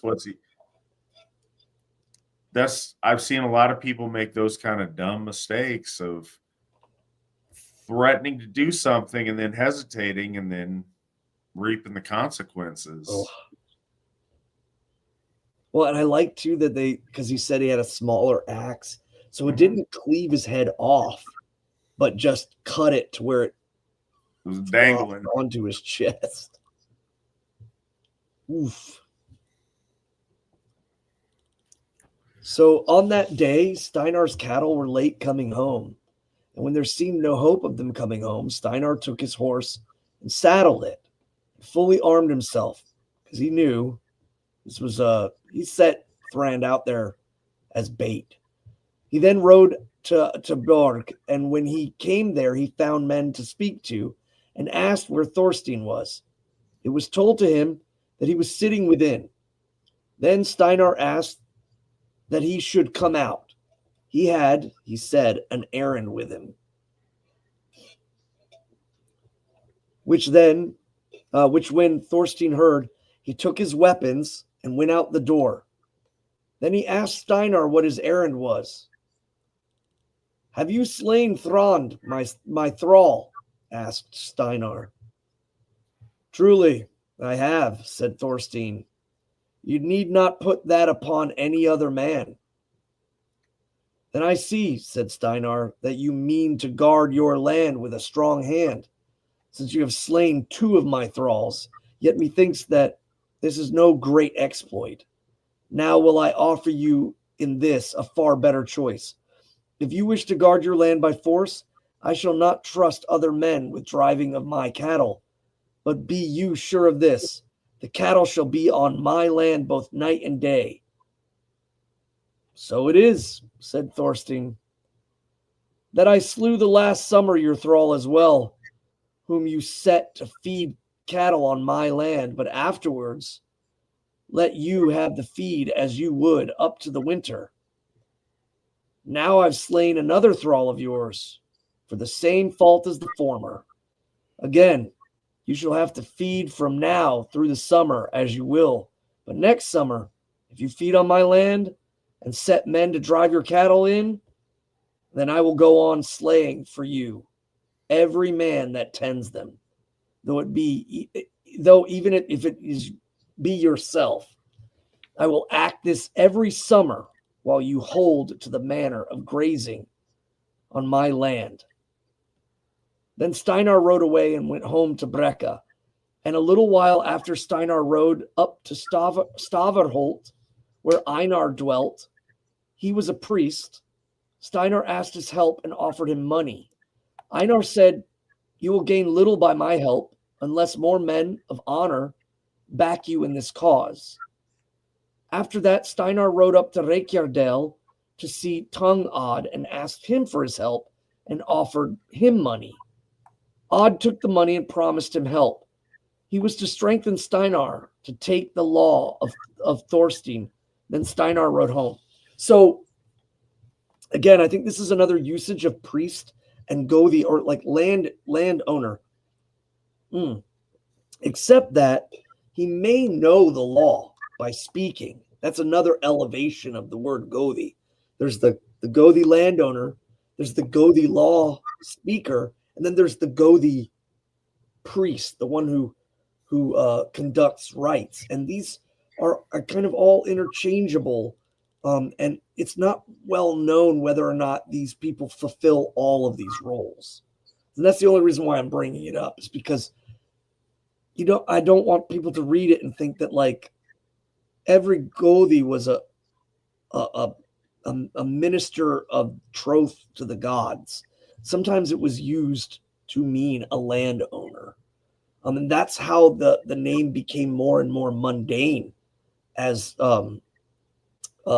years went on in Iceland, to where it just meant a landowner. So you're starting to see that transition. And he's going to know too that folks may not be familiar with is at this time, and with their breaking away from a more hierarchied society in Norway, it was the responsibility for the landowner to provide the Hof. And if you're providing the Hof and you're privately funding the Hof, then you're expected to act as the Gothi. So your district or region or whatever you were the Gothi of, and it became at this time like not just a landowner, but like the chief of a district. You had to be the priest, but you also had, you were their kind of, I guess, oligarchy of nobility, as it were. There was the district Gothar, as I understand it. Yeah, and the law speakers. And I think he went to a law speaker specifically knowing that this was going to end up going to the Althing. And Tung Odd, of course, too, is, older and pretty well renowned, and is up near Reykjavik. In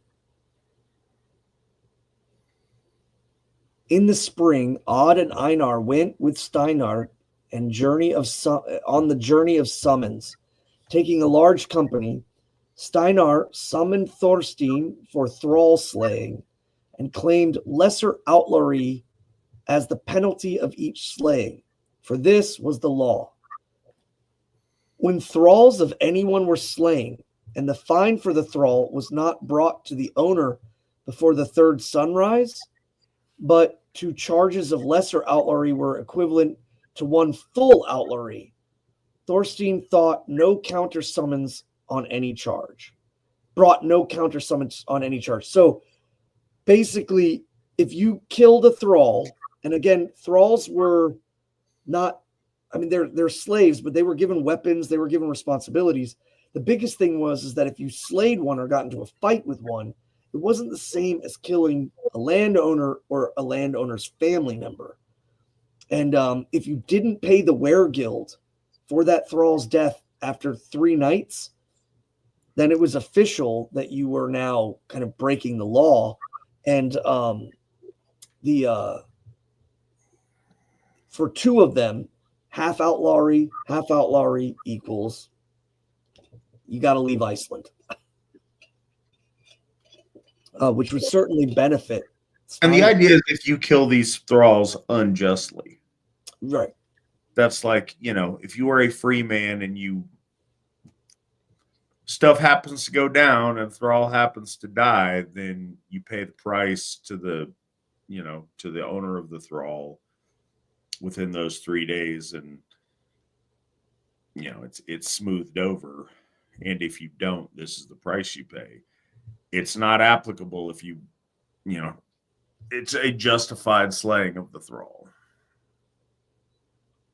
Yeah, and again, in this case too, he was kind of tasked with killing Thorstein.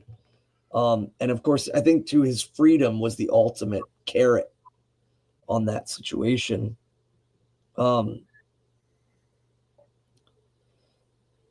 So as soon after, he sent men southward to Ness, who came to Grim at Mossfell and there told their tidings. Egill did not show much interest about it. So remember, in Mossfell, Egill moved down there. He left his main residence after his wife dies, and he goes down to live at the house of his niece or his brother's daughter, who is not even there. She's not even actually blood. She's like the foster daughter, but they had gotten along well, and Egill's down there in his old age. But he catches wind of all of this, and he doesn't show much interest. He quietly learned by the questions that were being passed between Thorstein and Steinar, as also about those who had strengthened Steinar's cause. So now he learns about Steinar going and bidding Einar and Odd to stand with him. So now a case is starting to build. Then the messengers went home, and Thorstein appeared well pleased with their journey. Thorstein, Egill's son, took a numerous company to the spring tide, the Althing. He came there one night before other men, and they roofed their booths. So they built these, tents, like camping tents, and got the roofs up. And he and the Thingmen, who had booths there, and when they had made all their arrangements, Thorstein bade his Thingmen to set to work. So the Thingmen are the men that will stand with him at trial, at the market, and work for him. So they're kind of like his thanes, if you will. And they built their large booth walls. Then he had roofed in a far larger booth than the other that were there, and in this booth were no men. Steinar rode to the Thing also with a numerous company, as did Tung Odd and Einar of Staverholt. They roofed their booths. The Thing was a very full one. Men pleaded their causes. Thorstein offered no atonement for himself, but to those who advised atonement made answer that he meant to abide by judgment. He said that he thought the cause in which Steinar came about slaying of his, in which Steinar came and about the slaying of his thralls was of little worth. Steinar's thralls, he argued, had done enough to deserve death. Steinar was high and mighty about his cause, and he had, as he thought, good charges in the law and helpers strong enough to win. So he was not impetuous in his cause. So basically, he's just stating, yeah, I killed them, but they were on my land. He was driving their cattle onto my land. And he kept doing it. That day, men went to the Thing brink. They went up to the counseled area and spoke their pleadings. But in the evening, the judges were to go out and try suits. Thorstein was there with his train, or his group of men, his Thingmen, and he had their chief authority as to the rules of the Thing. For so it had been a while, Egill held priesthood and headship. Both parties were fully armed. So now we've got two really big, kind of powerful groups because they're, building the oath, like representation around each other. And now it was seen from the Thing that a troop of men was riding down along Cleve River with gleaming shields. And when they rode into the Thing, they rode foremost a man in a blue mantle. He had on his head a gilded helm, and by his side a gold-decked shield. In his hand a barbed spear, whose socket was overlaid with gold, and a sword at his girdle. Thither had come Egill Skallagrimssons with 80 men, all well weaponed, as if arrayed for battle. A choice company it was. So he shows up with a sword, a shield, a spear, all of like just beautiful craftsmanship. Like he's going to war. Egill had brought with him the best landowners' sons from southern Nesses, so down in the southwestern part of Iceland. Those whom he thought were most warlike. And with his troop, Egill rode to the booth in which Thorstein had roofed a booth hitherto that was empty. They dismounted, and when Thorstein perceived his father coming, he with all his troop went to meet him and bade him welcome. Egill and his force had their traveling gear carried into the booth, and their horses turned out to pasture. With this done, Egill and Thorstein, with their whole troop, went up to the thing brink and sat them down where they want to sit. So Egill's showing up for his son now. He's not, didn't have much love for him, but I mean, this is Egill Skallagrimsson. He's, even though he's old, he's still, ready and willing to let's settle this in any way we need to. So then Egill stood up and spoke with a loud voice. Is Aunund Sjoni here on the thing brink? And Aunund replied that he was there. Now remember, Aunund and Egill go way back. And Aunund was a little bit older than Egill, so they're both on an age. And he says, I'm glad you've come here, Egill.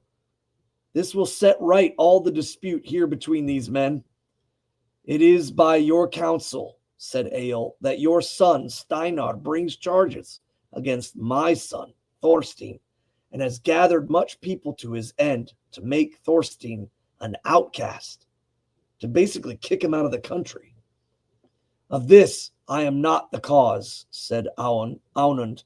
He said, I'm not the one pushing my son to go against your son. That they are quarreling, I have spent many a word and begged Steinar to be reconciled with Thorstein. For in any case, I would have spared your son Thorstein disgrace. And good cause for this is the loving friendship of old that has been between you and I, Egill, since we grew up here as next-door neighbors. It will soon be clear, said Egill, whether you speak the truth or vain words, though I think this latter can hardly be.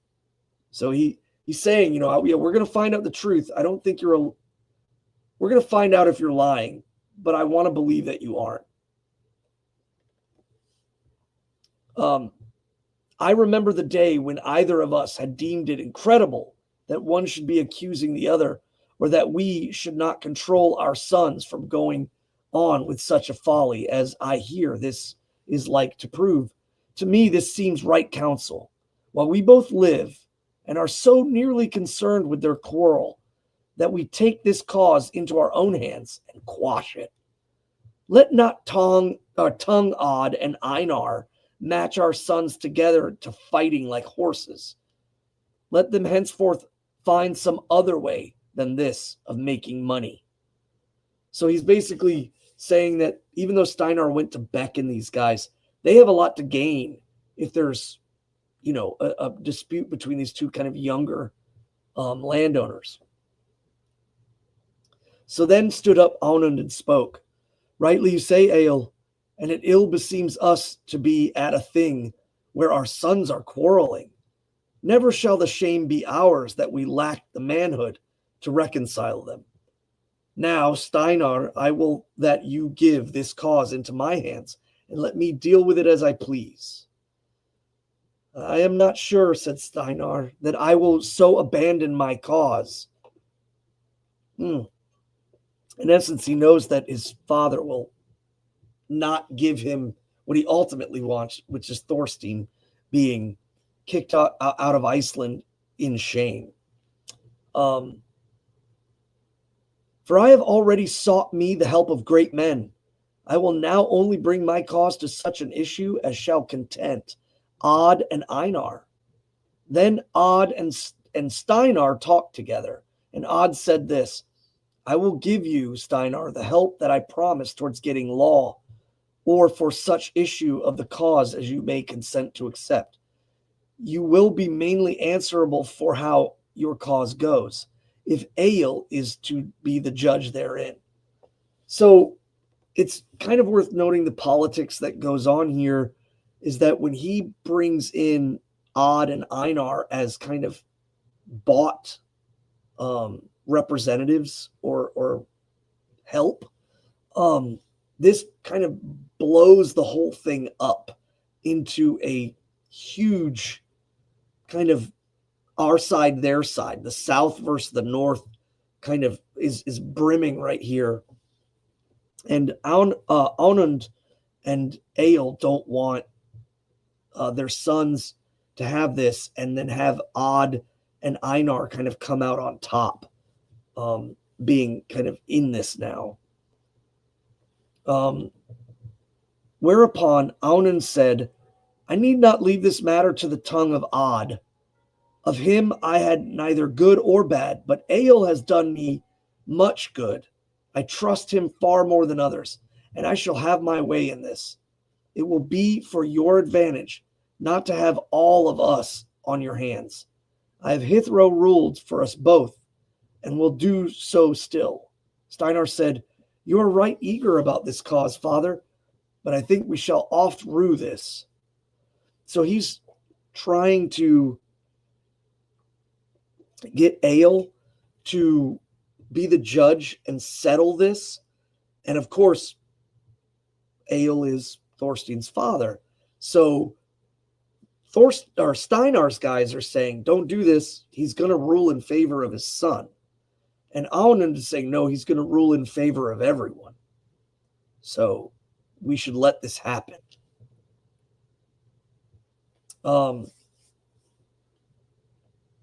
After this, Steinar made over the cause to Onund to prosecute or compromise according to the law. And no sooner had Onund the management of this cause than he went back to seek father and son, Thorstein and Egill. Then said Onund, Now I will, Egill, that you alone shape and shear in this matter as you will, for I trust you best to deal with this my cause as with all others. So again, he's showing a great amount of trust. And I think he already knows that Egill and Thorstein are not super close, but he's trying to view a way in which he thinks Egill will err on the side of law and correctness, and ultimately this will stop what could possibly be a feud, a huge feud between multiple houses. Then Thorstein and Onund took hands and named them witnesses, declaring withal that Egill Skallagrimsson should along judge this cause. So when they say when they took hands, they either slapped hands to make a deal, which is like kind of like how we give each other 5. To take hands was a way of marking an agreement. So they would slap hands, and then they were named as witnesses, and they were given that Egill was allowed to be the judge of this situation.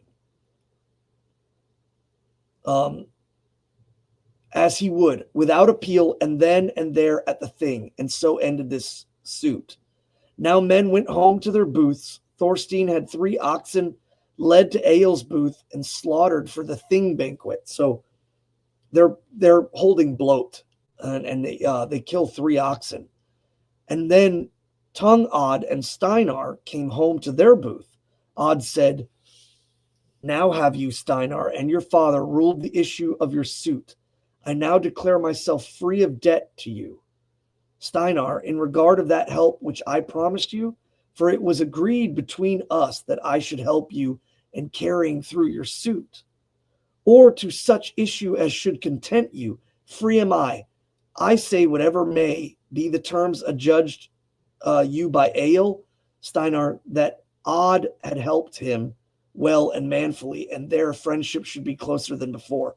I pronounce you, he said, free of debt to me in regard whereto you were bound. So the oath, Einar comes, Tongue Odd comes to Steinar and says, look, I promise to back you. Egill now has judgment. I I am free of my obligation to you. And Steinar says, yeah, you are free. Your oath is now complete.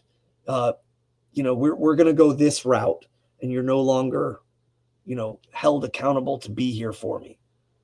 In the evening, the judges went out, but nothing happened that needs to be told. Again, the sagas kind of read this way sometimes, where it's just, that nothing of great note happened. And so chapter 82, Egill's making of the settlement. So now we have Egill. He's a rune master, he's a warrior, he's a landowner, and now he's a Gothi and a law speaker. So he's really just hitting all of the high marks as far as, especially in the social strata of the day. The next day, Egill Skallagrimsson went to the Thingbrink, and with him Thorstein and all their party. Thither came also Aunund and Steinar, Tung-Ad and Einar and his company. And when the law pleadings were finished, then stood up Egill and spoke thus: Are Steinar and Aunund, father and son, present, so that they can hear my words? Aunund answered yes, that they were. Then will I, said Egill, deliver my judgment between Steinar and Thorstein. I began the cause with this. Grim, my father, came to this island and took to him here all the land in Mirar and the district round about, and chose him a homestead at Bjork, and assigned a parcel of land thereto, but gave to his friends choice of land outside the same, in which they have since settled. To Ani he gave the homestead Anabraka, where Aunund and Steinar were hitherto dwelt. We all know this. Steinar, what are the landmarks between Borg and Anabraka? That the chief one is Hafsbruck. Now, therefore, not from ignorance, Steinar did you act in grazing over the brook onto Thorstein's land. Steinar and you, Aunund, might know that Ani received the land of my father Grim. But you encroached on his land, thinking that he would be so degenerate as to tamely submit to your robbery. But Thorstein slew 2 thralls of yours. Now it is evident to all that these died for their ill deeds, and are therefore unatonable. Nay, even had they been free men, yet had they been unatonable. So even if they were free men, what they did was they clearly crossed a marker and broke a law. No fine could have been claimed for them either. But as for you, Steinar, seeing that you devised to rob my son, Thorstein, of his property, which he took with my authority, and I took by inheritance from my father, you shall therefore lose your land at Anabreka, and have no payment for the same. And further, you shall have neither homestead nor lodgment in the district in the south of the Long River. And you must quit Anabreka before flitting days are past, else may you immediately after flitting days be slain without punishment by any who wish to help Thorstein. If you refuse to go away or break any of these terms that I have pronounced for you. But when Egill sat down, then Thorstein named witnesses to his decision. Then spoke Aunund Sioni. 'Twill be said, Egill, that this judgment which you have given and pronounced is very crooked. So now Aunund laid in Egill's hands a kind of more of a meted out judgment, and Egill was like, no, he broke the law. He went into that land. We know the brook is the thing. He kept going. He did it twice. He's a crook. And Aunund is now kind of regretting, I think, his decision. And he says, your decision is crooked. And what I have to say hitherto, I have done all I could to prevent strife, but henceforth I shall not spare to do what I can to harm Thorstein. This I forebode said Egill. That longer our quarrel lasts, the worse will be the fortune on you and your son. I thought you must have known, Aunund, that I have held my own before men quite as great as are you and your son. But for Odd and for Einar, who have so eagerly thrust themselves into this cause, they have reaped therefrom due honor. So he says, I will protect my kin, even from as great of men as you. But he's basically standing by. Your son sent people onto my son's land twice. And the second time was even more so of an edging towards strife and conflict. So now he's going to, kick him off that land. And he's doing it through the fact that his father was the one that kind of parceled out all those lands. Chapter 83. Steinar lays in wait for Thorstein. So Thorgeir Blund was there at the thing. Thorgeir is Egill's sister's son. He had given Thorstein much help in his suit. He begged father and son to give him some land out there on the moors. Hitherto he had dwelt south of the White River, below Blund's water. Egill received the request well and persuaded Thorstein to let him come thither. So they settled Thorgeir at Annabrekker. So now basically Egill is going to give his sister's son the land that Steinar owned. But Steinar moved house beyond Long River. So it's decreed, the law is there. Steinar picks up his house and all of his folk, and they move beyond the Long River and settle in Lyrebrook. But Egill rode home southward to Ness. Father and son parted on friendly terms. There was a man with Thorstein named Iri. He was fleet of foot and keen of sight above others. He was a foreigner, a freedman of Thorstein's, but still had the care of his flocks, and especially to gather the wethers up to the fell in the spring, and in autumn down to the fold. So Iri, being a foreigner, he could be Irish, Scottish, English, French. There's not a lot to go on with his name being as it was, but he was a thrall who was freed by Thorstein and has made his life there and now works as one of Thorstein's men, as a freed man. Now, after flitting days, Thorstein bade gather the wethers that had been left behind in the spring, meaning to have them driven to the fell. So now he's going to go out and get all of the loose herds and bring them back. But Thorstein and his housecarls rode up to the fell, being 8 men in all.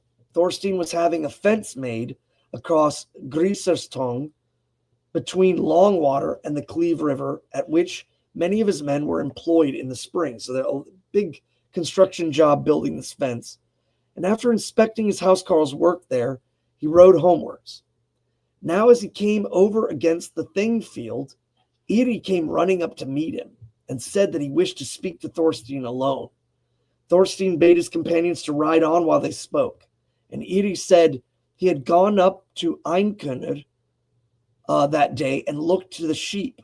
But what I saw in the wood above the winter road, the gleam of 12 spears and shields. Then Thorstein said in a loud voice, so that his companions could hear, "Why can he be in such a hurry to see me that I may not ride on my own home, on my way home? However, Alvald will think it strange that I refuse him the visit if he is sick." Iri ran up to the fell as fast as he could. Thorstein said to his companions, "I think we must lengthen our way, for we must first ride south to Alvestead. Alvald send me word, and I'm going to go to him." So now he's starting to direct. He's reacting to this. and he's kind of keeping things under wraps because he doesn't quite know exactly who this is, though he has a pretty good mind of it. Alvald sent me word, and I'm going to go to him, and he will think it no more than a fair return for the ox that he gave me last summer, that I should go and see him if he deems the matter important. Whereupon Thorstein with his company rode south by the moor above Stangerholt, and so on south to Guva River and down along the river by riding path. And when they came down below the lake, they saw south of the river, south of the river, cattlemen, or cattle, and the men with them.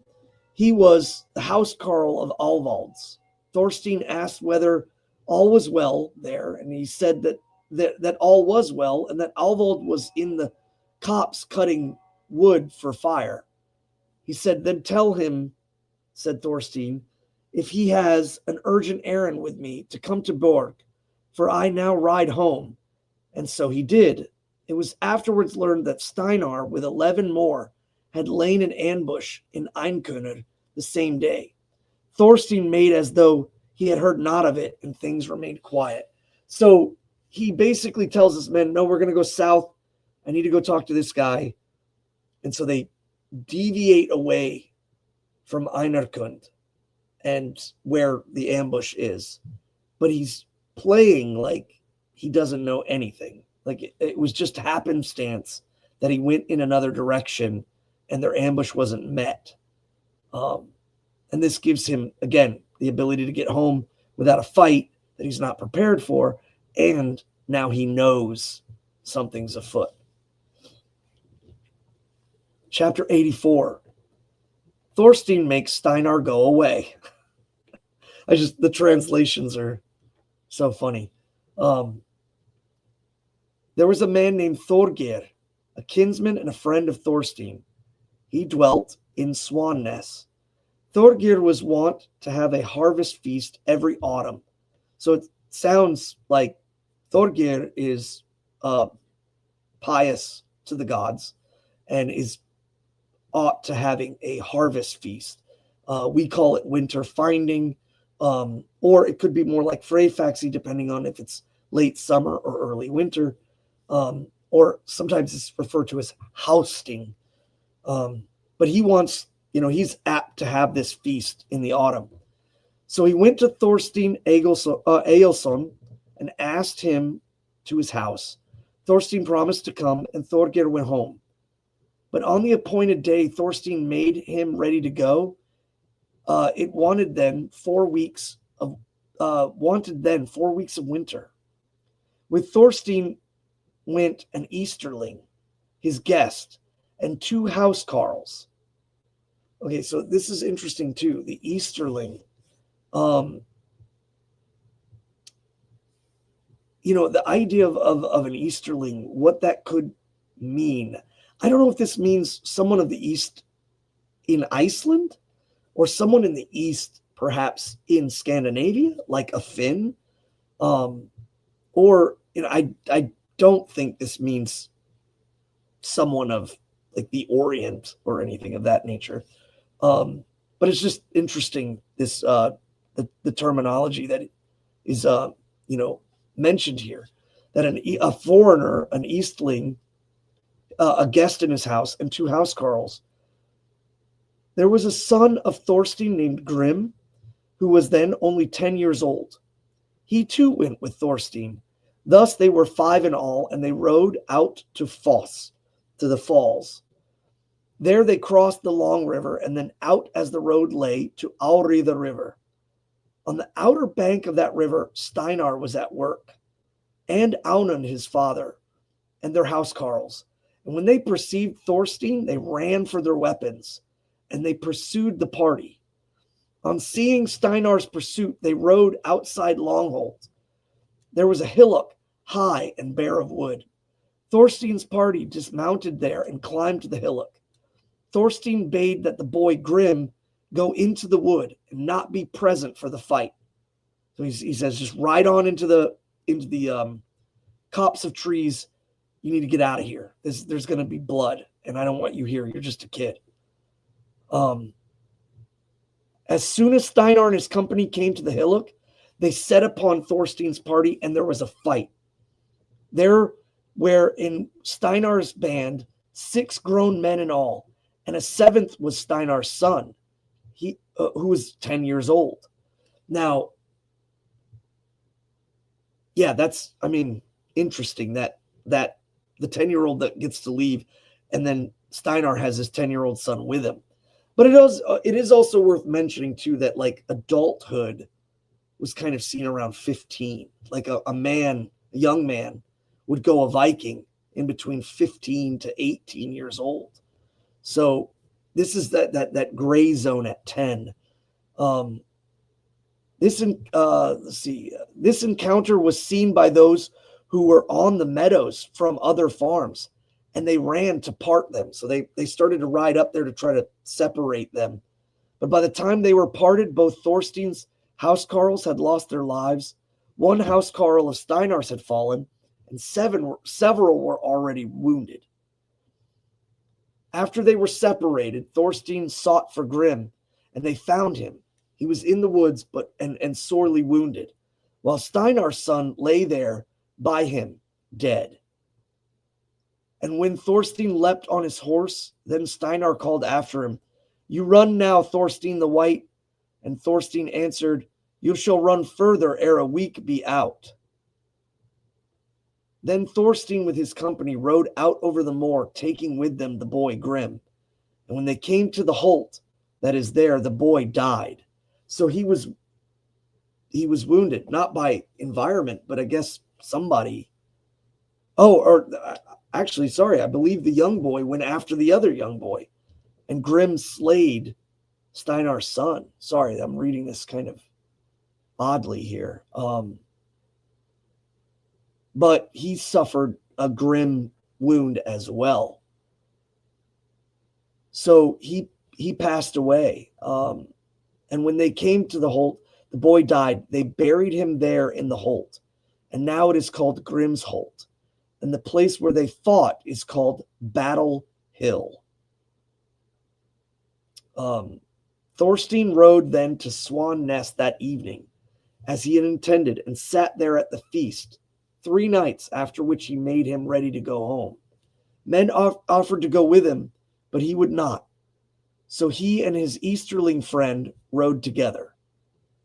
That same day, let me see here.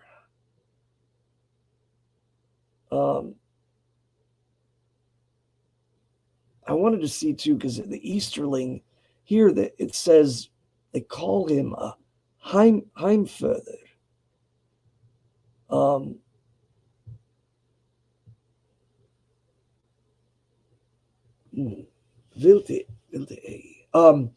The Easterling as a translation. I don't know if you have the same in yours, Azergodi.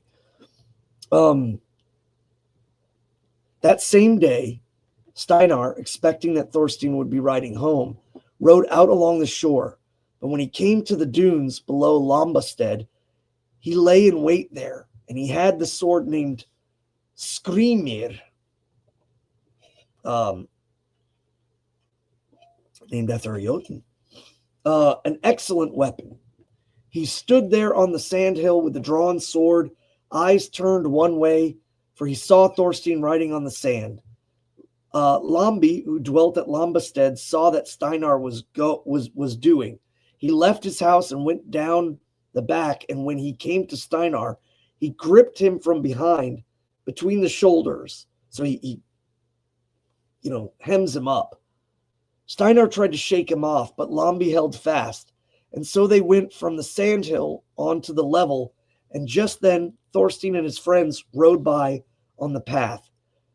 Steinar had ridden thither on his stallion, which was now galloping inwards along the seashore. Thorstein and his friends saw this and wondered, for they had perceived nothing of Steinar's coming. Then Steinar turned to regain the bank, for he saw not that Thorstein had ridden by. And as they came to the edge of the bank, Lambi suddenly threw Steinar from the sandhill down the dune to the flat of the sand, and then ran home. As soon as he could get to his feet, Steinar ran after Lambi. But when Lambi reached his house door, he dashed in and slammed the door shut and locked it. Steinar, aiming to blow after him to the door so that the sword struck the wood of the door, there they were parted. The door broke open, and then Steinar pulled his weapon and went home. When Thorstein came home, he sent the next day a housecarl out to Lirabrook to bid Steinar move his house beyond Borgerhraun, else would he take advantage of this against Steinar. When he had more power on his side, and you will then, said he, have no choice but to leave, of migration, it's translated. So Steinar prepared to go out to Snafavelstrand, and there he set up his household at a place called Elida, and thus ended the dealings between him and Thorstein Egilson.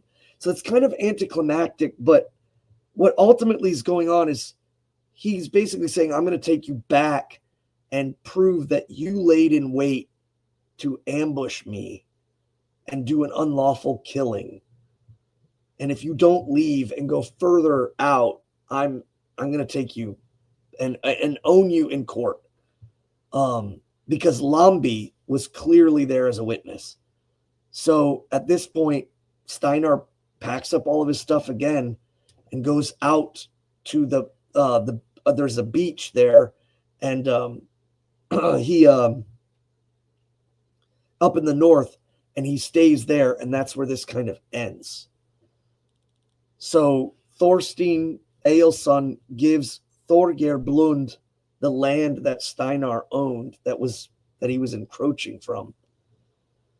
And that kind of bit him in the butt as well, because Thorgeir also turned out to be a bad neighbor to Thorstein in every way he could. On one occasion, when Egill and Thorstein met, they talked much about how Thorgeir Blund, their kinsman, and they both agreed about it. And Egill spoke a verse and said, Steinar, my word erewhile, stripped of his fruitful acres, so did I hope to help the heir of Geir and Kettle. False though he promised fair, my sister's son hath failed me. Blund now, whereat I wonder, withholds him not from ill. So he speaks a verse denouncing his sister's son, saying, we're kinsmen, and I gave him that land. He came across it in good tidings of a courtly situation, and he's shat the bed about it, and he's done very bad towards my son. And so speaking that verse and having it memorized to be spoken of is pretty bad. And it leads to him eventually, like he leaves, not because of the verse, but just because of the bad dealings between each other. So Thorgeir Blund leaves Annabrekka and went south to Flokadale.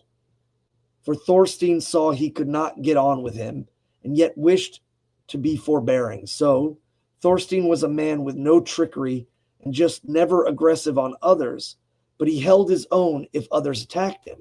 But it proved disastrous to most to match their force against him. So basically what that's saying is Thorgeir knew he wasn't going to fight one of his own kinsmen, and Thorstein was not going to idly just set things down. And now that Egill was kind of invoking all of this, he needed to leave. And so, I assume Thorstein gains the land of Annabrekka that was once owned by Steinar.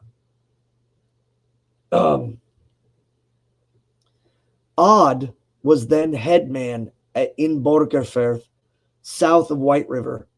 He was temple priest. So now we know Odd is a Gothi who also, he's of the Hof. He runs a Hof, and ruled over that temple to which all paid tribute within Skard's Heath. So Skard's Heath pays Hoftoller to that Hof, and that's in Odd's, control. And it kind of just ends there. And then chapter 85, we move now to the death of Egill Skallagrimsson. Egill Skallagrimsson now grew old, and in his old age, he became heavy in movement and dull both in hearing and in sight. He became stiff in his legs. Egill was at Mosfell with Grim and Thordis. It happened one day that Egill went out along the house wall, and he stumbled and fell. Some women saw this and laughed, saying, "Oh, you're quite gone now, Egill, if you fall when alone." So you got to be careful. If you fall, you're so old now. If you fall down, you're going to die. Then said Master Grim, "Women jeered at us less when we were younger." And Egill then sang, "Old haltered horse I waver, bald head I weakly fall, hollow my failing leg bones, the fount of hearing dry." Egill became quite blind, and it was so that one day, when the weather was cold, Egill went to the fire to warm himself, whereupon the cook said that it was a great wonder how such a mighty man as Egill had been, that he should lie in their way so that they could not do their work cooking around the fire. Egill said, "Be you civil, though I bask by the fire, and let us bear and forbear about place." He's basically saying, remember, I'm the reason this, you're here. I'm the reason why you're living in this place and not dying in the cold. And she says, "Stand you up and go to your seat. Let us do our work." Egill stood up and went to his place, and he sang, "Blind near the blaze I wander, beg of the fire maid pardon, crave for a seat, such sorrow for sightless eyes I bear. Yet England's mighty monarch, me whilom greatly honored, and princes once with pleasure the poet's accent heard." So now he's blind and in the way of the cooking maids, when once he stood in the courts of kings and spoke verse to the ears of great warriors and men of old. Again, once when Egill went to the fire to warm himself, a man asked whether his feet were cold and warned him not to put them too near to the fire. "That shall be so," said Egill, "but 'tis not easy steering my feet now that I cannot see. A very dismal thing is blindness." Then Egill sang, "Lonely I lie and think it long, Carl worn with eld, from king's courts exiled, feet twain have I, frosty and cold, bedfellows needing blaze of fire." So now I sit alone, and my body is now old, and I, once exiled from great king's courts, now find the strange bedfellows of frozen feet that need to be warmed by a fire. In the later days of Hakon the Great, Egill Skallagrimsson was in his 9th decade of years, and save for his blindness, was a hale and hearty man. One summer, when men made ready to go to the Thing, Egill asked Grim that he might ride with him to the Thing. Grim was slow to grant this, and when Grim and Thordis talked together, Grim told her what Egill had asked. "I would like you," said he, "to find out what purpose lies under his request." Thordis then went to talk to Egill, her uncle. It was Egill's chief pleasure to talk to her, and when she met him, she asked, "Is it true, uncle, that you want to ride to the Elthing? I want you to tell me, what plans do you have in this?" "I will tell you," he said, "what I have thought of. I mean to take with me to the thing 2 chests that King Athelstan gave me, each of which is full of English silver. I mean to have these chests carried to the Hill of Laws, just when it is most crowded. And then I mean to so broadcast the silver, and I shall be surprised if all share it fairly between them. Kicks, I fancy. There will be, and blows, nay. It may end in a general fight of all the assembled thing.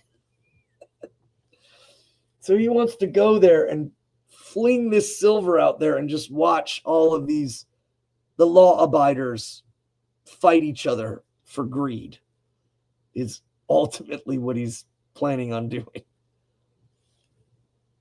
Thordis, though, says, oh, this is a famous plan indeed, methinks. It will be remembered for a long time in Iceland.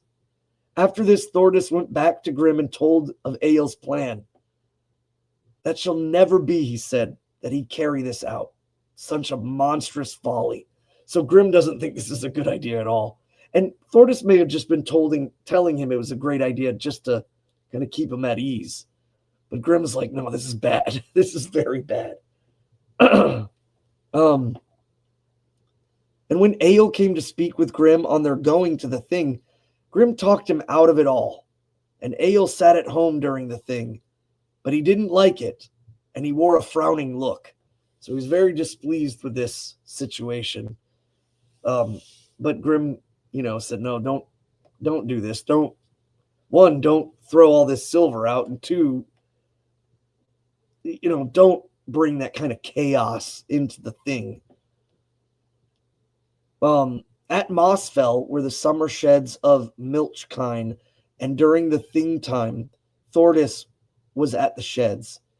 It chanced one evening, when the household at Mossfell were preparing to go to bed, that Egill called to him 2 thralls of Grim's. He bade them to bring him a horse. I will go to the warm bath, and you shall go with me. So he's saying he wants to go to the hot springs. And when Egill was ready, he went out, and he had with him his chests of silver. He mounted a horse, and then went down through the home paddock and under the slope, as the men saw afterwards. But in the morning, when men rose, they saw Egill wandering about in the holt east of the farm, and leading the horse behind him. They went to him and brought him home, but neither of the thralls nor the chests ever came back again. Many are the guesses as to where Egill's money went. East of the farm in Mossfell is a gill coming down from the fell, and it is noteworthy that in rapid thaws there was a great rush of water there. But after the water had fallen, there had been found a gill in English coins. Some guess that Egill must have hidden his money there. Below the farm enclosure in Mossfell, there are bogs wide and deep. Many feel sure 'tis that Egill hid his money there.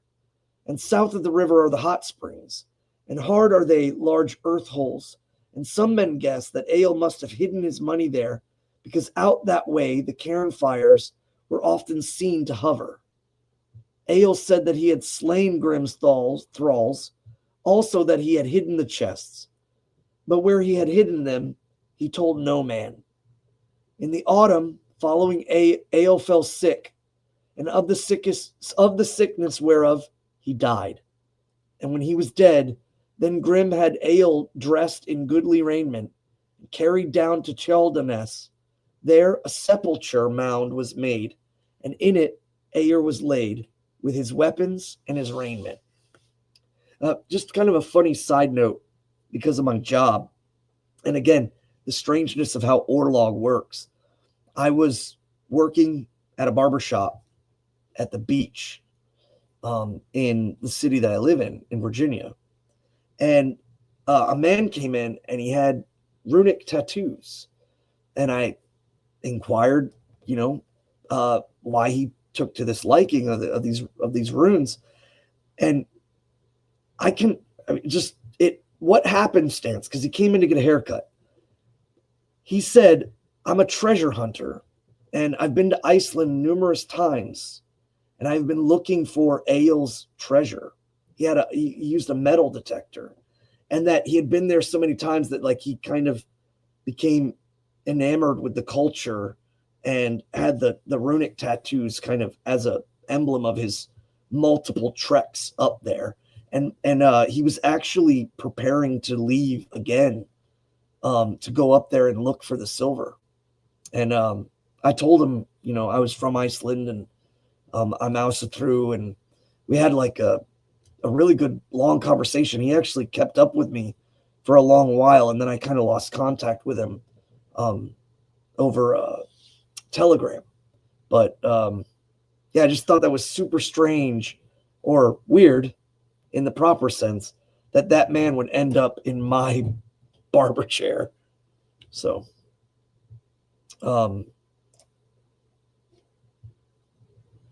so chapter 86 of Egill's Bones. Grim of Mossfell was baptized when Christianity was established by law in Iceland. He had a church built there. 'Tis common report that Thordis and Egill moved to the church, and this proof there is thereof that later on, when the church was built at Mossfell, that church which Grim had built at Bush Bridge was taken down. The churchyard was dug over, and under the altar place they had found human bones.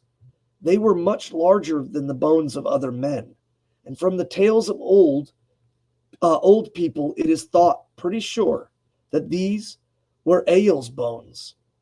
Skapti the priest, Thorin's son, a wise man, was there at the time. He took the skull of Egill and set it on the churchyard fence. The skull was wondrously large, but still more out of the common was its heaviness. It was all wave-marked on the surface like a shell. Skapti then wished to try the thickness of this skull, and he took a hand axe and brandished it aloft in one hand, brought it down with great force to break the skull. But where the blow fell, the bone whitened, but neither dented nor cracked. Whence it might be gathered that the skull could not easily be harmed by the blows of weak men, while skin and flesh were upon it. The bones of Egill were laid in the outer part of the churchyard at Mossfell.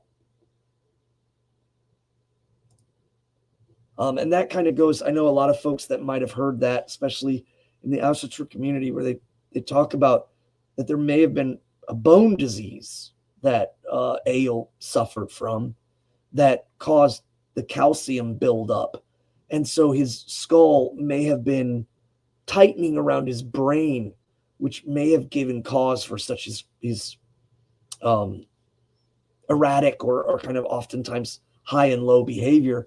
But again, he still lived for up into his 90s. So Thorstein, of the clan of the Mýrarmenn, Thorstein Egilson received baptism when Christianity came to Iceland, and he had a church built at Borg. He was true to the faith and a good man, and he lived to be old and died in his bed.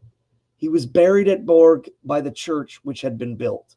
So you kind of see a super swift cutoff from the age of heroism to the lauding of the age of martyrs. And I think that it's more importantly known that like the audience, this part here is trying to say like all this wildness and all this craziness, was brought under rein by Christianity and humbled these men, which is not the truth, because they still fought in great amount after Christianity. But you can kind of see this being laid out in the story for that purpose.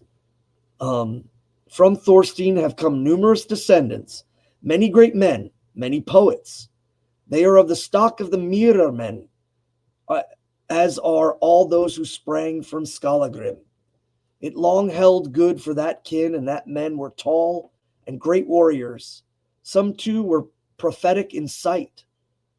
They were two distinct types, for in that stock have been born the handsomest of men in Iceland. Such were Thorstein, Egill's son, Kjartan, Olaf's son, sister's son of Thorstein, and Hall Gudmundsson, and Helga the Fair, Thorstein's daughter, about whom Gunnlaug Wormtongue and Skald Raven quarreled. But the more part of the Myrrar men were very ill-favored. Of the brothers, sons of Thorstein, Thorgir was the strongest, Skulli the tallest. He dwelt at Borg after the days of Thorstein his father. Skulli was a long time in freebooting, so still going a Viking after Christianization. He was the forecastle man for Earl Eric on the Iron Ram when King Olaf Tryggvason fell. And that's another story. Skulli was in 7 battles and was deemed a great warrior and very brave. He afterward came out of Iceland and settled in a house in Bjorg and dwelt there till old age. Many have him his descendants, and so ends this story. So the Myrrar men are kind of split up into the comely and the ones who have sightcraft and wordcraft, and then there are the large, troublesome warriors that are also born of that line. And this is how it ends. We did it, folks. You're muted. Oh, Matt, you're muted. Yes, it appears I am. I was going to say that. Thank you, Svan. That was a lot of reading tonight. Yeah, thank you, everybody who has been with us through this process and listening. No, it's not a big question and answer series of episodes. A lot of it's story time, but it's a really cool story, and I'm glad we were able to cover this. I mean, those of you who've been here, it speaks for itself. And those of you who haven't, you've got like 4 5.5 hour episodes to listen to get up to speed, or at any time you want. Read for yourself. A lot of places you can find it, but Svan mentioned on the very first episode this big, thick, the Sagas of the Icelanders. Right. And it's awesome. It's a really good purchase. It's all this stuff in one place. And it's only $20 on Amazon. I just looked it up today. It's on sale. Yeah, that's what many of us first encountered this on. It stands the test of time. Encourage you to go out and get that. If you don't have it, it should be on everybody's bookshelf, and you can bludgeon intruders if you need to, because it is weighty. Got a couple of questions from folks, but I want to say happy Yule to everybody over on the side. We've had people kind of popping in and out. I knew tonight was going to be a little bit iffy on if people are going to be here, but he's doing a lot of stuff with family, as they should be during this amazing Yule time season that is upon us. Yeah, we got 6 days left, so make them fun and have a good time. I mentioned we are coming to, at the end of the year, this will be the 30th anniversary of the Asatru Folk Assembly. We have been doing this as the Asatru Folk Assembly for 30 years come the end of this Yuletide. So yeah, it's a big accomplishment. We're very excited about it. And speaking of coming to the end of the year, we still have some calendars left. If anybody is interested in getting their AFA calendar, 2025 calendars, they're pretty. They got pictures of a bunch of the stuff we've been up to. Go through Trent East's wife, Madison, did a lot of work on putting them together. They're nice. If you would like yours, you can get it today at the gift shop at runestone.org. But yeah, thank you for that. I know some of these questions came a little bit earlier, but the two real questions that we have both came from, and I did see you over there under a different name, Wolf Throne. It's good to see you back on here, and even if you're in a disguise, we always love having you, and you've been a big contributor to Yeah, all great the questions too. directions that we've gone and the different questions we've answered this year. So hope you're having an amazing Yule where you find yourself. First one is from Morris. Both of them are from Morris Taylor. First one: does the AFA ever plan to sell a DVD or all their magazine back issues, or release them as one giant torrent file? They can make Downloading. a DVD of the magazine of the Runestones is what he meant. I can only read what's presented to me. Well, I'm just saying that is what he Not a meant. mind reader. I am. No, that does make more sense. He says that downloading them one by one takes forever. You need faster internet, my friend. No, so we've talked about that a lot. Not the first option, really. What we had talked about was more getting an anthology, getting like all of them in maybe one big book and selling that way. That's a little bit further out there. We still have some that we are missing. I don't have the list on hand, but there are certain issues we are still trying to get our hands on. We've made a lot of progress this year, as a matter of fact. And anybody doesn't know what we're talking about, the Asatru Folk Assembly, one of the, I guess, foundational things of its kind, and a organ that was used to get our message out for a very long time, was the Runestone magazine. And it was, I mean, it started out with folded up paper with kind of hand drawn sketches looking pretty janky back in 1972 with, I think, 16 subscribers or something. And, it had numerous stops and starts. I think the last paper copies were coming out the very, I want to say 99, 2000, right at the turn of the century. Things have kind of evolved. A lot of that is, in our current newsletter, which, in honor of this publication and tradition, we also refer to as the Runestone. But these old Runestone magazines, we're trying to collect all of them. A lot of work has gone in behind the scenes. A lot of credit due to Witan Brandy Fassett and apprentice folk builder Chris Savage of Michigan. They put a lot of work in on doing what we can to preserve our history, to store, document, arrange, and organize our history with what we have, to identify what we don't have that we're still trying to get. And then we've done a lot of work this last year going back and trying to, recover what things that we can, so we have a more comprehensive documentation of our history and where we come from and the various things that have brought us to where we are today. And I mentioned earlier, this is going, we're finishing up the 30th year of the Asatru Folk Assembly, but our Asatru legacy in modern times is about to turn 59 years old.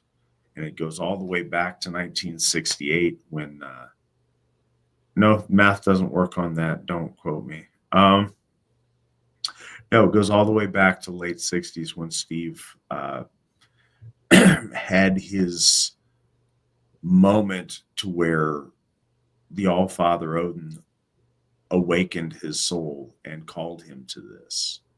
And, very humble beginnings through all kind of twists and turns, with sketchy, crazy people, with absolutely amazing people and inspirational people, with everything in between, all different flavors of our folk, to get us to where we are today and to build the foundations that we are so very fortunate to be able to build upon today and continue to move forward. And so we're really trying to catalog all that stuff. So finding all those back issues, gathering everything that's possible to get a hold of that we have for them, and then releasing that in some ways, absolutely something that we'd like to figure out, the best way of doing when we get there. And we're getting closer. There's a few issues that we know we're missing that we're trying to get.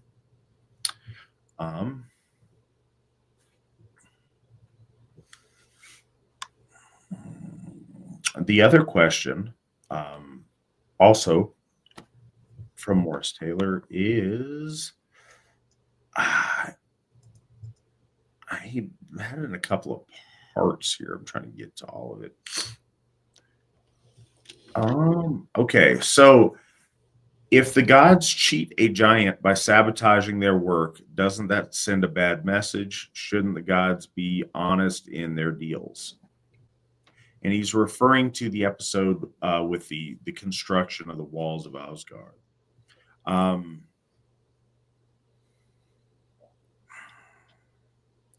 Got some thoughts on it. Svan, do you have anything off the top of your head on this that you'd like to speak on? Yeah. One, remember how, and if anybody's listened to the cosmology VNS, we were talking about how certain people nowadays are trying to twist and turn the cosmology around based off of these kind of obscure and kind of wrong translations. But the way that our ancestors saw the cosmology is that the gods were in the center place, and they were in the heavenly mountains, so a place above. And in the heavenly mountains, there is Ausgarder, the enclave, or the compound of the gods. And there's also the tree, because the tree is in the center of everything. And a lot of people try to say, oh, no, it's like Ausgarder, there is heaven, and the edge of the walls bridge right to the edge of heaven, and it's on top of the tree, and all the roots are down below, etc. That's completely not correct. And so in this situation, when you read that story, one of the first key points is that the stonemason is mentioned as a man in disguise. He's actually a Jotun. So the way our ancestors, especially the way they view that cosmology, is from the Middle Earth up into the heavenly mountains. This stonemason goes, and he presents himself firstly falsely as a Jotun. And he doesn't have his horse in its full capacity. It's not even really an issue. So he goes and says, I'll make this wall for you. So already right there, the entirety of the thing is built around false pretense.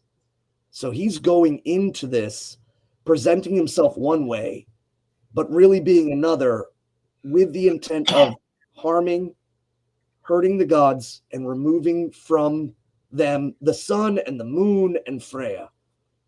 So, and again, that also lends to cosmology, because the way that our ancestors saw that central place, that upper place, that heavenly realm as being on the top of the mountains, is that the sun and the moon moved in their realm as well, and in Jotunheim and in Vanaheim, so that the middle world was beneath these mountains but shared the same sun and moon. And that's why they have multiple names for the sun and the moon. But yeah, so my ultimate point of that, despite my gripes about other people trying to twist and heretically change cosmology because of translations, which I harp on that, sorry, but he comes into it with false pretenses, proclaiming to be from Midgard and being a man. And again, for the sake of the story, it's worth noting that these stories, as they're being told, with the gods moving about from the upper to the middle, it was seen as something far more easier. And we see Thor come down and go into Jotunheim, or we see the gods come down, and so on and so forth. And generally, most of us know it's like the way that you gain ascendancy is through Bifrost Bridge. But for the sake of the story here, he's a man who comes up as a stonemason. But no, he's not a man. He's a Jotun. He's far stronger and bigger than he appears. And his horse is a Jotun, or a Jotun horse. We could go into the meta of this story at the possibilities of the reframing of I would even say like plates and the movements of continents, if we want to go deep into that. But that's not the point. I think that ultimately he starts off with a falseness, and then on top of that, Loki is the one who makes the kind of contrived deal. And so like the onus of that beguilement really falls upon Loki. And it takes convincing. He has to convince the gods that this is the way they need to go. He has to convince Lord Odin. He has to convince as they gather to council. And he says, this is the way we should do it, and at least get half the wall built, because there's no way he's going to be able to finish it. He's just a man. And then when it starts, it turns out he's not, and that their suspicions were correct. There's something more about this guy than what is seen. So I think that this is a far more I don't think it's gray per se. It's more speaking about the idea of like, do you hold true to your word to folly, even though on the onset, the person that you're going into dealings with is clearly or suspectedly trying to twist and turn and win the agreement ahead of you. So I always looked at it as he comes in there with false pretense, and then the gods give themselves a safety net. They don't think that a human could finish the job in that time. And that's when they realize he's not a human. So the falseness is revealed. And now they don't know what to do. This is going to happen. And then Loki does as he do and break all kinds of normalcy and tricks out the deceiver. So that's where I think it fits more of the appraisement of fighting against cunning deception coming into your inner guard. And at the same time, the gods always kind of are more or less like, we don't want to do this deal. We don't think this is good. There's no way he could finish it. And Loki's like, no, we should do it, but we'll just make these times shorter. And then, there's the suspicion of this man being more than what he is. And then sure enough, he is. So I don't think that the story reads out as a black and white. I think it shows that sometimes when you are met with deception, you must return deception. Yeah, that's very much what I take from it also. Because there's a couple of really important pieces in there. Yeah, Loki advising them to make these bad deals with this stranger. And then the incident it describes at the end. And I was trying to look at the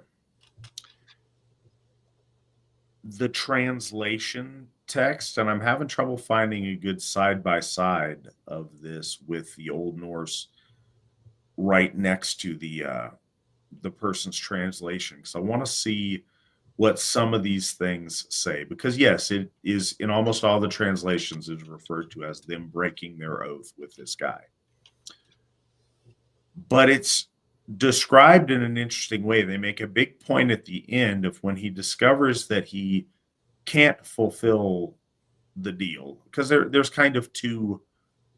There's the trickery in arranging it so he can't build this wall, and then there's the big reveal at the end.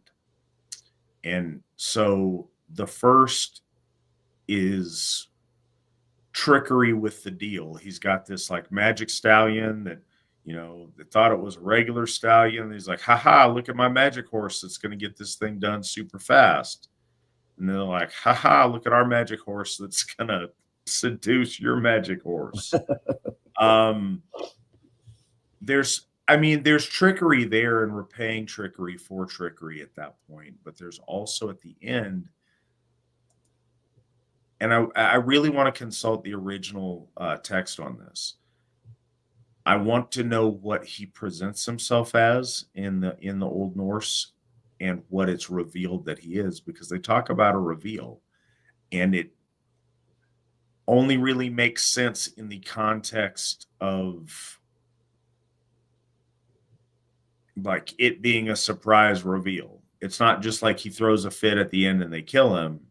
They make a point, and again, I'd like to consult the Old Norse, to where he unfurls, he throws this fit because he goes into this anger, and it's called like forget what the word is, but Jotun is in it. It's called this, like, basically this Jotun rage that he goes into.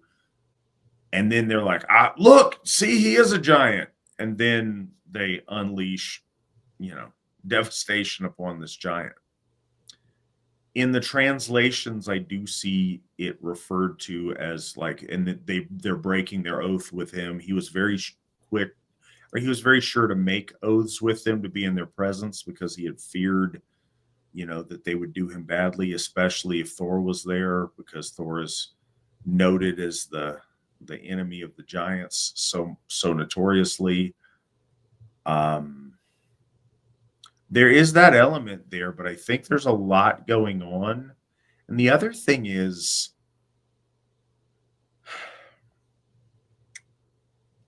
the nature of the question is odd to me at this point in my spiritual development, and it wouldn't have been early on.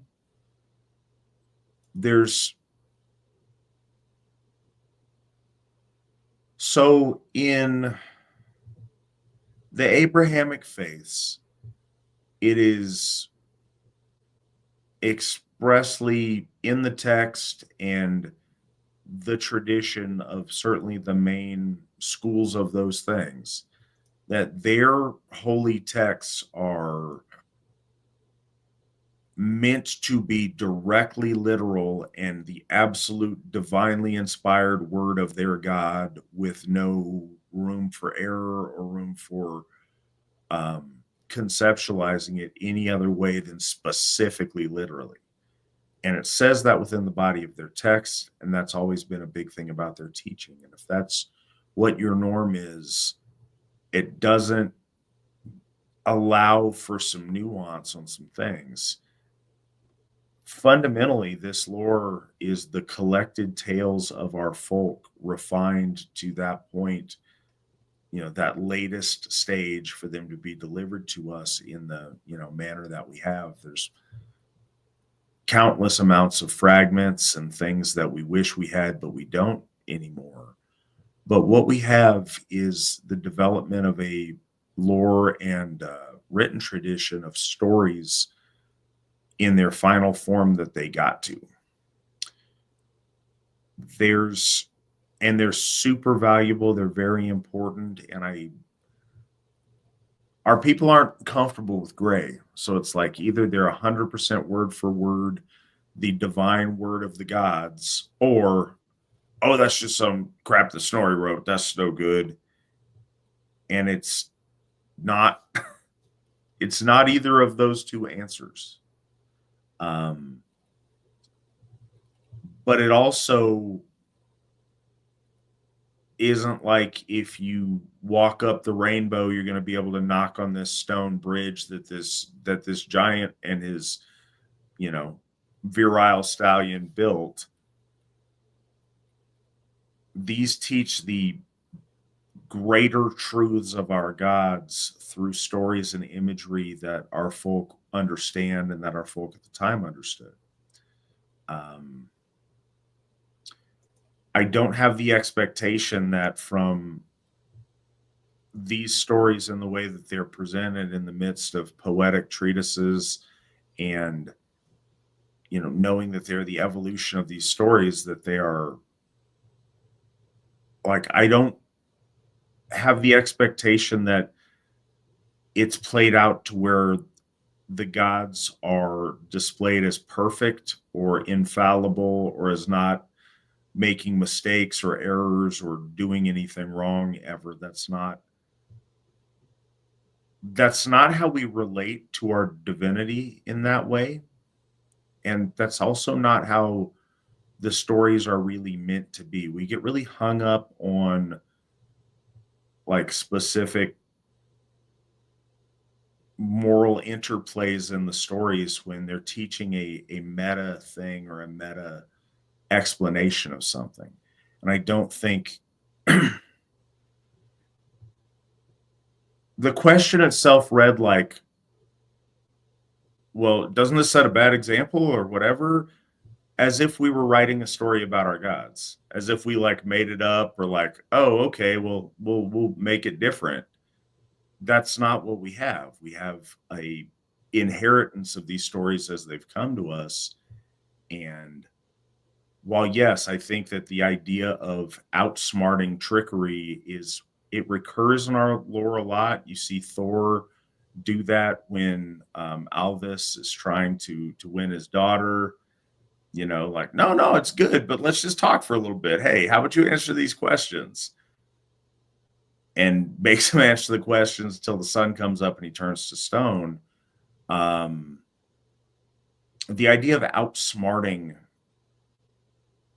treacherous things, being able to outsmart your enemy and being able to repay deception with deception is portrayed a lot. There's a lot of nuance, but these things are laid out in a I'm sure there are more specific words for the study of mythology that make what I'm attempting to say way less garbled. But the idea isn't that this is exactly this happened and then, you know, a literal horse mated with another literal horse to make another literal horse that had, you know, 8 fleshy legs. This teaches us greater truths and greater myths. And here we have the forces of Aryan consciousness, the forces of cosmic order having to get in this like battle of wits with ancient forces of chaos, of entropy, and of destruction, and them outsmarting them through cunning. The rest of it and the pretty picture part of it is, it's not that it's unimportant, but it misses the point. And secondly, these are the gods of our folk. They're not the gods of our folk or the gods that we're involved with because we have these conditions or we're like, I think everything they do is perfect. I think Odin did something I don't approve of. It's not really up to me to approve or disapprove of stuff that Odin does. He is the god of my folk. He's the king of our gods. And it's not presented as a religious smorgasbord. These are our gods. It is for us to build a relationship with them, to serve them, to understand them, and to be loyal to them, or to be disloyal to our gods, our blood, our folk. Those are kind of the choices. And it's wanting to better understand them is one thing. Passing, you know, moral judgment on story points in the Eddas isn't, it misses the bigger picture, and it's not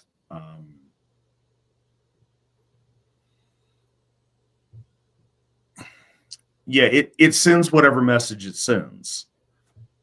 Looking at it, I'd be really curious though to know exactly how it's put, because it does speak to what the audience that wrote it, how they relate to these concepts. And like I fully admit, there is this, by the time of this writing, this idea of the gods being treacherous or the gods, you know, not fulfilling their end of bargains on things. And I think that expresses a feeling among the folk at this very late period, and this is getting written down post the conversion, and you see some of that. And so there's an idea of there being an uncertainty in dealing with the gods, and I think that goes into some of these things. And I think some of that has to do with the feeling that fate is fickle, that, you know, bad things happen to good people, those kind of human things that we wrestle with. Like we read in the poem tonight where, you know, Egill is lamenting, like, you know, he did good by Odin. He's been loyal to Odin his whole life. And then Odin repaid him so poorly by taking his son from him and leaving him this shriveled up old man with no son to carry on, even though he has a son, just not his favorite one. He likes. But that's a very real emotion, and that goes into the writing down of the story. But fundamentally, these are our gods and the gods of our folk. These are the gods of Aryan consciousness.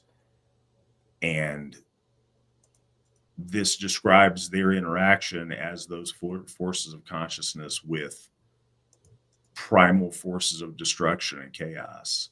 And we come to know them better by the stories, but we never think that there's absolute perfection in them, and there's going to be things that sound odd to us. But what I do think is important is if it would, and so I've been thinking on this a little bit, and I know that it's late and my stuff's meandering right now. I apologize. But I was going through it, and if the oath didn't matter and the agreement didn't matter, then they could have just got the wall and not paid the guy. Like, that's the fact that they had to go through a process of, like, quickly, we need to figure out a way out of this deal. They were super clever, and they played this trickery. So what trickery do we have in our arsenal so we can buy the rules of this oath keeping? They also could have, this guy's getting close. We don't like him. We're scared of him. Let's go put a whooping on this guy. And they didn't. They didn't until the end when he revealed himself. So I think that speaks to the terms of these agreements also. But again, I think there's a lot of different layers to where reading it now, it doesn't seem like that big of a, you know, it's not a big, you know, as the Christians would say, stumbling block to me. But I got you the Old Norse. Check your teams. So I got the Old Norse by itself. I'm curious if this has them side by side, because it's the loosebow.org, the same site we always use. Mine doesn't, and I don't know if I need to reload it. Well, they're side by side, but they're not exactly lined up correctly. So okay, all right. Paragraph you're looking at and count your paragraph. So it's just not aligned up. It's aligned really funky on my phone. I don't even know how that's the thing. Oh, all right. So I do need to go root through that, if nothing else now, to satisfy my own curiosity on it. It's chapter 42 in the Gylfaginning. I had it pulled up, but it's like the Old Norse is in like little tiny text. I think it's a phone thing. I don't know if it comes up that way on my desktop. Well, so I'll check it out. You know what paragraph it is? I'll copy you the Old Norse. Oh no, I'm on my phone. I can play with it. It's a bunch of different little pieces in the story that I want to just kind of see what words they use for certain things. Like the guy that shows up. Is he the giant that shows up, or is he the guy that shows up? No, he's referred to as a smith. And then Borkersmither, a wall builder. In modern Icelandic, it means city builder, but or an architect. But it translates to like wall or castle or fortress builder. And then later on, it becomes revealed like, oh no, this guy is going to destroy the heavens by removing the sun and the moon, and he's going to take Freya and go into Jotunheim. And it's only mentioned way later. So I think that's where the plot. They talk about a certain rite in this translation. Yeah, other things like craftsman or whatever. I'm trying to see if there's an original word that gives anything else, because without that, he's just some guy that shows up. He's not, looking like the enemy. The entire point of the wall is to keep the giants that they're having this war with away from them and to not be able to penetrate. And when he reveals that he is in fact the enemy, again, it makes that. But there is some language in here that I want to find some nuance on. Yeah, but I think that's a good question. There's a number of those things that come up at different times, and this is one that often comes up. So it's, like even the title. I'm trying to look at the title of the chapter because it appears like it is titled in the Old Norse. I want to play with that translation a little bit too. Yeah, Asirufu Eda Sina Au Borgarsmitnum. Mm-hmm. Yeah, and I think the Ruvur is like refute. It has the same kind of. Yeah, so I don't know how much of the shadiness is due to the translation too. Yeah, but it basically like refuse or refute the transaction. That's a big refute. The transaction is a big difference between broke their oath. Well, it really is. But you'll find that the oath breaking language in all the different translations of it, or in several of the different ones at least. So I want to. Well, and again, you had made mention of something. Details matter when we're digging into it, and that's an important point. Like even if that's how it comes off, that's unfortunate, and I think it plays into some other themes. But it's very interesting, and I'm curious about it. Well, and utilizing when we look at the larger cosmic order coming into alignment with natural law, this being the war between the Aus and the Van. And then in this case, we see cosmic order utilizing the vitality or bringing basically chaos or that power of chaos and harnessing it, guiding it to work for them instead of against them. They end up bringing order out of chaos, and it's all done through this story in which there is this trickery, this kind of backhandedness, and then he has to run because Thor is coming.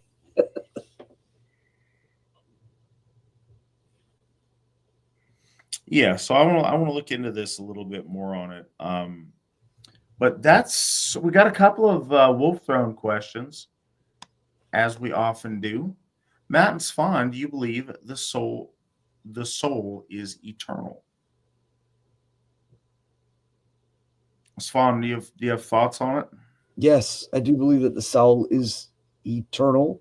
It goes on. I think that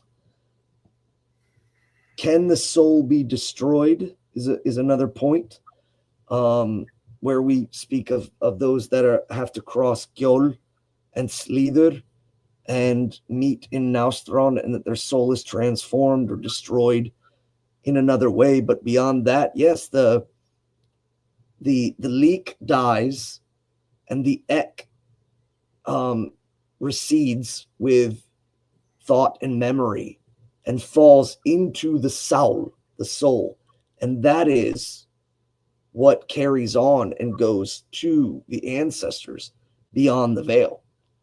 And in doing that, I don't see anything, even the souls of Ymir and the souls of Bor and Bestla and the soul of Adumla continue on in different form and different function, but do not simply cease to exist. Bor and Bestla become the eagle and the hawk, and Ymir's soul slithers down to become Nidogr, and Adumla's heart is Ratatosk. There's a constant showing of the idea in our stories that the everlasting changes position possibly function and or shape, but doesn't just stop or disappear, even with Lord Balder. So what I think is an exception, and yeah, I think that that is absolutely true, and I think it's true in the sense that like energy doesn't, like, things don't disappear out of existence, they break down at worst. So things, yes, I think the soul can be eternal. I think that we see the existence of the soul after death displayed many times. But I also think if a soul is completely rotten and of no value and deemed completely unworthy, then you see the imagery of it going to the strand and the idea of, you know, the venom dripping upon it and dissolving it. And I think that dissolving doesn't poof it out of existence, it separates it into component atoms and parts and stuff that gets recycled or put to different purpose. But the entity, the unus, the like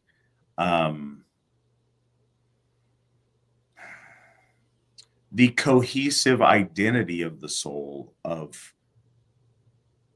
those completely without merit people, that can happen. I think that's very rare, and I think that's the idea of, you know, that devouring by the dragon, by the dripping of the venom, is the dissolving of the self into nothingness. And I think that the self ceases to become the self. I think the parts and the energy and the stuff gets dissipated into other things for other purpose at that point. But yeah, I think for, you know, 99% of the time, I think that the soul is eternal in, you know, in our cosmology and in our theology. I don't presume to speak for the souls of other things, other creatures, other folks that inhabit the world with us. That's up to them and their the gods of their folk. But as far as our folk and our gods, that's a truth that we've come to know. I'm trying to think anything else tonight. It's been late. I want to look into this. Is why studying language is super important. Going back over and looking at the original text often gives us a lot of interesting insight that helps us get different nuance to our stories that help us internalize them and understand them better. But like I say, I appreciate everybody who has been here and who's gone through this saga with us. It is really, really special to be able to go through this again with my good friend and colleague Witan Svan over here, and with all of you in the audience, and share something that we both really care about with you guys, and yeah, go through that process. It's been good for us. I hope it's been good for you. I am looking forward to seeing you guys.